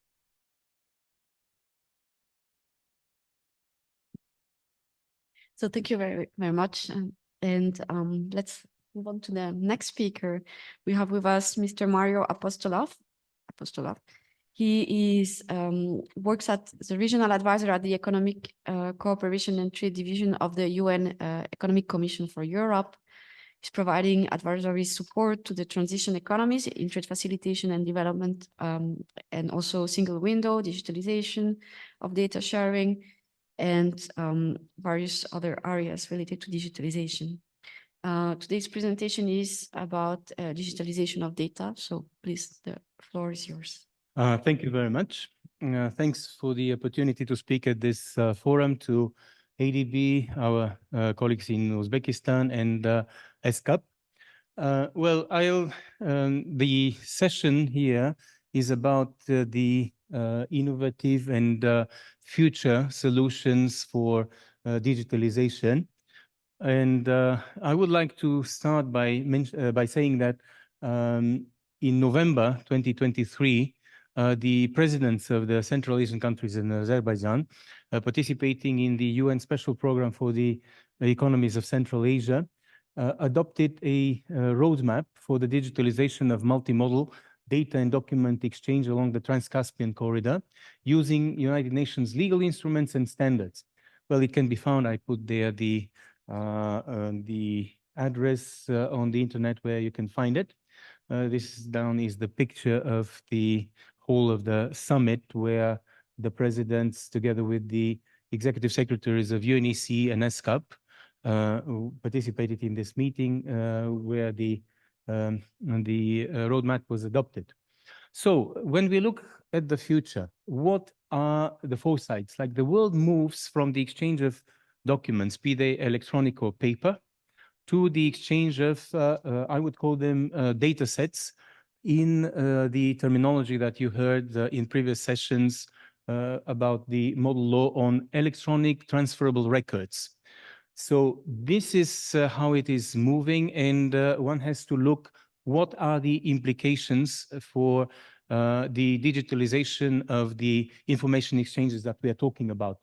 So how do we handle this from the point of view of semantic data and legal interoperability? Interoperability, both of data and legal, are the interoperability is the buzzword in what we are talking about in this sense of digitalization. So what is the problem? We mentioned that already several times. The problem is fragmented efforts at digitalization. Because if you build something, you invest in it for 2 years, you build something, and then it becomes a legacy, which probably has to be broken in order to build a new interoperable exchange of seamless exchange of information. So from our point of view, my colleague Kamola explained today what is the United Nations Economic Commission for Europe. And I want just to add that we work more on standard setting than on capacity building, while the other regional commissions are more capacity building agencies. 80% of our work is on standard setting, normative work, and the rest is helping the countries implement those norms, meaning legal acts, instruments, standards, and best practice recommendations. So UNCFACT is a subsidiary body of UNECE, a working party in a way, which is specializing on the development of trade facilitation and electronic business standards. So currently, for the topic we are talking about the semantic standards and reference data models produced as UN public goods. They are free for all, published on the website. They can be used for all. And this is exactly what the roadmap, the Trans-Caspian roadmap refers to in terms of UN standards. Well, during the COVID, together with UNCTAD, ESCAP, and the other 3 regional commissions, we had a joint project exactly to look at the challenges that were coming. And from our side, our section of that project was on, we took the standards, meaning business requirement specifications based on business process analysis. A lot was said about the importance of this approach. On this basis, also supporting tools were developed, like the data sets, data structures, codes, and schemas for various documents accompanying goods transported by the different modes of transport. And again, something that the chair of CFACT was mentioning yesterday, we have a whole supply chain approach. Everything together, the semantic level is the basis. So one can see from a bit of philosophical perspective, there are different solutions, but and there can be different systems. We were talking a lot about these different systems. The point is to have the same semantic level interoperability, using the same naming rules, definitions, and codes for the data that is being exchanged. Because what is a document? A document is simply a template into which you put data. And we are talking about the movement to other forms of exchanging data than simply the formats that we have. So in this project that we had during the COVID pandemic, we took existing standards. And the first one were for the road consignment note, CMR, ECMR, including the supporting artifacts, the data sets, data structures, data codes, and schemas. And we developed new ones for the other modes of transport. All of this based on the UNCFACT multimodal transport reference data model as a common language, common lingua franca for everybody to exchange the data. And we are working now on pilot application projects, including a pilot for a railway consignment note exchange along the Trans-Caspian corridor. We are talking with ESCAP, Mr. Sandeep Jain mentioned this morning. We are thinking about other corridors in the region, like north-south corridors, to work further. The obvious private sector partner are freight forwarders, because what are the freight forwarders? They are the integrators of all this information exchange from the private point of view. So it was absolutely not by chance that FIATA was the first organization which took this approach, and together experts from CFACT and FIATA developed a electronic document equivalent of the FIATA multimodal bill of lading. So, okay, let me go fast. This is the key slide in my presentation now. If you look at this, this is the Trans-Caspian corridor. If you have, like on the upper side, you can see the image of the data pipeline. If you harmonize the data using the same semantic standards, you can have a data pipeline. Beneath are the different legal regimes. Like we're talking here about operational interoperability of data, which is on the top side. Like one of the main reasons for the inefficiency of the Trans-Caspian corridor is the fact that it is broken. Like there are national, model, regional regimes, and they are causing problems in terms of infrastructure, but also in terms of data exchange. If that is overcome, then one can make a major step towards improving efficiency. On the lower side are the different legal regimes, like the European Union's Electronic Freight Transport Information Regulation, which is being implemented, and they use the UNCFACT Multimodal Transport Reference Data Model as the semantic basis.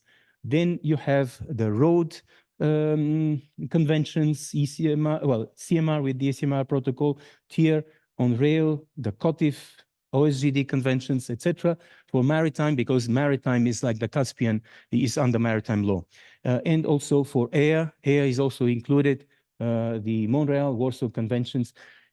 You see, one has the technical data interoperability, the legal interoperability, but the main sense here is that if you have the data interoperability, that can inform the digitalization of the different legal regimes and helping interoperability. And on the very lowest side, I added something which is quite important. This is being developed in the implementation of the FT regulation. This is the harmonization of the dangerous goods declaration, because when we made an analysis of the data requirements in the different model dangerous goods declarations, they are quite different, and there needs, this idea of harmonizing them is important.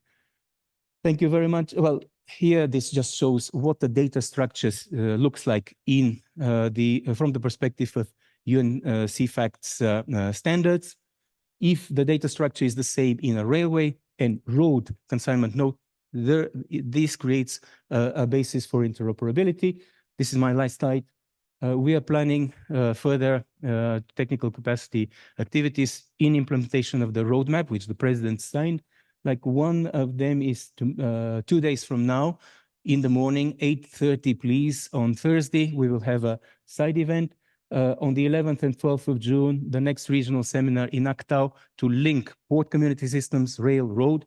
Then we are welcoming cooperation with the development partners, also the Asia-Pacific Framework Agreement on Paperless Trade.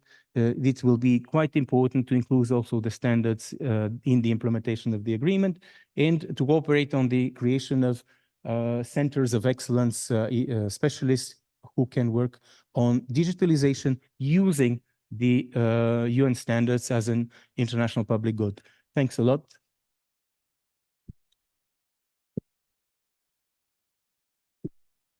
Thank you very much, Mr. Apostolov. Now, let me move to the last, but not the least the last speaker, Mr. Gulat Samad. He's senior research specialist at the Carrick Institute, and which is also an institute with ADB. Before joining Carrick Institute, Dr. Samad was a senior research economist at the Pakistan Institute of Development Economics in the Ministry of Planning, in the sorry, I got confused, in Pakistan. Dr. Samad, the floor is yours. Well, thank you so much, ADB, for the invitation. Thanks, ESCAP, and thanks, Pramila. Let me quickly walk you through the Carrick Institution main current activities. So today I've been asked to discuss the advancing digitalization and the way forward. And here I will quickly walk you through some of the Carrick Institute selected studies related to the forum discourse. So if you look into these couple of studies, initially during the COVID, mostly we focus on the e-commerce. And I think here on the corner, you can see The primary focus during the COVID was on the e-commerce. And here we thoroughly analyzed the rules and regulation of the CAREC economies related to the e-commerce. And again, this is one of our most cited studies. Also, we've been doing regularly these different studies, but let me highlight one of them. I think since yesterday, we've been discussing the fragmentation, take a kind of regulations that exist in this domain. So recently with the World Economic Forum, we also had a very good study led by the World Economic Forum, where we analyzed what are the basically fractions related to the digitalizations, in what are their factors and what are the possible solution especially for the digital payments across the borders in digital domains. So these are some of our studies. Now, how we basically CAREC Institute structure the proliferation of these analysis. So mainly our function is that we do research where we publish research reports. We also publish working papers. We also publish the economic and policy briefs. And the most important thing for a policy brief, they are very targeted and they are designed for policy makers, where the key messages out of these studies, they are shared with the policy makers. Also, on top of that, we do the capacity building activities, and also we do the dissemination activities. In here, you can see the CAREC Chai, Zoom kind of activities where we organize webinars. On top of that, annually, we do the CAREC Think Tank Forum. And the last year, the Think Tank Forum was on basically the advancing the digital solution and deepening the regional cooperation for trade. So very designated specific activity was also organized by CAREC Institute. Also, we do the CAREC Institute Annual Research Conference. So having said that, here are the couple of the engagement that CAREC Institute been engaged with their developmental partners. Also, some of the studies, especially the ESPS one, been led by CAREC Institute. We were supported by ADB and the STDF. Just Simon highlighted some of the kind of recommendations. So now, currently, with this FinTech for a CAREC Development Cooperation, CAREC Institute is one of the main implementer partners with ADB, and our colleague Mensoli has been leading this study. Here, again, for a research institute, what we are doing to focus on the readiness of the financial technologies for a CAREC member countries. In later on, we will build on the technical protocols that are related to the financial inclusion in the CAREC member countries for their developmental cooperations. The second one I just mentioned about, we've been engaged with the World Economic Forum for the last 2 years. And initially, the first phase where we done this interoperability kind of analysis, we publish a paper. Now we are being engaged with them to thoroughly see in whole of the Asian region, what are basically the obstacles that are impeding the digitalization, especially prevailing for the digital payments across the borders. And the next one is the ESPS certification. I think the main finding of this study was that we thoroughly, for all the CAREC member countries, analyze what are their kind of standings in terms of regulations, in terms of standardizations, in what are the harmonization challenges. And on top of that, we have been engaged with the ADB, with the STDF, that how we can basically integrate the CAREC member countries to a hub so that they can exchange the E-FITO certificates. And these are a couple of other engagement. For example, for the last 3 years, we've been producing this digital gap analysis where we thoroughly review the infrastructure of the related infrastructure related to digital, and then also the regulations related to the digital infrastructure. So, and then we produce an index to see that where basically CAREC member countries are standing. And on the connectivity trade parts, most particularly with the Middle Corridor, now the State Custom Organization of Azerbaijan and the CAREC Institute, they are engaged, and now we are producing a study on the Middle Corridor, where again, the focus is on this digitalization initiatives that are required for the Middle Corridors. With ESCAP, CAREC Institute have been helping and assisting, I would say, for selected member countries in a CAREC region to collect the data in one of their survey presented yesterday. Also, we produce, assist them in producing the report for a CAREC member countries out of that survey. And this containerization is our study currently going on. where again, we are looking forward of what kind of a targeted, I would say, the intervention in terms of digitalization are required so that we can facilitate the containerization trade as well. Here, broadly, I think we've been, for the last 2 days, discussing that what are the key, I would say, the findings out of those interventions that I just alluded in my last slides. But to us, like, again, this information gap or information leakages is most of the concern of the relevant stakeholders. In technology, to them comes later. So transparency is something that really are looking forward. So our, again, kind of a suggestion out of those studies is that how we can bring in transparency for the stakeholders. On top of that, the trade or digitalization financing is the key concern of the member countries or the other relevant stakeholders. And then we can see that the average cost of borrowing is roughly from 14 to 25%. Again, very huge cost of borrowing exists in the member countries.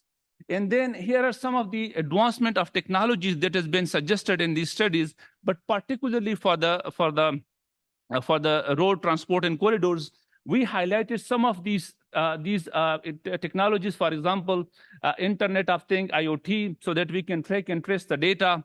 TIR regime does exist in the region, but we again have been suggesting if we can move towards the ETIR, DLT solution is again one of the recommendations that will definitely bring in more transparency into the discourse. So finally, at 4 main suggestion or solutions, the policy level, colleagues have been discussing it, don't want to reiterate it, but the fragmentation does exist in the member countries required to formulate strategies as per their requirements so that they can implement it.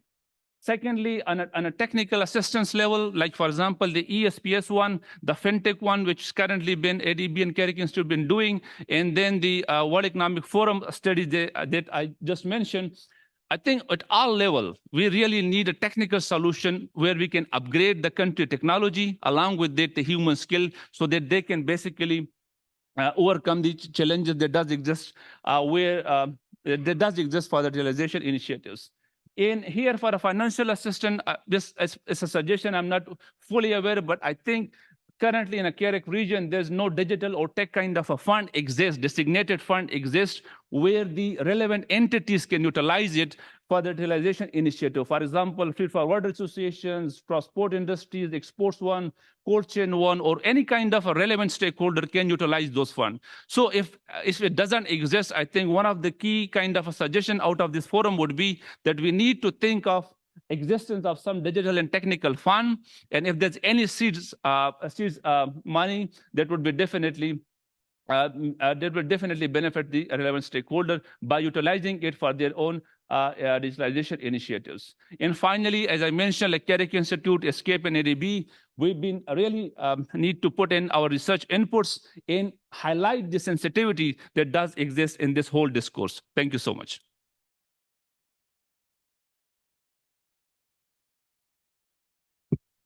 All right, thank you very much. So I think we had a really broad overview of, with 7 speakers of all the technical assistance that is provided in the area of digitalization in different regions, in the Commonwealth region or in Central Asia, or more in general about, standards, IFITO. We heard really a lot of information to process. So I would like now to open the floor first for questions, but keeping in mind we don't have much time, but we have one question here. So please introduce yourself and just be brief.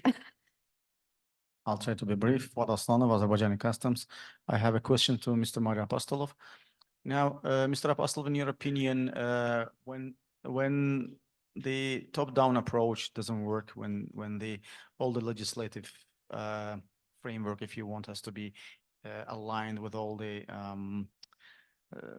Central Asian states and Caucasus and so on and so forth to get the middle corridor working, isn't it better to just maybe like make the bottom-up approach when the systems are in place and people trust each other through those like digital channels, and then bring the legislative framework in line? like we have in Azerbaijani customs have initiative to run the Trans-Caspian Middle Corridor system, which is already up and running. It might lacking some legislative framework, which is like also like being developed, but still when the data shared between the authorities, it's not just the companies but authorities, we kind of it's given that data is already gone through due diligence, right? Why not just trust government agent just trust the government agencies from like and the data is provided. Thank you. So thank you very much. I will collect all the questions first. So I think there was a second question.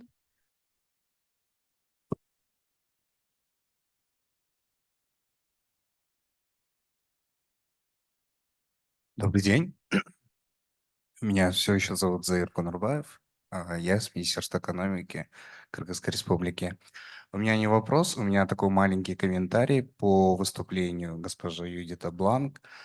То, что сказала госпожа Бланк по региональному сотрудничеству национальных комитетов по упрощению процедур торговли стран Центральной Азии, мы с уверенностью можем сказать, что эта платформа стала уникальной, потому что уже проведены 10 таких региональных встреч. 11-я региональная встреча планируется. Насколько я знаю, она пройдет в мае в Казахстане. И почему стало уникально? Потому что на этой площадке собираются не только представители государственных органов, а собираются еще представители бизнес-сообщества. И на этой встрече мы можем обсудить все актуальные вопросы, которые на данный момент есть у нас на регионе, и мы направляемся по вот этим проблемным вопросам и работаем по ним. Насколько вы знаете, практически в нашем регионе созданы национальные комитеты. 2 года назад подписано официальное заявление по сотрудничеству национальных комитетов. На данный момент это заявление о сотрудничестве подписано 4 странами в Центральной Азии, и мы ожидаем, что в скором времени при поддержке GIZ опять же подпишет это заявление Туркменистан, и наши ряды пополнятся. Спасибо.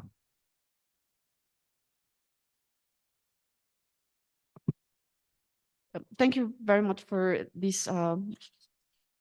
Sorry. Thank you very much for this. It's more of a comment, I think a compliment. We will give the floor to Ms. Blank to react. But first of all, let me turn to Mr. Apostolov to answer the question about bottom-up, top-down approach on policy and regulations. Thank you very much, and thank you for the question. It's a really interesting question, because if you look at from a higher perspective, it's as so many things in life, everything is relative. What is top-down? What is bottom-up? And I want to give one example. Take the European Union's Electronic Freight Transport Information Regulation. You know, they saw the inefficiency of the fragmentation, well, favorite word for me at this forum, the fragmentation of the different modes of transport. And they developed this innovative piece of law from the top. Okay, it's the European Commission. From the top, like all the information on the transportation of cargo in the European Union has to be made multimodal and electronic. Initially, it was by the end of 25. Now it will be 26, hopefully. But that was the regulation, top down. Okay. Then they organized a digital transport and logistics forum, public-private, where are the operators, the business community. And it was the business community which said, don't invent the wheel. Just look at the UN standards, which already exist. Don't make the European Union an island. Use those standards. So from the second perspective, this consultative body, which is the public-private DTLF forum, They came up with the idea, use the global standards. So the global standards, they are voluntary. The UNCFACT standards are voluntary. They are not like the TIER convention or another convention, which is cut in stone, obligatory. These are living standards. They are being developed. Tomorrow there will be more presentations by Sue Probert, who is here, and me at this Digital Corridors Forum, and also at the event on Thursday. And we'll talk more about the family of reference data models. But the idea is that the bottom-up approach is exactly the idea of voluntary adoption of the standards. And the same, like in your native Azerbaijan, there are certain solutions, for example, for the port of Baku, which is a quite developed, well-financed project for the digitalization of the port community system. And what we are trying to do with them is that they also use the multimodal standards so that they don't only have a proprietary software used only in the port, but they use the semantic standards to link the maritime exchange of information to the road and rail exchange of information. So I agree with you that one has to look at both sides, but the use of international standards is something that makes sense, and we have to look at what makes sense. Thanks. Thank you very much. Maybe now, Ms. Blanc, do you want to react to the? Yes, I think it was more of a comment than a question, but I just want to emphasize that, as you know, we will support the creation of a national trade facilitation committee in Turkmenistan. And of course, the idea would be then that they also join the regional network. So I agree very much with your comment. So thank you very much. Now we are almost at the end of this session, so I'm going to ask one general question, and I will give 1 minute to each of the panelists to provide their own views. And the question is about how we can work towards advancing digitalization for sustainable supply chains. So basically, how you can also consider the sustainability aspects in the supply chains, and how can digitalization efforts go in that direction? 1 minute. Yes. 1 minute, it's enough. I would like just to say that e-documents, if we would forget about the e-documents and start to think about the e-figures and to trust to the data, but not to paper, in that case, the digitalization will be in more faster track than e-documentation, etc. That's it. I think that we need to trust to the figures. We need to create an institution of maybe third party, maybe not, but for trusting the data which we transmitting. Yeah, thank you very much. So trusting the data is the message. Now, Mr. Ali. Yes, and thank you. I think for sustainability, I fully agree with my fellow colleagues that we need to use the power of data and we need to increase the transparency. Because transparency creates trust in that, and transparency will come with the use of new technologies, AI, big data, analytics. And we don't have to reinvent the wheel, as colleagues have mentioned. These are tools available. Basically, we need to take what they call late movers advantage. These technologies have matured up. We need to use them for improving sustainability and transparency. Thank you very much. It was very clear. Next, Mr. Barbie. Thank you. So from the point of view of UPU, we saw that the postal network in some region or some country are underutilized. So we call for the investment of government in the postal sector and postal network to enhance the access even for connectivity, because we can't talk for digital solution and sustainable global value chain without connectivity and access to connectivity. We call also for collaborative effort, so between all, so government, public entity, business, And I think that's the main major point from our side. Thank you very much, Mrs. Blank. Thank you. Yes, I think one important point is that we look at regional solutions for those problems, because also supply chains are more and more regional. So I think it's important to look at regional harmonized solutions rather than having, bits and pieces and kind of isolated solutions.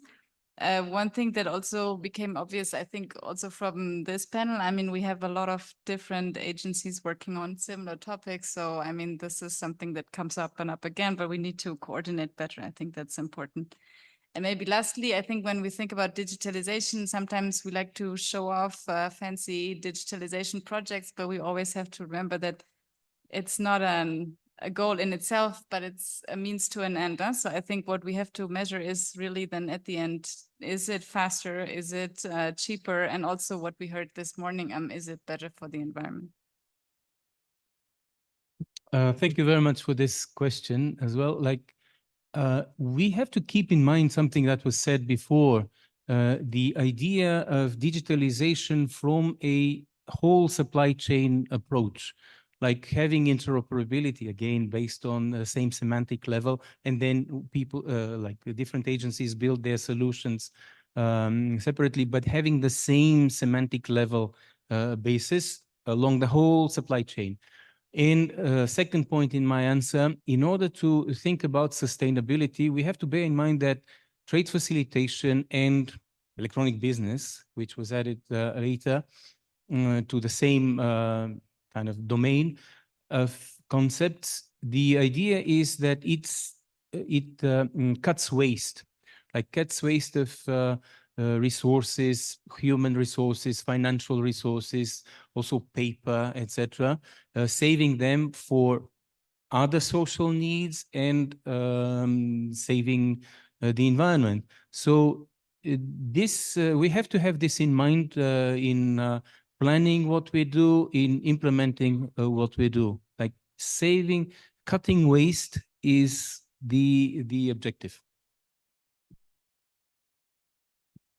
Dr. Samar? I think if I say in one point, the biggest problem for archaic economies is I would say the tech regulation and unharmonized regulation that does exist here. And I think I'm saying from the experience, like with the e-FITO, you've seen it, for a fintech, you've seen it. And then also for this digital payments with the World Economic Forum, you've seen it.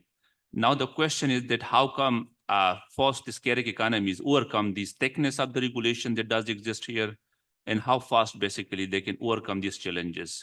So I would say like the tech regulation and unharmonized regulation that does exist here, which basically hinder this whole progression of the digitalization initiatives in a archaic region. Thank you.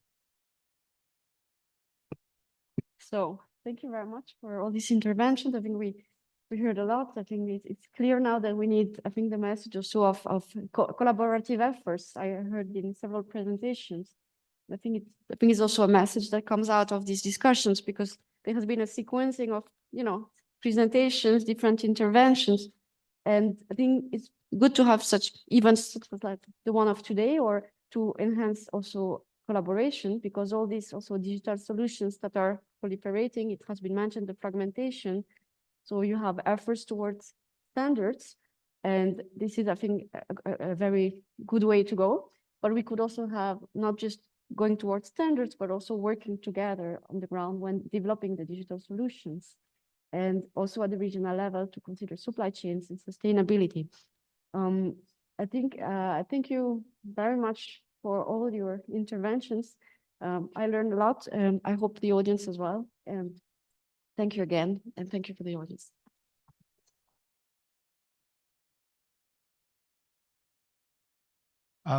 Excuse me, just a small announcement on the organizing team of this forum about next session. Because if you look at the program, there's not a lot of detailed information about the proceeding of next session.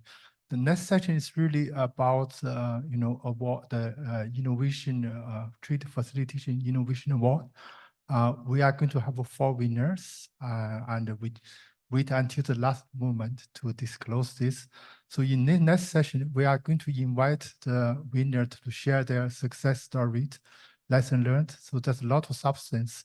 So the key message is please enjoy your coffee, but do come back after coffee and come back at 3:45 and we will proceed for next session. Thank you.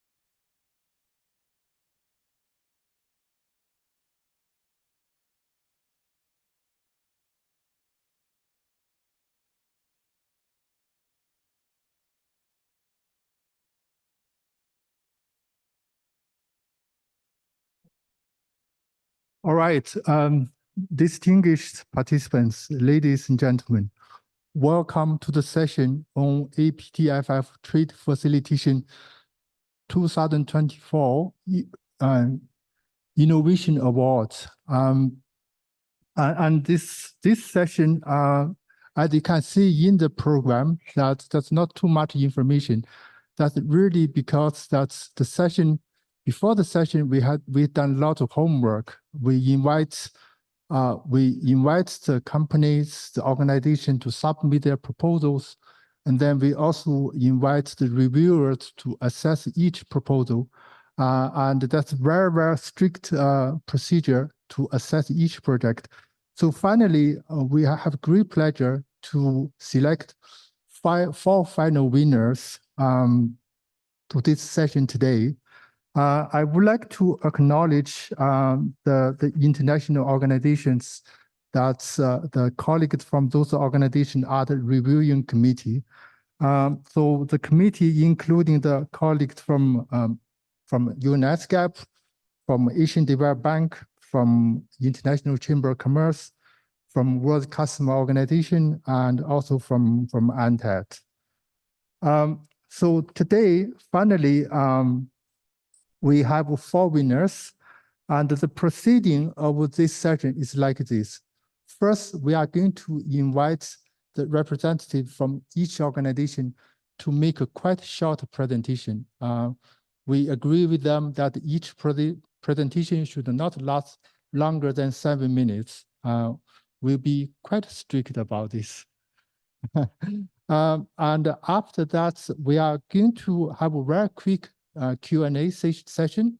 So after you hear the success stories, you may have some quick questions for clarification. So feel free to ask them the questions. And after that, we move to next stage to give the certificate to the winners.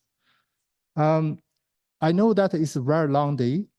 We have so many discussions. My manager tell me that you have to try to make the session entertaining to the participants. The benchmark is the dinner party last night. I thought this is a really tough job because I know that how much we enjoyed the dinner last night. And I think I'm the least qualified moderator because I cannot sing, I cannot dance. But the good thing is I have great speakers. I do believe that they are going to entertain you. So without much ado, I'm going to invite the first speaker.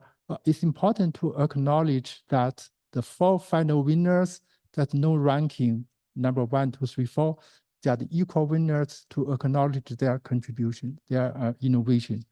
So with this, I invite the first speaker, actually the speakers, because of the project, the joint project by Bank for International Settlements, Innovation Hub, and also the Link Logis International Company Limited.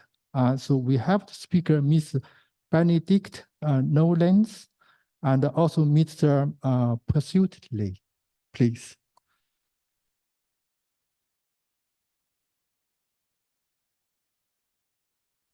So thank you for having me here and having Pursuit here for this award presentation. It's a real honor to be here. It's my first time in Central Asia, and it's been an amazing journey thus far. Of course, compared to yesterday, it will be hard to beat dancing moves, okay? So for this, it will be a slightly more business-focused presentation. And we have only 7 minutes, so it will be a whirlwind type of presentation. So let me start with the first slide. The backdrop to the solution that we built together with LinkLogis is the SME finance conundrum, as you may call it, or the fact that SMEs still do not have access to sufficient finance. It is a persistent problem. I will not elaborate on the numbers because so many of you have formulated it in much more eloquent ways than I will be able to do.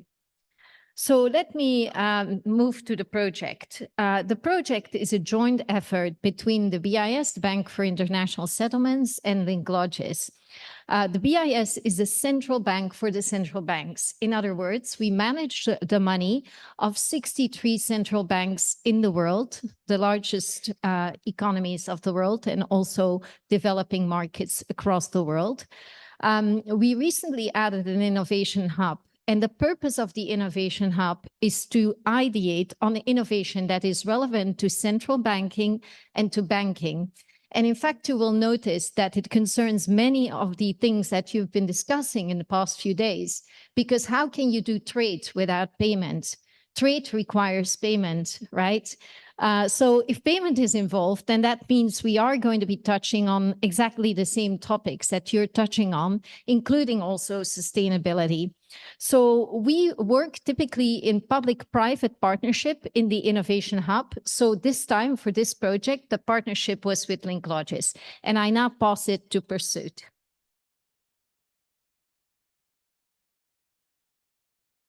Thank you very much, Bernadette, and for your kind introduction. And distinguished guests, ladies and gentlemen, it is a great honor for me to present and share with the wider audience on the concept and the product and technologies behind Project Dynamo. In fact, in LinkLogis, a majority of us are actually having a traditional bank background. So we come from traditional banks, we have traditional bankers selling receivable financing solutions or payable financing solutions to our customers. But we actually are of the view that these solutions are somewhat inadequate in addressing these customers' concern. That's why in these solutions, we actually propose something called a digital trade token. Digital trade token. So digital trade token is a unique instrument that combines payment, financing, and settlement into the single digital asset. This was not made possible without the blockchain technologies. So we take a look at the digital trade token idea, and at the heart of it is the conditionality. You think about that, where the buyers can set conditions of the payment that involve the acceptance status, the delivery status, or even the sustainability conditions into the payment itself. Then from the supplier perspective, until the conditions are fully fulfilled, they cannot really receive the payment, but they actually receive something called a right of receive. And then with supplier with these rights of receive, they can use it in the manner they see fit. They can pledge it as the bank to obtain the financing, or they can even to transfer these further down the chain to another tiers of the suppliers. So it gives them many flexibility as to how to use these rights of receive. If we take a broader look as to the conditions that we can configure in the payment, we can also configure sustainability-related conditions. So this will empower the buyers being able to incentivize their suppliers by setting up certain ESG conditions that they, for example, like the scope-free carbon gas emissions, that they can use this tool as an influence to their supplier for their well-being in their sustainability. So may I pass the forum to Bernadette for her to elaborate on other projects that BIS has engaged. Thank you. Thank you. So again, we have 7 minutes, so a whirlwind tour. So this was the presentation on the digital trade token and Project Dynamo. And if you do internet search, you just do BISIH Project Dynamo, you can see the whole report and how it works in detail. I will now mention to you 3 more projects which link directly to the work you're doing here. The first one is we are building a new payment system that can be used by any market that wants to be part of the system. The central bank would issue central bank digital currency on the system. There's currently 4 participating countries: the UAE, the People's Bank of China, the Hong Kong Central Bank, and also Central Bank of Thailand. This system will go into MVP fairly soon. And after that, any jurisdictions who want to have instant settlement of trade, i.e. that is instant atomic payment for any trading activity across borders, their central bank can connect to this system. So this is a public good system. Secondly, we are going to work on the issue of data portability, but data portability in the context of, for example, corporate identity for the purpose of finance across different jurisdictions. This project will be called APERTA for Open. And then thirdly, we're also working on AI for supply chains, and in particular to estimate the scope 3 emissions. So much of what was discussed in the prior panels. So that's it. And I think we should be within our 7 minutes because I haven't seen anybody cut us off yet. Thank you.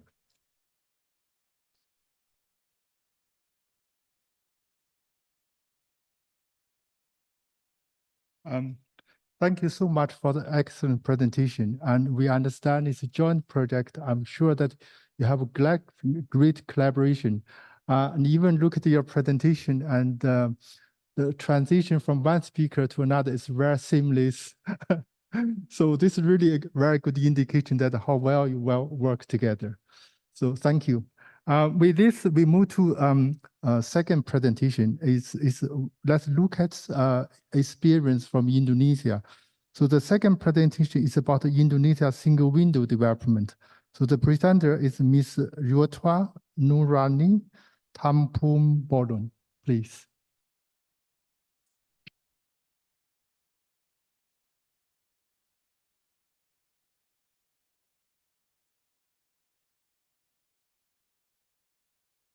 Good afternoon, esteemed moderator, fellow innovators, and distinguished guests of the 11th Asia-Pacific Trade Facilitation Forum 2024.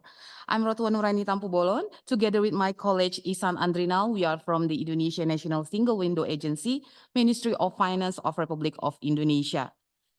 It is with immense gratitude and a profound sense of responsibility that I stand here before you as today as the awardee of the APTFF 2024 Innovation Award. On behalf of the entire team behind Indonesia SSM initiative, we are deeply honored by this recognition.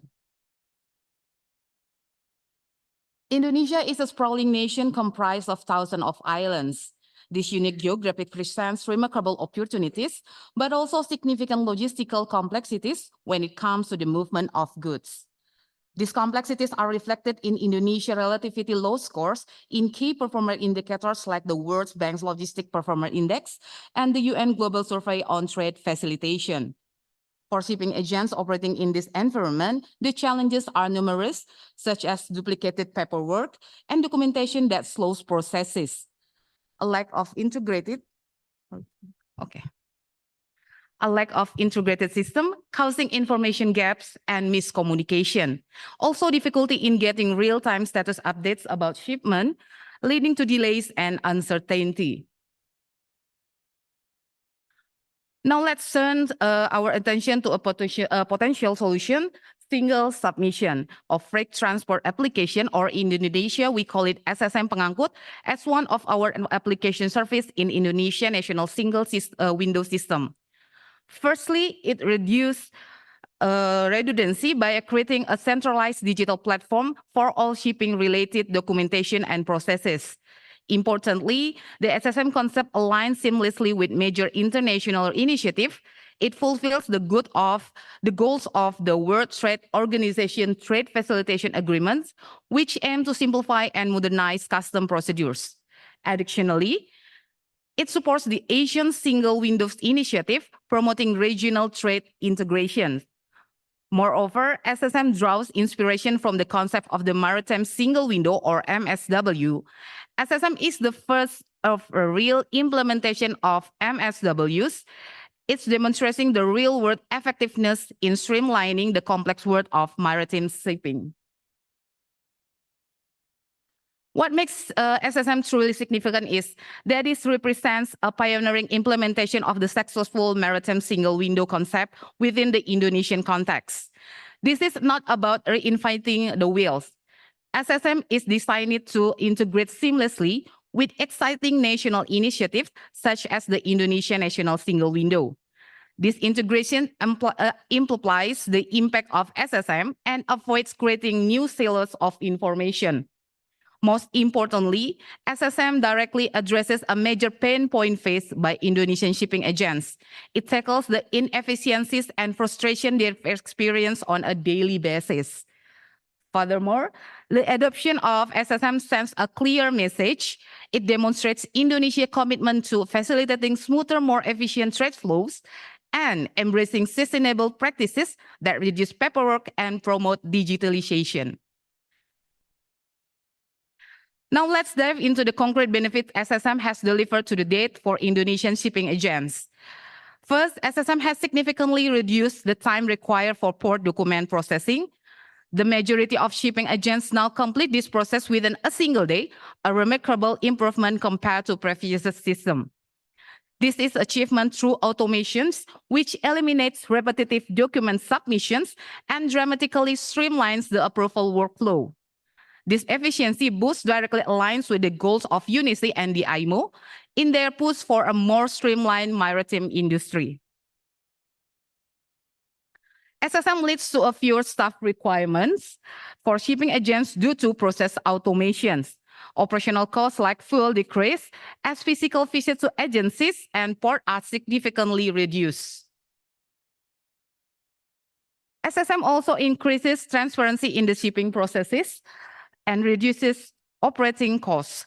While perception of transparency may vary, the majority of shipping agents agree that SSM offers significantly greater visibility compared to legacy systems. Real-time electronic tracking eliminates uncertainties about status of the documents. This promotes good governance and reduces opportunities for delays and potential malpractices within Indonesia trade operations. SSM is not just about efficiency, it aligns with broader national and international sustainability goals. User-friendly digital system promote economic productivity, it aligns with goal of 8 SDGs. It also supports ease of doing business and national resilience, aligns with goal of 9 SDGs.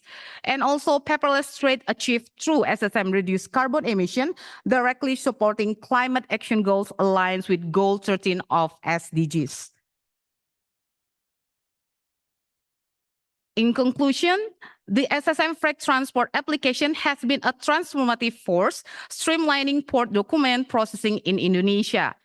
It sends a powerful example of the benefit a single window approach offers in the complex of worlds of shipping. Indonesia is proud of the success of SSM. We see this as a model with a potential beyond our borders and initiative collaboration to explore how SSM can be further leveraged to streamline regional and global trade. SSM stands as an example of what we can achieve when we work together, government agencies, private sectors, actors, and technology partners. Once again, thank you ESCAP, ADB, and all the committee of APTFF Innovation Award for the opportunity and the government of Uzbekistan for this warm hospitality. Tiga kata rahmat.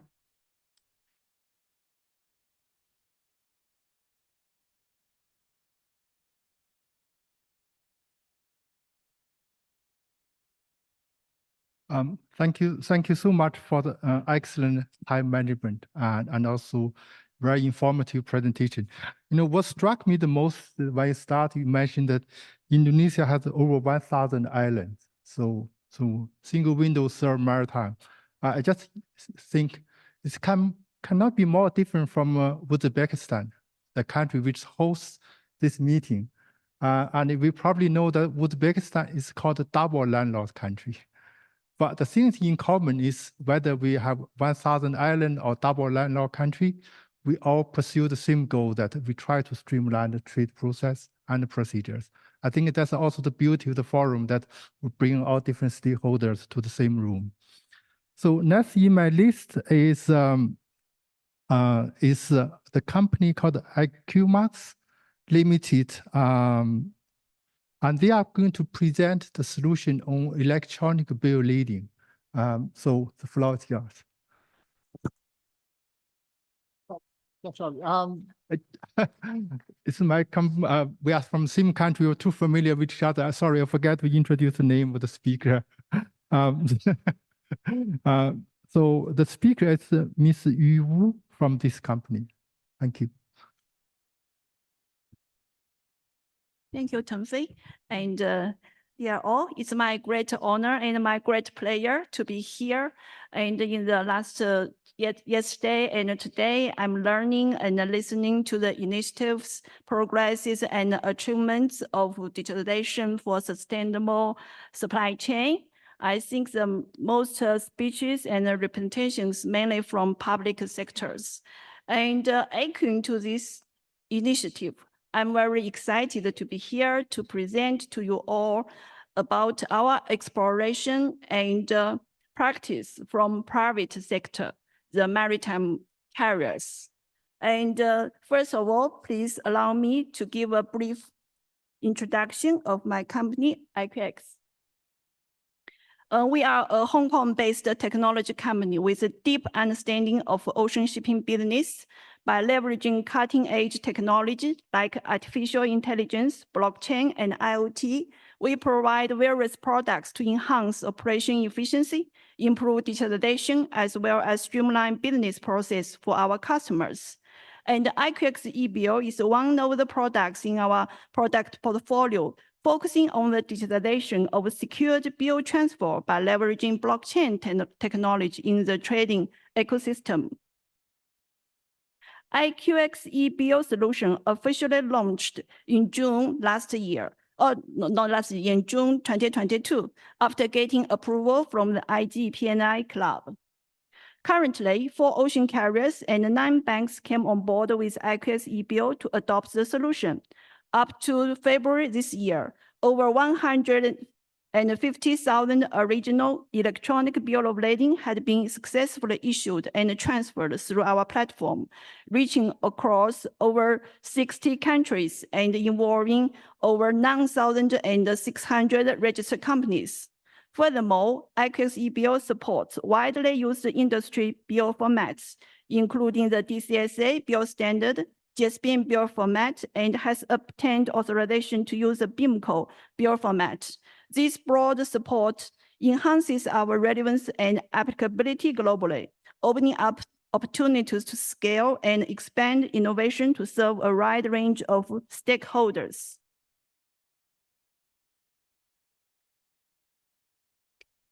IQX fully supports the e-bill initiative in the industry, because we believe that the e-bill solution can address the trade facilitation issues we are now facing, and the solution can try to tackle the issues with the innovation of technology.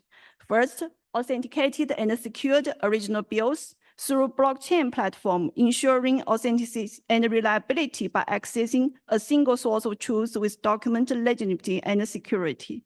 Second, instant transfer.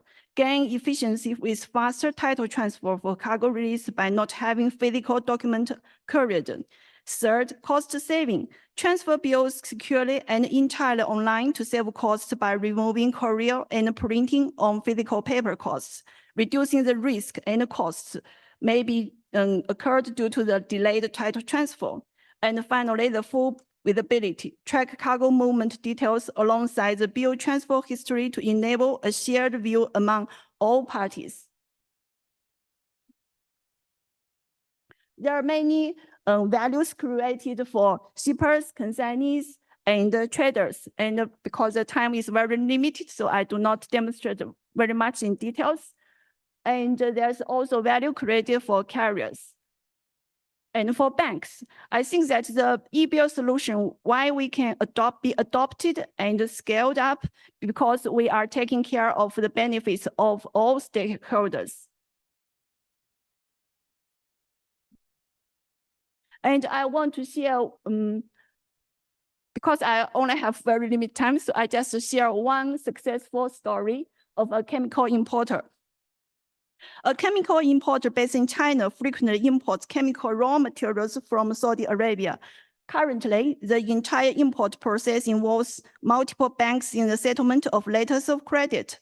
Handling the associated procedures requires extensive preparation of paper documents in advance and offline processing, resulting in time-consuming processes and potential errors.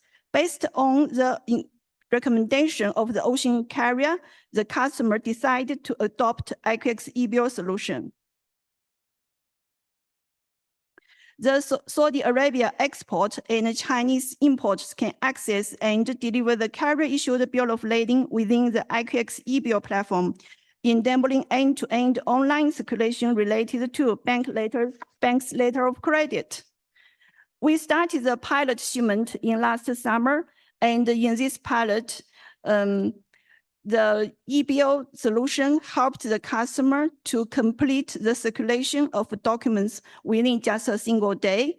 And we just assume that if this is a physical bill of lading, it would take at least 12 to 15 days to complete the whole procedure.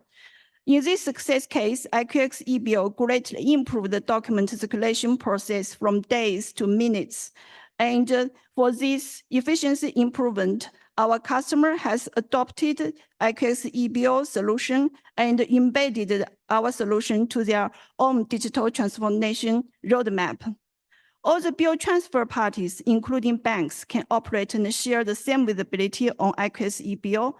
All electronic bills of lading are issued by the carrier through the blockchain platform. And finally, last but not least, an IQX e-bill digital solution aligns with the sustainable development goals by promoting efficiency, sustainability, and collaboration within global trade ecosystem, contributing to the broader agenda of sustainable development. That is all of my introduction, and thanks very much for your listening.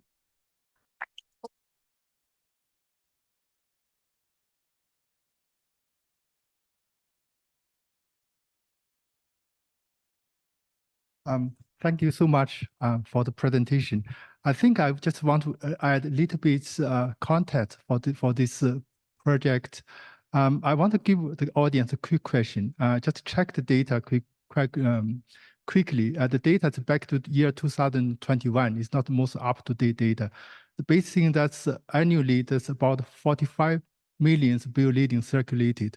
Can you guess what's the percentage of those bill lading actually electronic bill lading? Any number in your mind? That's data I have to say. What I found is year 2021. So do you think it's like 5%, 10%, 30%? Which one roughly in your mind? So according to data I saw, I cannot guarantee it's totally accurate. It's about 1.2%. So this really gives us a big context about this project. I think it's a very pioneer project, and I think we can wish project good luck. There will be a lot of barriers to overcome, but we do hope that the project will have a very good safe sailing in the future. Thank you. And then I move to the last presentation is about the eCities project. We have the speaker from eCities Secretariat, Mr. Salahin Khan. Unfortunately, Salahin cannot attend this in person, but he did send the video from Geneva.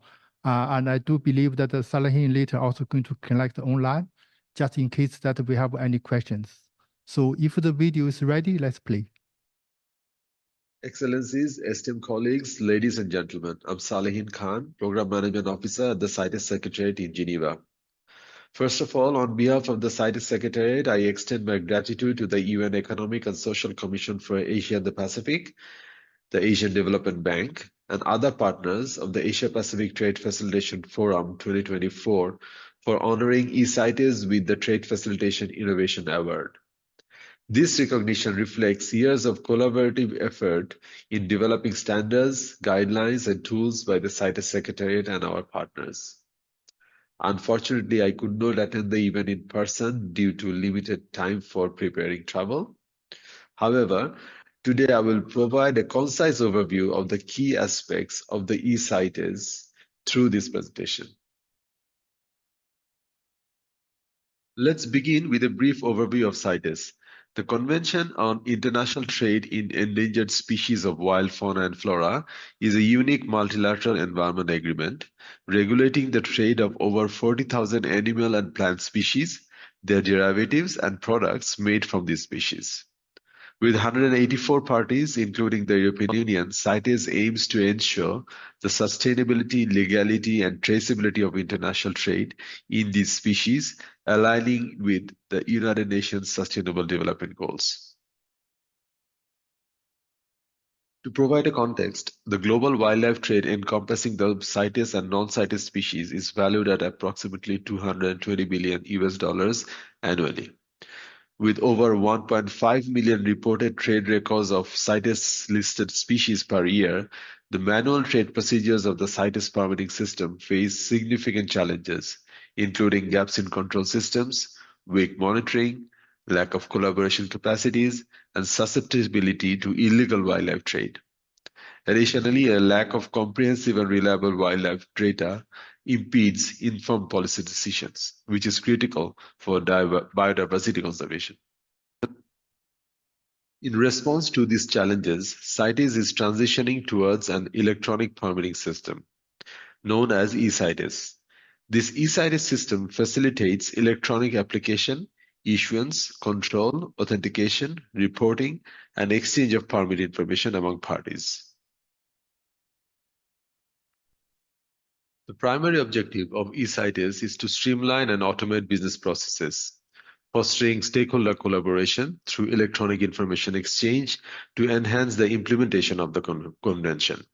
Immediate beneficiaries include the CITES management authorities, scientific authorities, border control agencies including customs, traders, and other government agencies.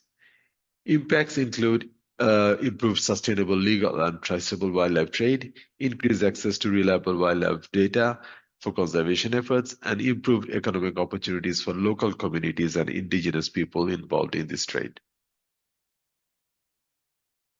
The eCites implementation framework recommends a phased implementation of eCites systems, covering 4 key components, including e-permit, e-control, e-report, and e-exchange. E-permit includes the request and issuance of the electronic permit, as well as the management and storage of the trade data.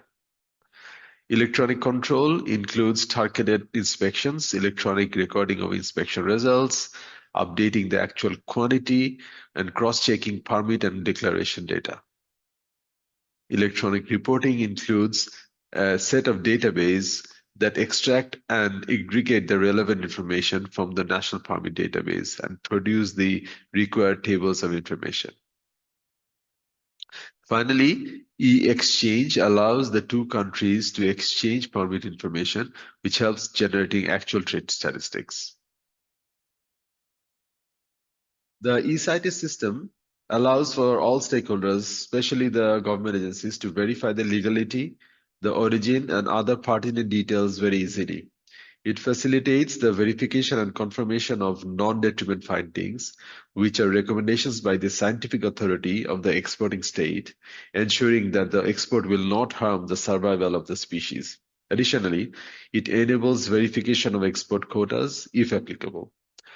The e-permit system also allows for checking traceability information of transactions, including trader profiles, trade trends, previous confiscations, importer details, etc. Utilizing the eCites system offers numerous advantages. These include simplified and automated trade processes, increased transparency, prevention of fraudulent permits, and seamless information exchange. Moreover, it enables electronic risk management for targeted inspections, automating generation of statistics, and integration with national electronic single window systems. To give you an example, through collaboration with the CITES Secretariat, UNCTAD Asikuda developed an off-the-shelf digital solution for electronic CITES permits, which has been implemented in Sri Lanka in 2020. Following the implementation, the average processing time significantly decreased from 175 hours to 36 hours, with 0 cancelled permits, indicating enhanced accuracy and transparency. Finally, let me point out the contribution of eCites to the United Nations Sustainable Development Goals.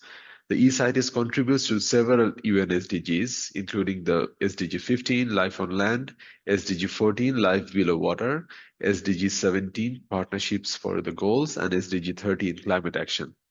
By facilitating sustainable, legal, and traceable trade, eCites supports the biodiversity conservation, sustainable forest management, climate change mitigation, and socioeconomic development, ultimately fostering a more sustainable future for everyone. You can find more information about the eCites and its related guidance, standards, and tools in our website. I have shared a few links in this slide, and you can also scan the QR code and go straight to the website and find out more information about eCites. The CITES Secretariat works with various partners, and not only the international organizations or the UN agencies, but also with the donors. And I would like to mention today about the contribution of Switzerland, which has been a valuable partner. And I would like to acknowledge the generous support provided by Switzerland for advancing the eCites agenda in the Secretariat. Thank you once again for selecting eCites as one of the winners of the APTFF Trade Facilitation Innovation Awards. So thank you very much, Salehin. Initial plan is we will open the floor for Q&As, but when I look at the time, I think we are a little bit running late, and therefore I hope that if you have any questions for the speakers, please do reach out to the Secretariat. We will definitely pass your question to the speakers. So let's again remind everyone why we organize this innovation forum. We not only recognize the excellent work, but we also want to inspire. We hope that there will be more innovation projects in the future, and we do hope that you will learn the good experience, success stories from those projects and companies, also individuals. So once again, I would like to thank you all the speakers for the excellent presentation and excellent time management. Thank you. I also would like to, before we move to next stage to award the certificate, let me again remind you that the partner organizations which are in the review committee, that they assess each candidate project and provide their assessment. So those are the International Chamber of Commerce, International Trade Center, World Customs Organization, and TEDS, as well as the UNES Advisory Board. And I would like to once again thank all the colleagues from those organizations for their time and their expertise in assessing those projects. So now we move to next stage to award certificate.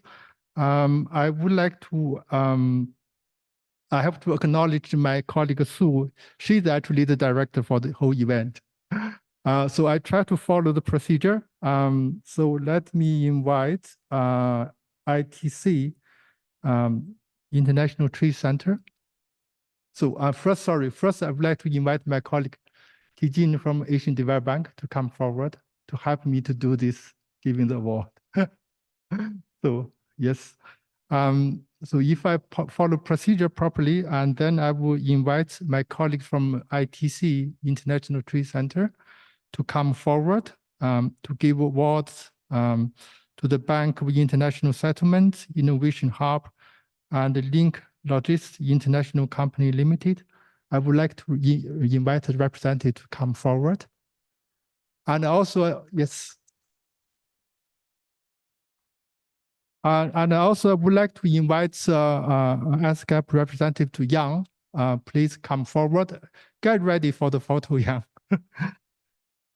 Right. Yes.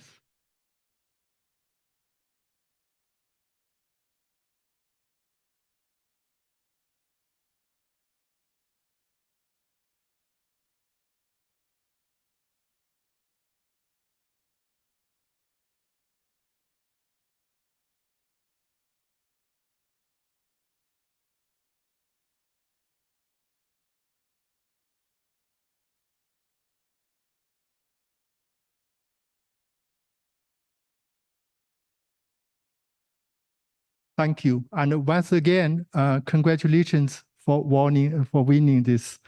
So next in my list, let's move to Indonesia single window again. So let's invite the representatives from World Customs Organization to come forward to help us to give the award, please. And also would like to invite the representative from Indonesia single window to come forward.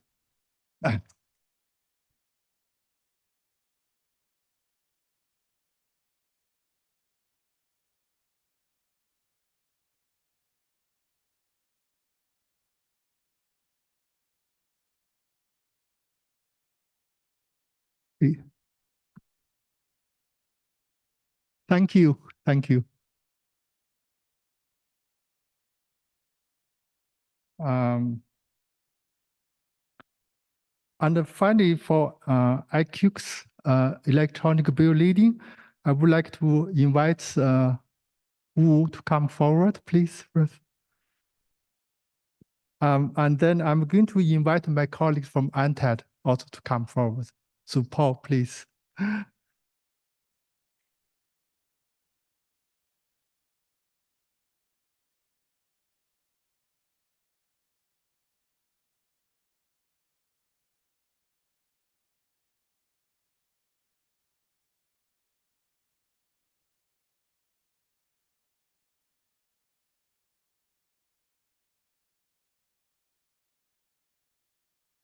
Thank you. Thank you.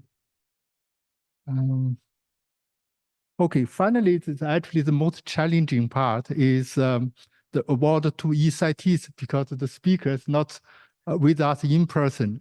We have different scenario prepared. In the end, we see that probably nothing is going to work well. So, so what we are going to do is have photo, and later on we are going to pass the certificate to Salahin.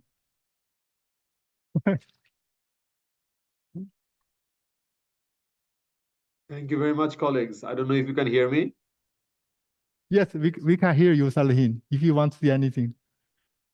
Absolutely. Thank you so much. Yeah, I like, I don't want to give Jan and my other colleague hold it so long. But really appreciate the award. The CITES Secretariat is really honored.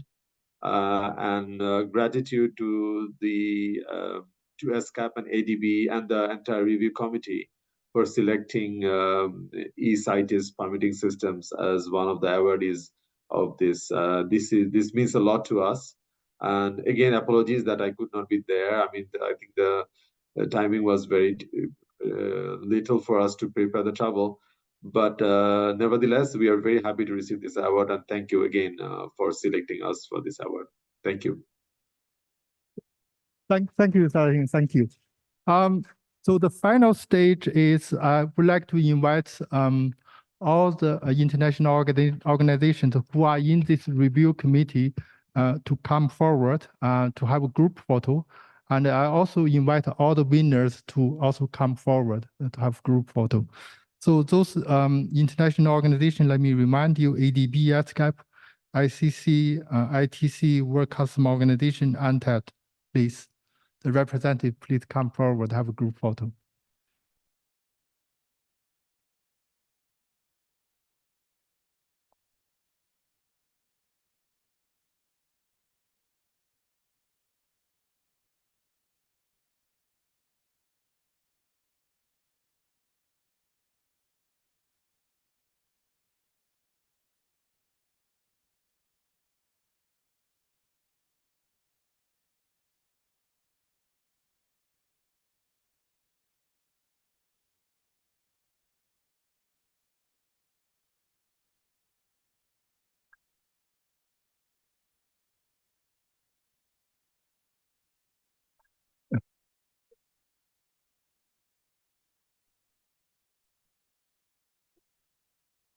So I do believe our photographers have enough photo, and I think we can share the photos after the forum.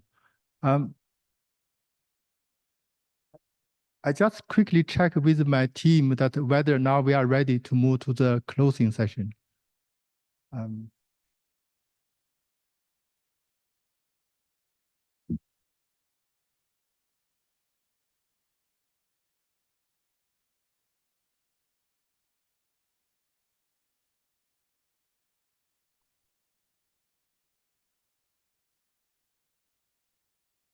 So now we quickly move to the closing session. In the closing session, we had the great honor to have speakers from the host country. Personally, I would like to once again thank for the great hospitality of the host country, for the excellent arrangement, for the forum, for the dinner last night, for everything. It's really, we have very fruitful discussion, and this cannot happen without the great support of the host country. So with this, I have the really great honor to invite Mr. Sahib Safanazanov, Head of Trade Negotiation and the WTO Department, Ministry Investment, Industry and Trade, Uzbekistan, to give opening closing remarks.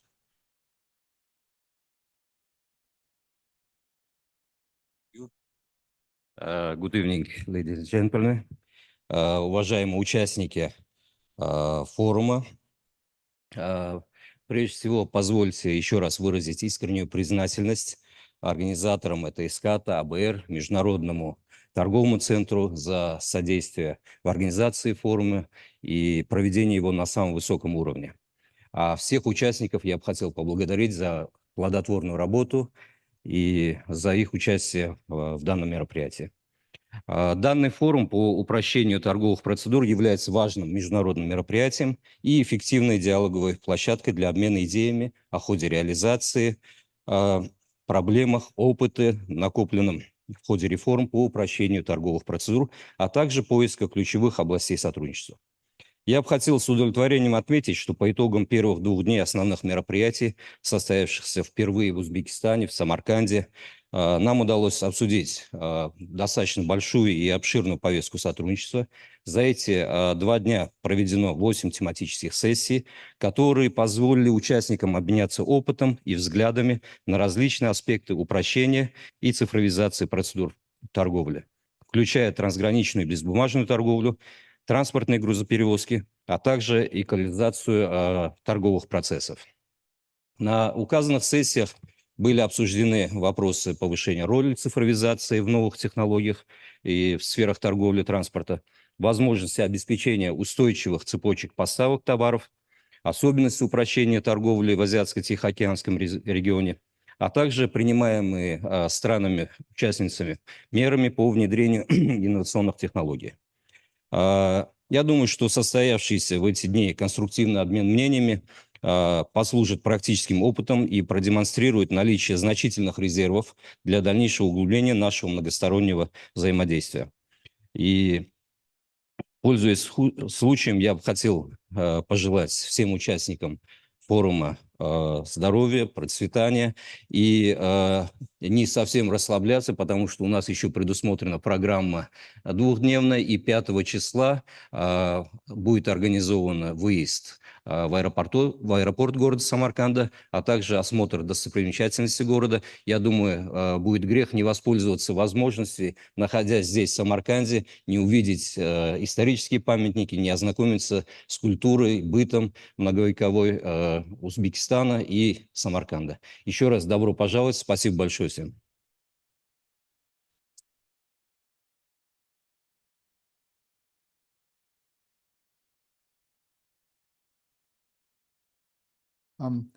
Thank you very much, Ms. Sahib, for your closing remarks. Also kindly reminding us that the work not finished yet, and today we finished the forum, but we still got a few more days work to do. Thank you. So now I would like to invite my colleague, Mr. Yang Dua, to give also closing remarks. Yes. Thank you, Tengfei. I will be as short as can be. I think everybody is tired of all the presentations, all the information I've received, and need a bit of time to process a lot of the knowledge, that was shared by all the experts over the past 2 days.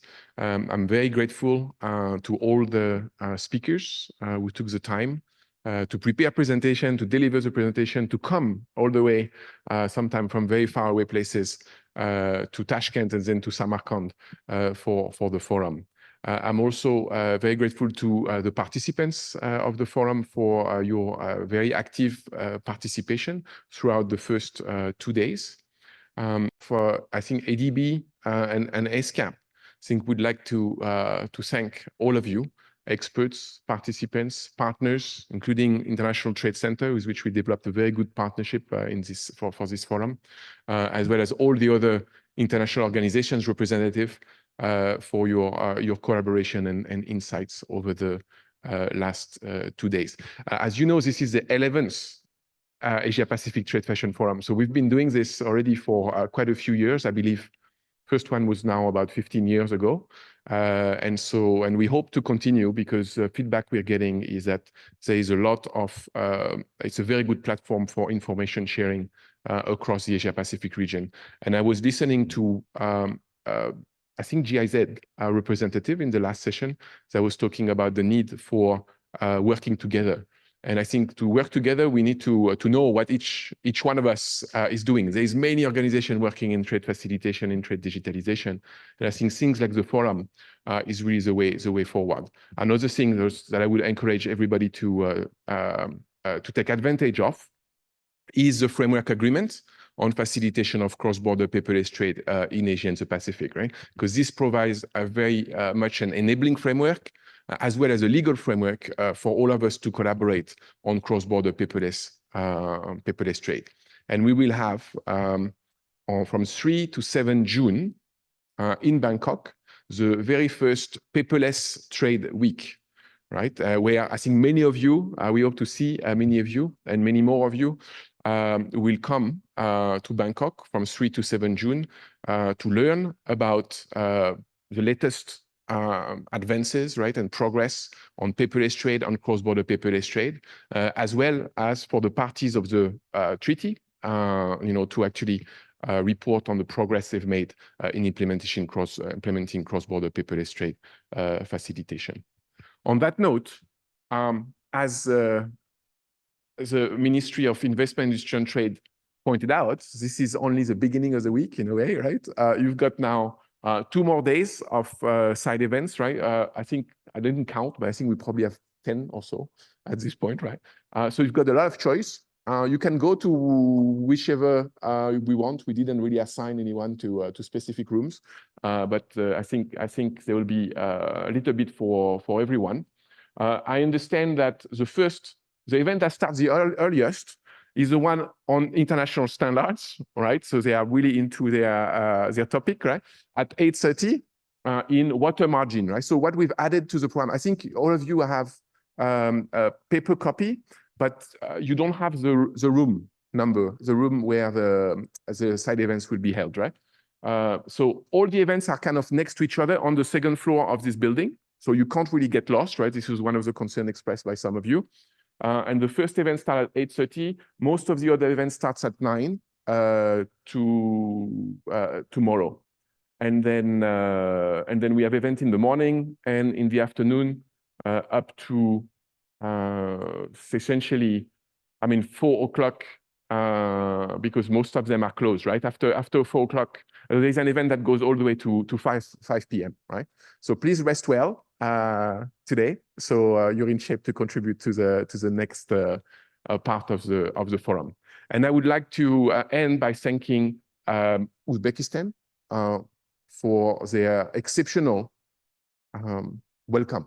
Right? Yesterday, I think all of us had a great time. Right? We are in a great hotel. We've been treated extremely well.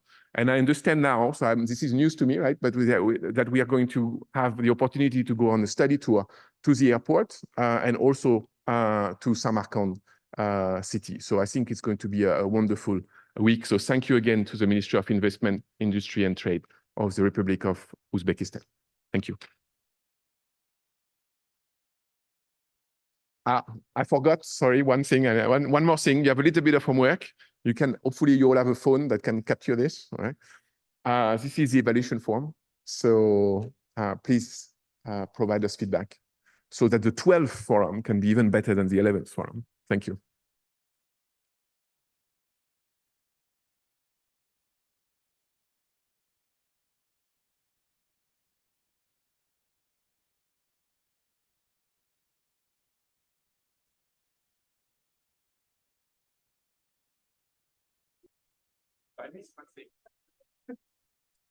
Apparently, I was not clear. So the forum is closed. All right, so you can all go. Okay.